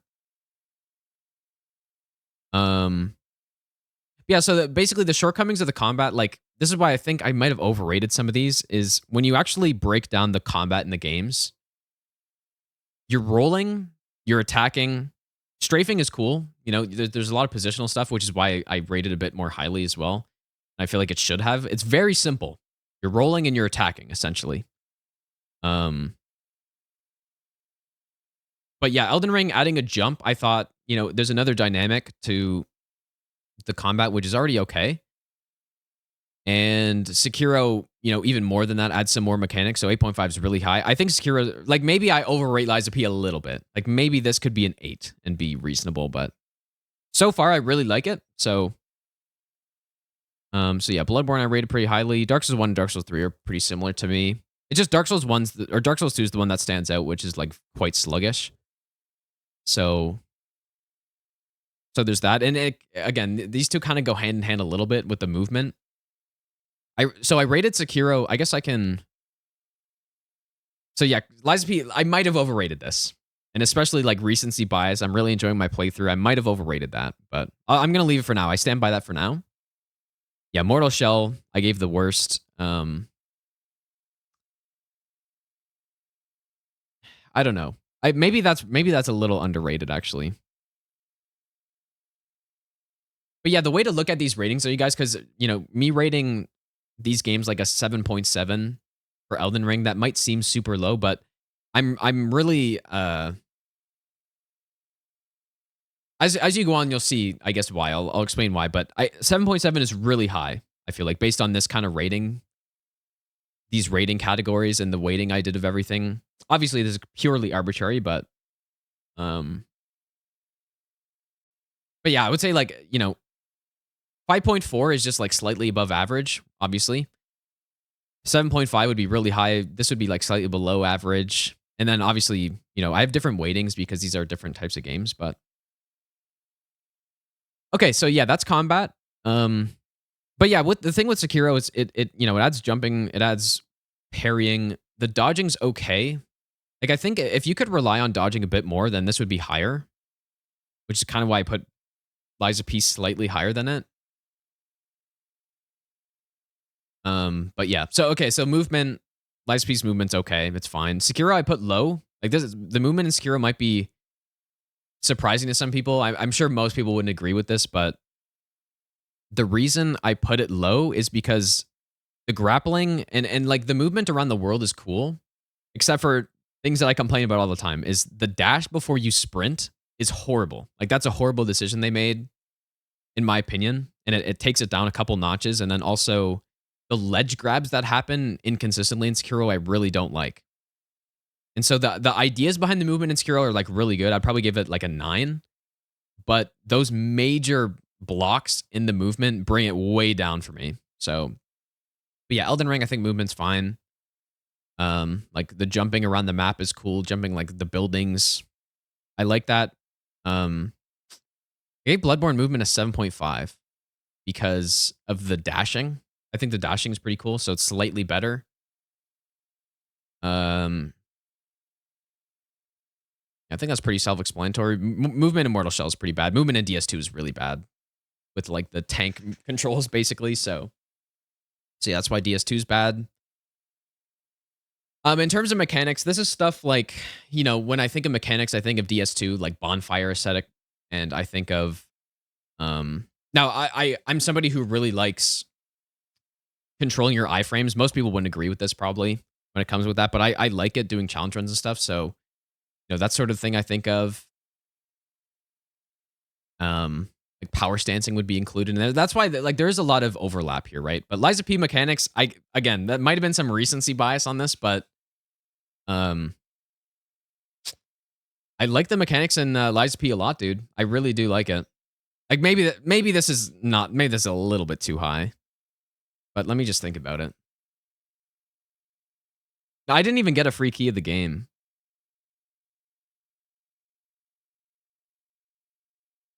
But yeah, I haven't even gotten to bosses. You guys are talking about boss already. No, I didn't even get a free key of the game. No, I like the mechanics in the game, dude.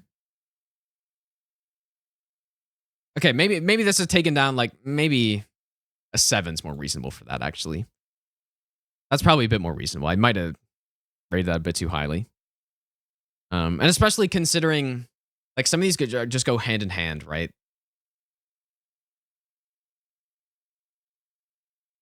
But anyways, yeah, Dark Souls 2, I really like the mechanics in, and this is probably why it's my favorite. Like, stuff like, you know, even just offhanding weapons having different controls. I like that. I think that's cool. And like power stancing, bonfire aesthetics. You got there are things I don't like, I guess, as well, like the hollowing I'm not a huge fan of, which makes it not even higher than this. But I do like the mechanics a lot in Dark Souls 2. Elden Ring, this is why, like, I'm trying to think back to what I was thinking when I did all this stuff. This is why I should have done this live, dude.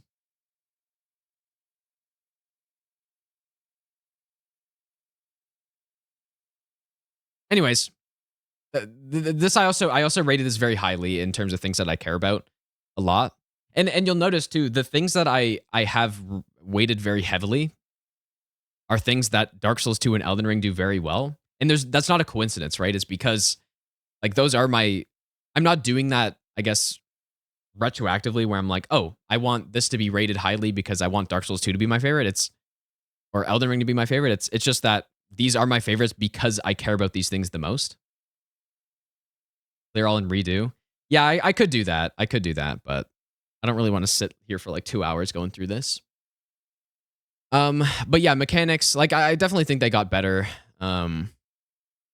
Like with Elden Ring and Sekiro, I think there's some really good mechanics in that game in terms of like combat plus, you know, just random stuff. Builds. Yeah, Sekiro doesn't have builds, so I didn't think it'd be fair to include something like this, because if this was included, I would put it probably at a 2 or a 3 for builds in Sekiro, and I have this rated very highly, or weighted very highly, so this would tank Sekiro, and I don't think that really makes sense. So, yeah, DS2 really high, introduced power stancing with different combinations of weapons. And, like, I guess, you know, you could argue the movesets aren't super varying in the power stancing, but it's still, you know, being able to use 2 really cool weapons that aren't even the same class. And then, yeah, I have a balancing category as well, but yeah, like tons of cool magic in this game, including hexes being added and then removed in Dark Souls 3 for some reason. I think this is pretty self-explanatory. I think all the other games are really good with builds, actually. That's one thing that Souls games and even Souls-like games do pretty well. Like Bloodborne even, I think Bloodborne does very well with the builds too. Like, it doesn't have a ton of different weapons in it, but the actual, like, this could even be a higher rating, probably. There's not a ton of options, but they're really unique options. And actually, yeah, maybe Lies of Peace could even be higher. But no, maybe this is right. But yeah, in terms of balancing though, like this isn't that important, which is why I weighted it pretty low, but basically balancing is meaning across the different builds that are possible, how like balanced are they, right? And then also considering how, like, the damage of boss fights, the damage you're dealing to bosses and the damage you take. Now, I guess maybe Dark Souls 2, maybe that's a bit high for Dark Souls 2, but the balancing of the builds that you have in Dark Souls 2 is really, like, almost anything can be viable in that game. And Elden Ring's kind of this. Elden Ring should maybe be higher than that, now that I think about this. Okay, this is probably like a 7, realistically. The reason it's like this is, well, the reason it's like this is because you can deal, like, too much damage in this game. That's why I rated it low, I think, initially. Okay, I'm bringing it back down to a 5. That's why I put it at a 5, because the builds are really balanced, and maybe there could be 2 different categories for that, but you just deal, like, way too much damage. And I guess that could take Dark Souls 2 down a notch too.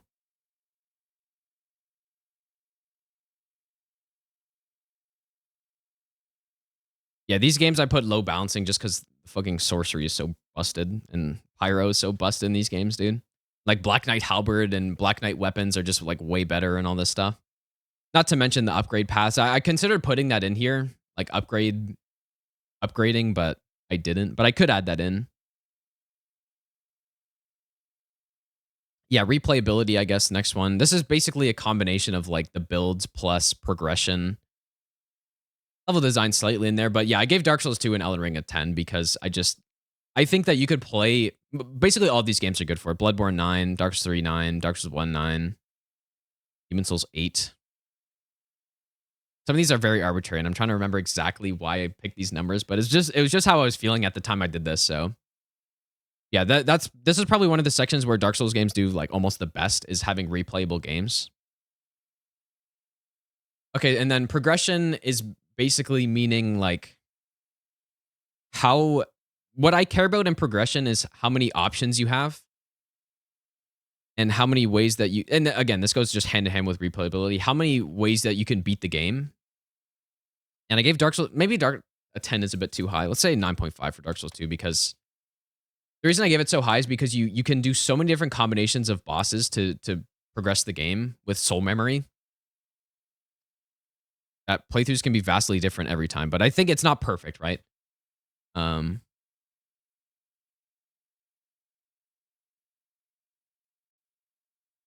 freeze column? How do I do that?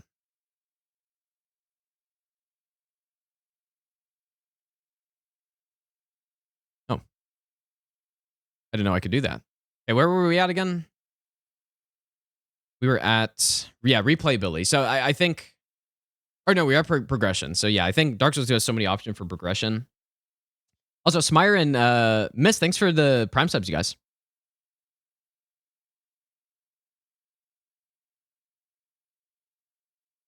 I just waited first. I could do that, but it's fine. I don't think that's necessary. Although, actually, maybe that's a good idea.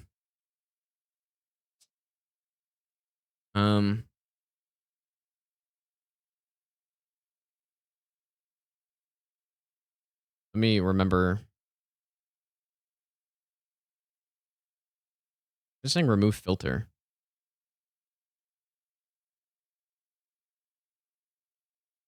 I'm not very well versed in spreadsheets. Because what I did, especially not this one. Usually I use like, what's the other one? Yeah, I gotta learn the move. How do I sort this one? I don't want to remove the filter. I don't know. I usually use I don't know.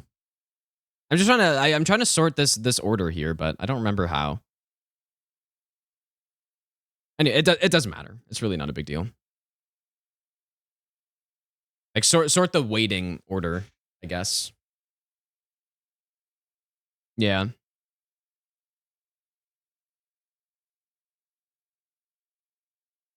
Anyways, it doesn't matter. Where were we at, dude? We were at progression. So yeah, I think it's pretty. I like in Demon Souls that you have so many different options of what you can do. In terms of the order you can do stuff. Like maybe this could even be higher. Possibly. But yeah, so what weighting means is how much I care about this category. Right? Because obviously how I rate a game depends on what I like about the game and what I'm looking for. And so yeah, that's what the weighting is for. Because, you know, something like especially here, lore, story, quests, I don't give a shit about him. So it's weighted super low, whereas something like, you know, replayability and bosses are rated very highly, or weighted highly, sorry.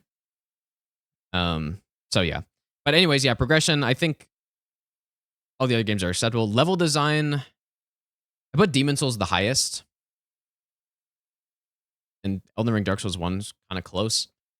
I really like that. I like in Demon Souls, I think the reason why it has a slight advantage because it's not trying to connect a world together, right? So it's just individual levels, and I think they're all really well done. It could even be higher than that, to be honest. But yeah, Elden Ring has areas like Stormvale, and I like, you know, I like the catacombs. It's just the problem is there's too many of them, but that's not really a level design issue. I think some of the levels in the catacombs are pretty cool, and some of the caves and stuff. Dark Souls 1 pretty high as well. Dark Souls 3 is not great when it comes to level design. There's a few ones like Cathedral and the dungeon's pretty cool, I guess, but doesn't blow me away. And so on. And then world design. Dark Souls 1, like, I don't know. Dark Souls 1 has that nice... Oh, also, one thing that brought down Dark Souls 1 in level design... Or sorry, maybe that's later. There's some levels in DS1 that really suck, especially later game. So that's why it's not like... It's like still giving it an 8, but... Yeah, world design, though. What I think of world design is how a world connects with each other, right? And there can be some issues. When you have a world like Dark Souls 1, there could be some lack of diversity in the areas, which isn't considered in world design. It's more of like a atmosphere and level design thing. Maybe not level design, more atmosphere, I guess. But yeah, so world design doesn't count for that. It's just like, how does going through the world feel, and does it make sense that they're connected? Dark Souls 2 got a 2 for that because when you're going through Dark Souls 2, when you're connecting the different worlds, I understand what they were trying to do. Right? Like when you're going through some of the passages or going up an elevator, you're not meant to think of it like you're just going up an elevator to the next area. It's meant to be like a big... I think it's meant to be like a big journey to the next place, but they just show it through an elevator or something. But, I mean, yeah, there's no way you could argue that world design in DS2 is a strong point.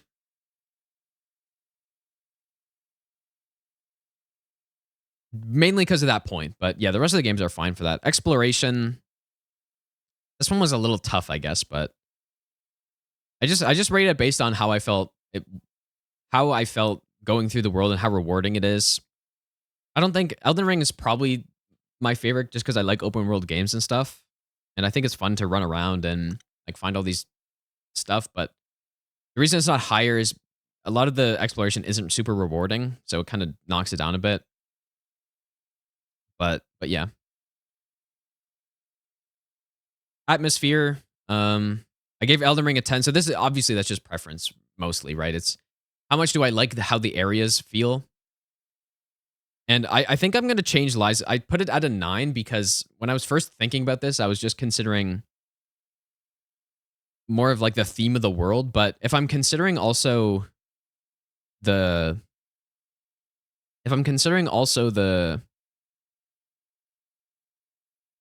like with the contents of the levels, like the clutter and all that stuff, then definitely that brings light speed down quite a bit. But yeah, no, I think I think this is reasonable. All the Souls games are pretty similar to me, and I put Bloodborne. A lot of people would think Bloodborne would be a 10 in this, which I could see, but I just don't like that theme of the game. Basically, I think they did a really good job with it, but I just don't like the constant like darkness and stuff. So that's why it's not higher. Okay, bosses. Obviously, Souls games do bosses well. I rated Sekiro's the highest, which I think is pretty reasonable. Yeah, Dark Souls 3. The Lies of P bosses, I haven't fought all of them so far, but they're really good so far, man. Elden Ring's an 8. The main bosses are cool and the presentation's cool, but there's some duo bosses which take it down quite a bit for me. Bloodborne, 7, self-explanatory, I would say. Dark Souls 1, yeah, all these boss quality are kind of similar in older games, I think. There's a few good ones, like really good ones, like Sif and like Manus. Even Calmeet's decent. Obviously, Artorias is like 10 out of 10 boss. Same with Dark Souls 2, you got like Ivory King and Hume Knight, Sir Alone, mainly DLC bosses.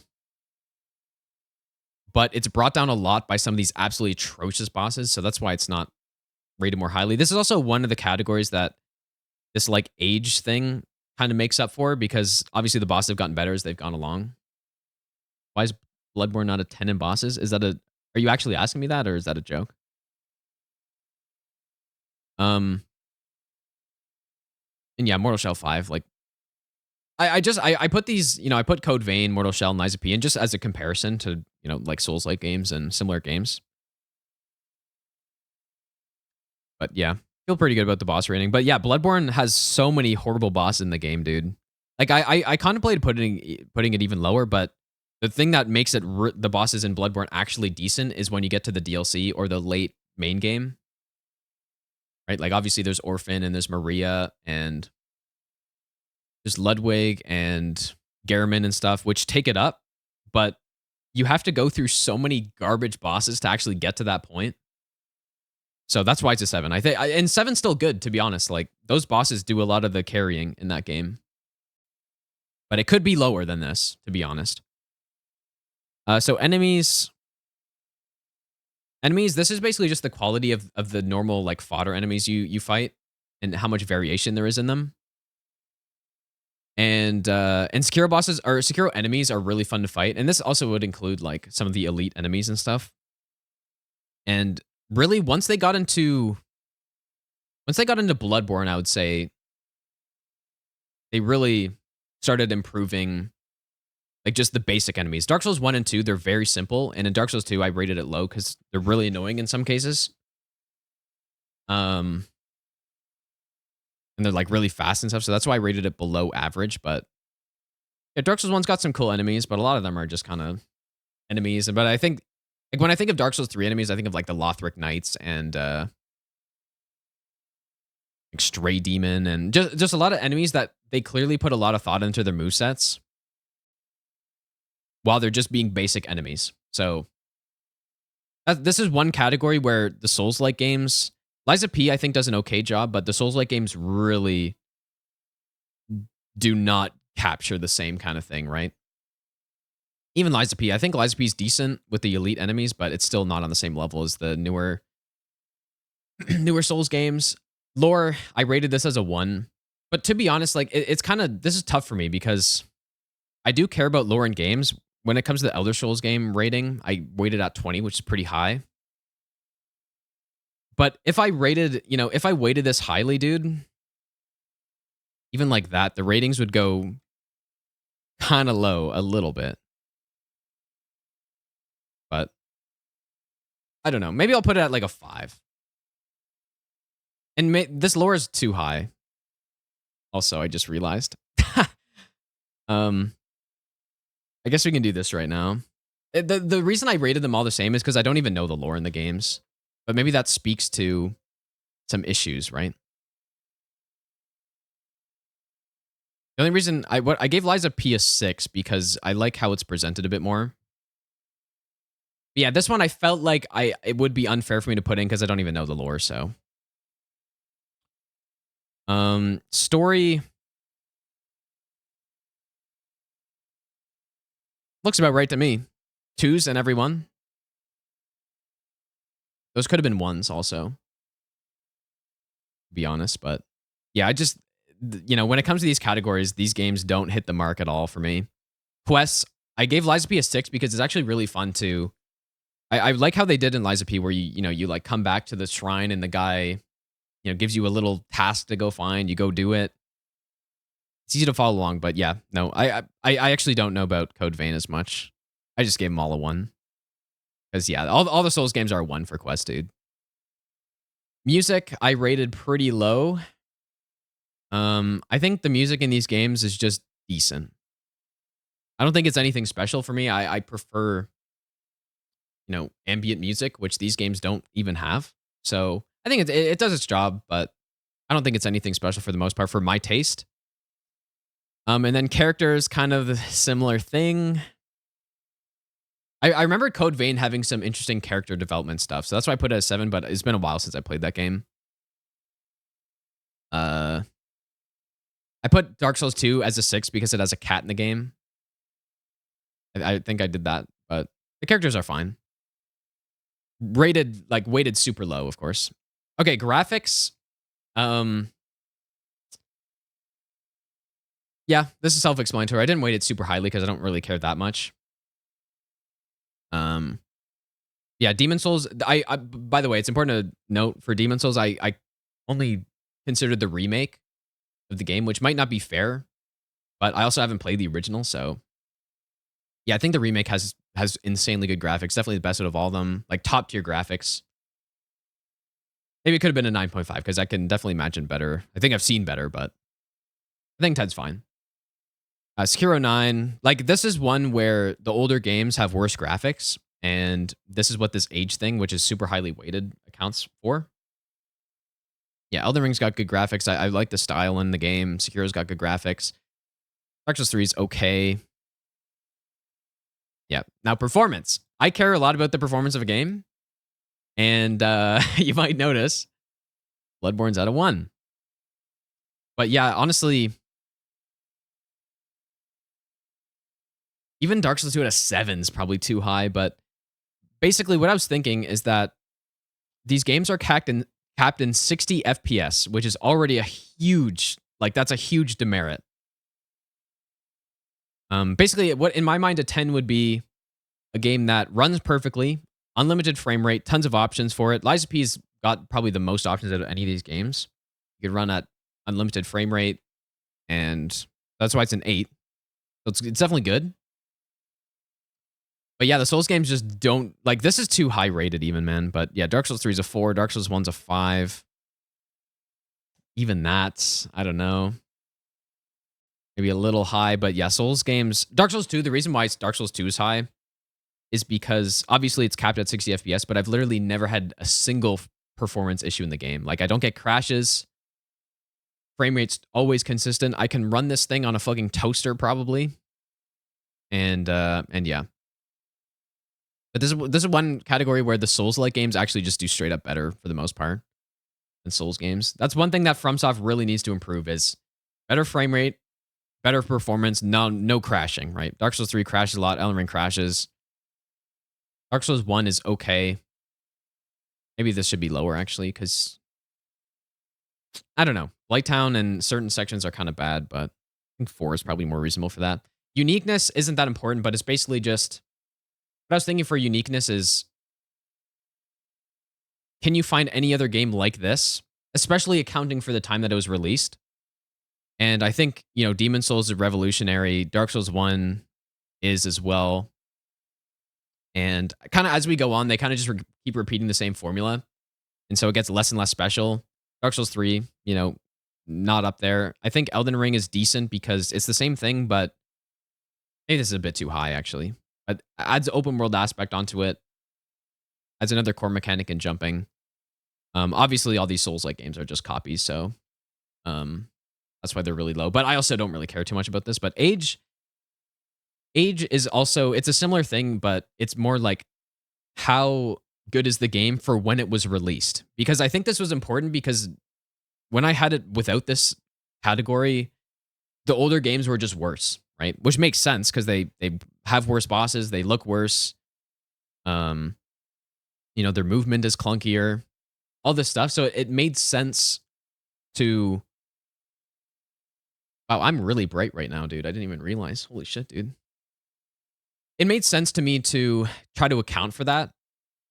And so yeah, that's why, you know, Dark Souls 1, when it came out, like that could probably be a 10, I guess, but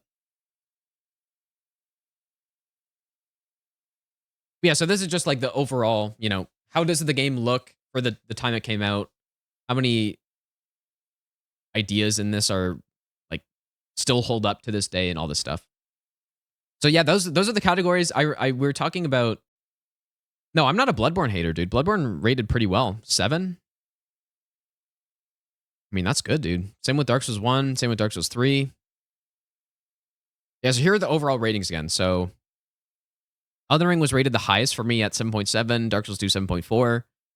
And again, this is because of the weighting mostly, right? The top games do well at the things that I care the most about, which is, you know, balancing, replayability, bosses, mechanics. That's right. That's what it is. And these ratings might seem low, but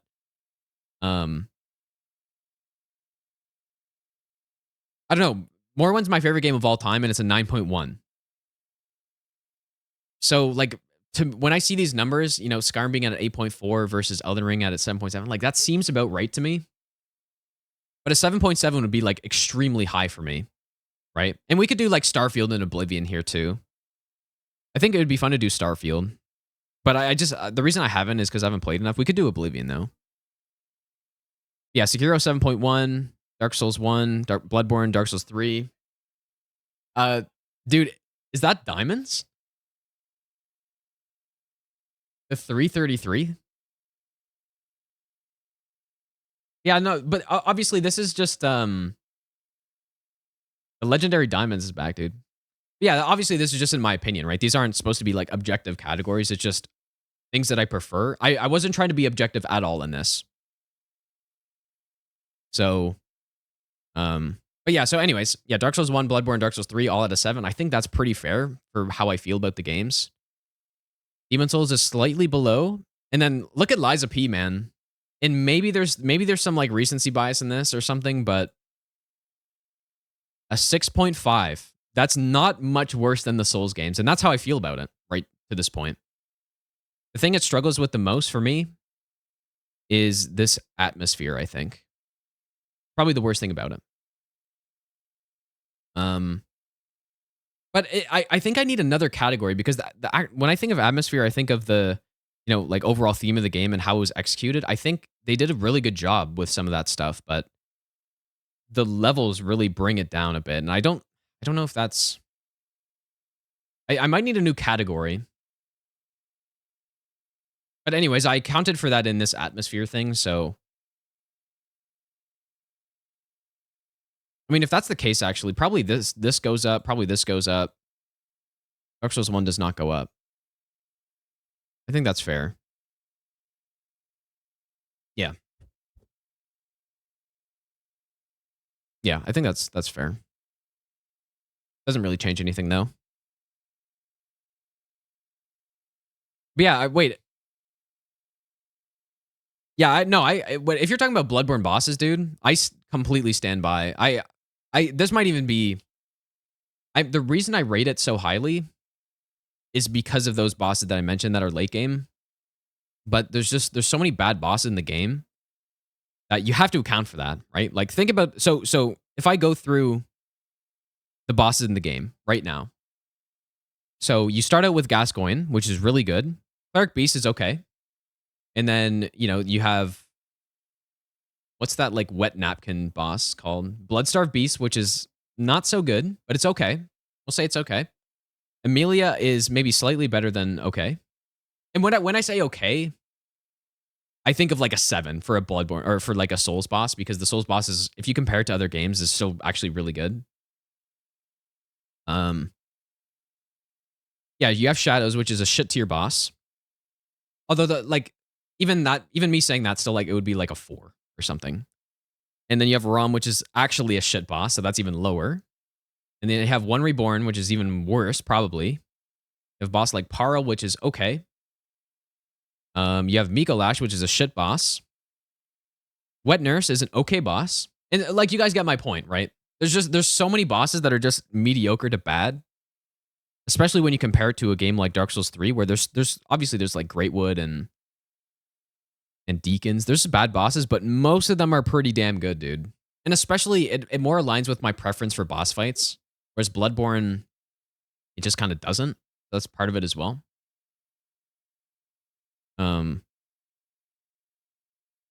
So yeah, that's my explanation for it. And it could be rated lower for sure. But I feel like a lot of people would go through this list and just rate Bloodborne all 10s for everything.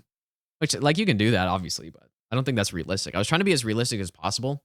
And I obviously have a bias towards Dark Souls 2. But I really tried to be... Like, I didn't sugarcoat anything. The combat in Dark Souls 2 is slow and clunky. The movement is not good. It's very bad. The world design, Dark Souls 2 is not good. And so on, right? I guess I could have rated PvP, but I feel like that's not super important for... Most people play these games. Most people play these games as a single-player game. Or just, like, summoning friends or something. Yeah, there's a Breedis. There's, like... What's her name? Gabritas I don't like. There's the weird alien head person. Yeah, my lighting, I need to like adjust my lighting as the day gets darker because right now it's so fucking bright, dude. Yeah, Amygdala is not so good. Yeah, the reason I didn't rate Dark Souls 2 movement worse than the 3 is because it's actually just a dead zone issue, right? In fact, why did I rate Dark Souls 1 movement a 5? No, that's too high. Yeah, I forgot about lock-on movement. I mean, this could even be a 3. Yeah, that's probably more accurate, actually. Yeah, because Dark Souls 2 has fine lock-on movement. It just, the dead zones are really bad. Dark Souls 1 doesn't have that issue, but the lock-on movement is so atrocious that, yeah, I kind of forgot about that, actually. Yeah. But anyways, all of these ratings are very high, in my opinion. Like, for me, a 6.5 is like a very good game. Or like a good game. And then also another thing to keep in mind is... Another thing to keep in mind, too, is that Souls games aren't my preferred type of game when I'm playing them. Like, just overall, they're not my preferred type of game. I really like doing challenge runs in them. And again, that's why replayability is so high. That's why the progression's high. That's why the bosses are so high, because I really like doing challenge runs. But when it comes to just playing games on my own time, I much prefer games like Elder Scrolls. So let's go over Elder Scrolls now, too, I guess, because why not? So, like just to compare, obviously I had to weight this differently because it's a different type of game, and I'm looking for different things in it, right? Like the combat for me in a Elder Scrolls game doesn't matter that much. But that being said, Morrowind to 1 I think is reasonable. Skyrim to 3 I think is reasonable. Skyrim makes up for it a little bit by having like ranged gameplay. That isn't the worst thing ever, but yeah, the movement in these games is not great. Skyrim, it's okay.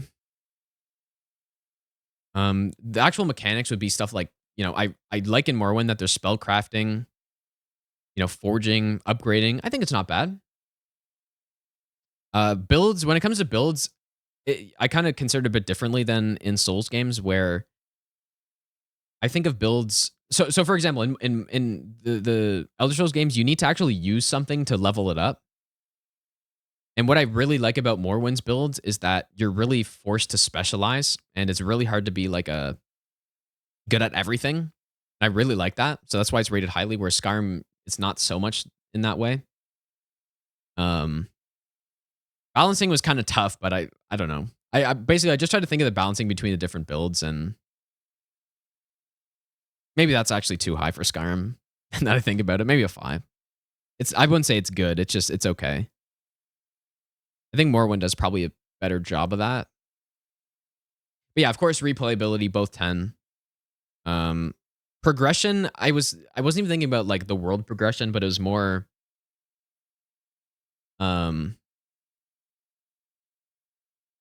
well, but balance, it depends what you mean by balance, right? I'm considering, yeah, I guess, I don't know. I'm not thinking about any glitches, and I'm not thinking about, yeah, like exploits stuff you can do. I'm just thinking, like, if I go with a, you know, a two-handed build, how balanced will this be compared to like a, I don't know, a one-handed build, or a, you know, or a, like, I guess there's some crazy stuff you can do with magic builds and stuff. So maybe, yeah, maybe this is too high. But anyways, I didn't, this is only weighted at a 5, so, or 5 here, so it doesn't really, not a big deal. But I guess that is actually consideration. I didn't really think about that. Yeah, like alchemy and stuff. That's true. Okay, but even if we change these both to like a 3, it wouldn't really change anything. And that's why the weighting's important, right? Because if all the weightings were the same, then, you know, something that I don't care about being bad would like really hurt the game's rating. So, but yeah, replayability's high, 10. Progression, yeah, progression, and like, I don't, it's definitely different than Souls games, but I just gave it what I felt like is reasonable, like based on how you develop your character and stuff. And obviously these games have scaling based on your level and all that, so it's a bit different. Level design in these games, I think it's definitely decent. when you go into caves and stuff. I think there's some interesting like configurations of stuff. Maybe Skarm should actually be a bit higher than that. You know what? Maybe Skarm's better. Skarm better? So then the Morrowind levels are pretty simple. Okay, we'll say that. World design, 10. Exploration, 10. Atmosphere, 10. I think those are pretty self-explanatory. Bosses, yeah, bosses in these games is not really such a major concern, but they're definitely not good. They're definitely below average. Lore 10. Enemies, I think that there's a good number of enemy variation in the game. It's not really so much about the enemy movesets like it is in the Dark Souls games, but it's more like the variation in them and the different types. I think there's a decent amount. Maybe this should be higher actually.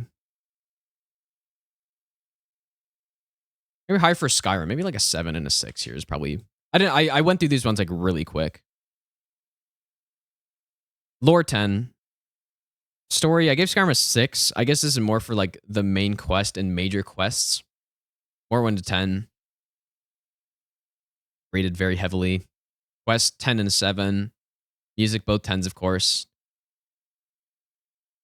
Anyways, here's the rest of this. And then, of course, age, I gave more 1 to 10 because I feel like for when it came out, it was damn good, dude. Yeah, lore an easy 10 in these games for sure. Yeah, I did not Oblivion because I did these really quickly, but I should probably end here, you guys. We could do Oblivion, but I've already done enough explaining for today, I feel like. I gotta figure out how to make my lighting not blast me when it's getting dark outside, but yeah, I'm sure like there could be other games I add on to this. I think, yeah, we could definitely, I don't really care so much about Elder Scrolls. I just wanted to do this to compare it and see if the numbers made sense of how I feel all the numbers fit in. And I think 9.1 for Morrowind. I've been saying I rate it at like a 9.5 usually, but I think a 9.1 is decent. 8.4 Skyrim, I think, reflects what I feel. Elden Ring 7.7 is decent. I don't know what game would be higher than this for me. And especially in an RPG. Like, I don't know what RPG would be higher than this that I played. Like, maybe if I played Baldur's Gate, it would be insane or something, but I don't know. But yeah, basically the most important thing for me is that these reflect how I feel about the games, and it kind of just happened. I didn't have to really adjust any numbers or anything. I guess I can get a link to the spreadsheet. And you guys can like copy it, and I feel like there could be more categories that could be added, and some of the categories for sure are like overlap a lot, which could affect the rating of a game, right? If something does, like for example, the game like Elden Ring and DS2 that do replayability and progression really well. You know, for me, the builds, the replayability, progression, like there's so much of this stuff that goes into replayability that it might, like, I don't know, might have to be some adjustments in the weighting, but enemy AI. Okay, that's a good one, but I guess that kind of goes more into these two. Those shows run soon. I would like to. I don't know if I'll have a lot of time, but again, for anyone who's like trying to understand how these ratings make any sense, this isn't based on me trying to be objective about everything. It's based on my preferences for the games. And so, you know, if somebody else makes a list with all these categories and they go through the list and stuff, then it would be totally different. Right? But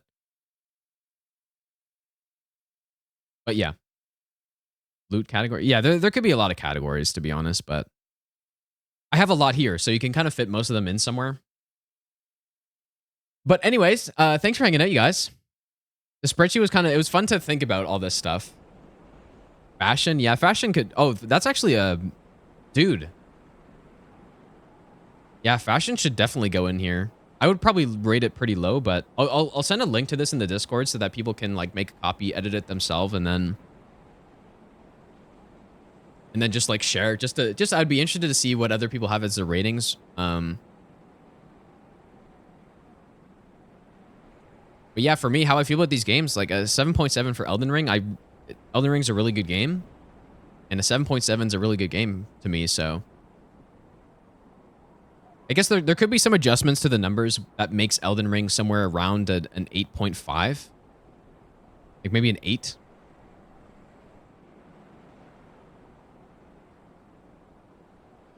Like I could adjust some of the weighting for that, because that's kind of like, maybe it's a bit low. Maybe the Souls games are a little bit low. But just considering how I feel about these games apart from challenge runs, that seems accurate to me. So yeah. No, Elden Ring is not a 10. Not to me, at least. I think like an 8 is good. But yeah, so these are the new numbers I'm going to be saying to people when they ask me those questions. I guess we can raid somebody. But it's cool to think about all this stuff and actually like lay it out somewhere instead of just, you know, usually when people ask me that stuff, I just give some answer. Also, of course, I get logged out of Twitch. So I don't know who's on right now, but let everyone stump all of them in fashion. Well, it totally depends on your preferences, right? I think Dark Souls 2 does a really good job with fashion. Personally, that'd probably be my pick, but for me, like fashion would be like a 1 weight. I just don't even care about it, so. Does anybody know who's streaming right now? I guess I might just not rate anybody, to be honest, because I don't want to have to log in and get the 2-factor authentication. But anyways, yeah, I'll be back on actually, I'm not sure if I'm going to be back on tomorrow.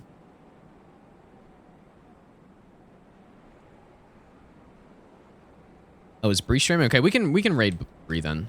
She raided me the other day. I don't know why Twitch keeps logging me out. It's probably some browser thing. I've literally never had that issue before though. She's playing Inscription. I don't even know what that game is, but yeah, she just won her bingo match against Aggie, dude. The, you know, reigning 3rd place bingo league player. That's not bad. But yeah, anyways, join the Discord, you guys. I'll send a link to the spreadsheet so you can make a copy, and I'd just be curious to see what people say. I might adjust it a bit more, add that fashion category, all that kind of stuff. But yeah, so I might not be on tomorrow because my girlfriend's getting back, and we might go do stuff, and she took the day off, so I'll probably not be on tomorrow. But on Wednesday, yeah, I guess we finished the torch only run, so Wednesday might be some bow all bosses, potentially. On YouTube as well. So that'll probably be on YouTube, but yeah, until then, you guys, take care. I'll see you all on Wednesday.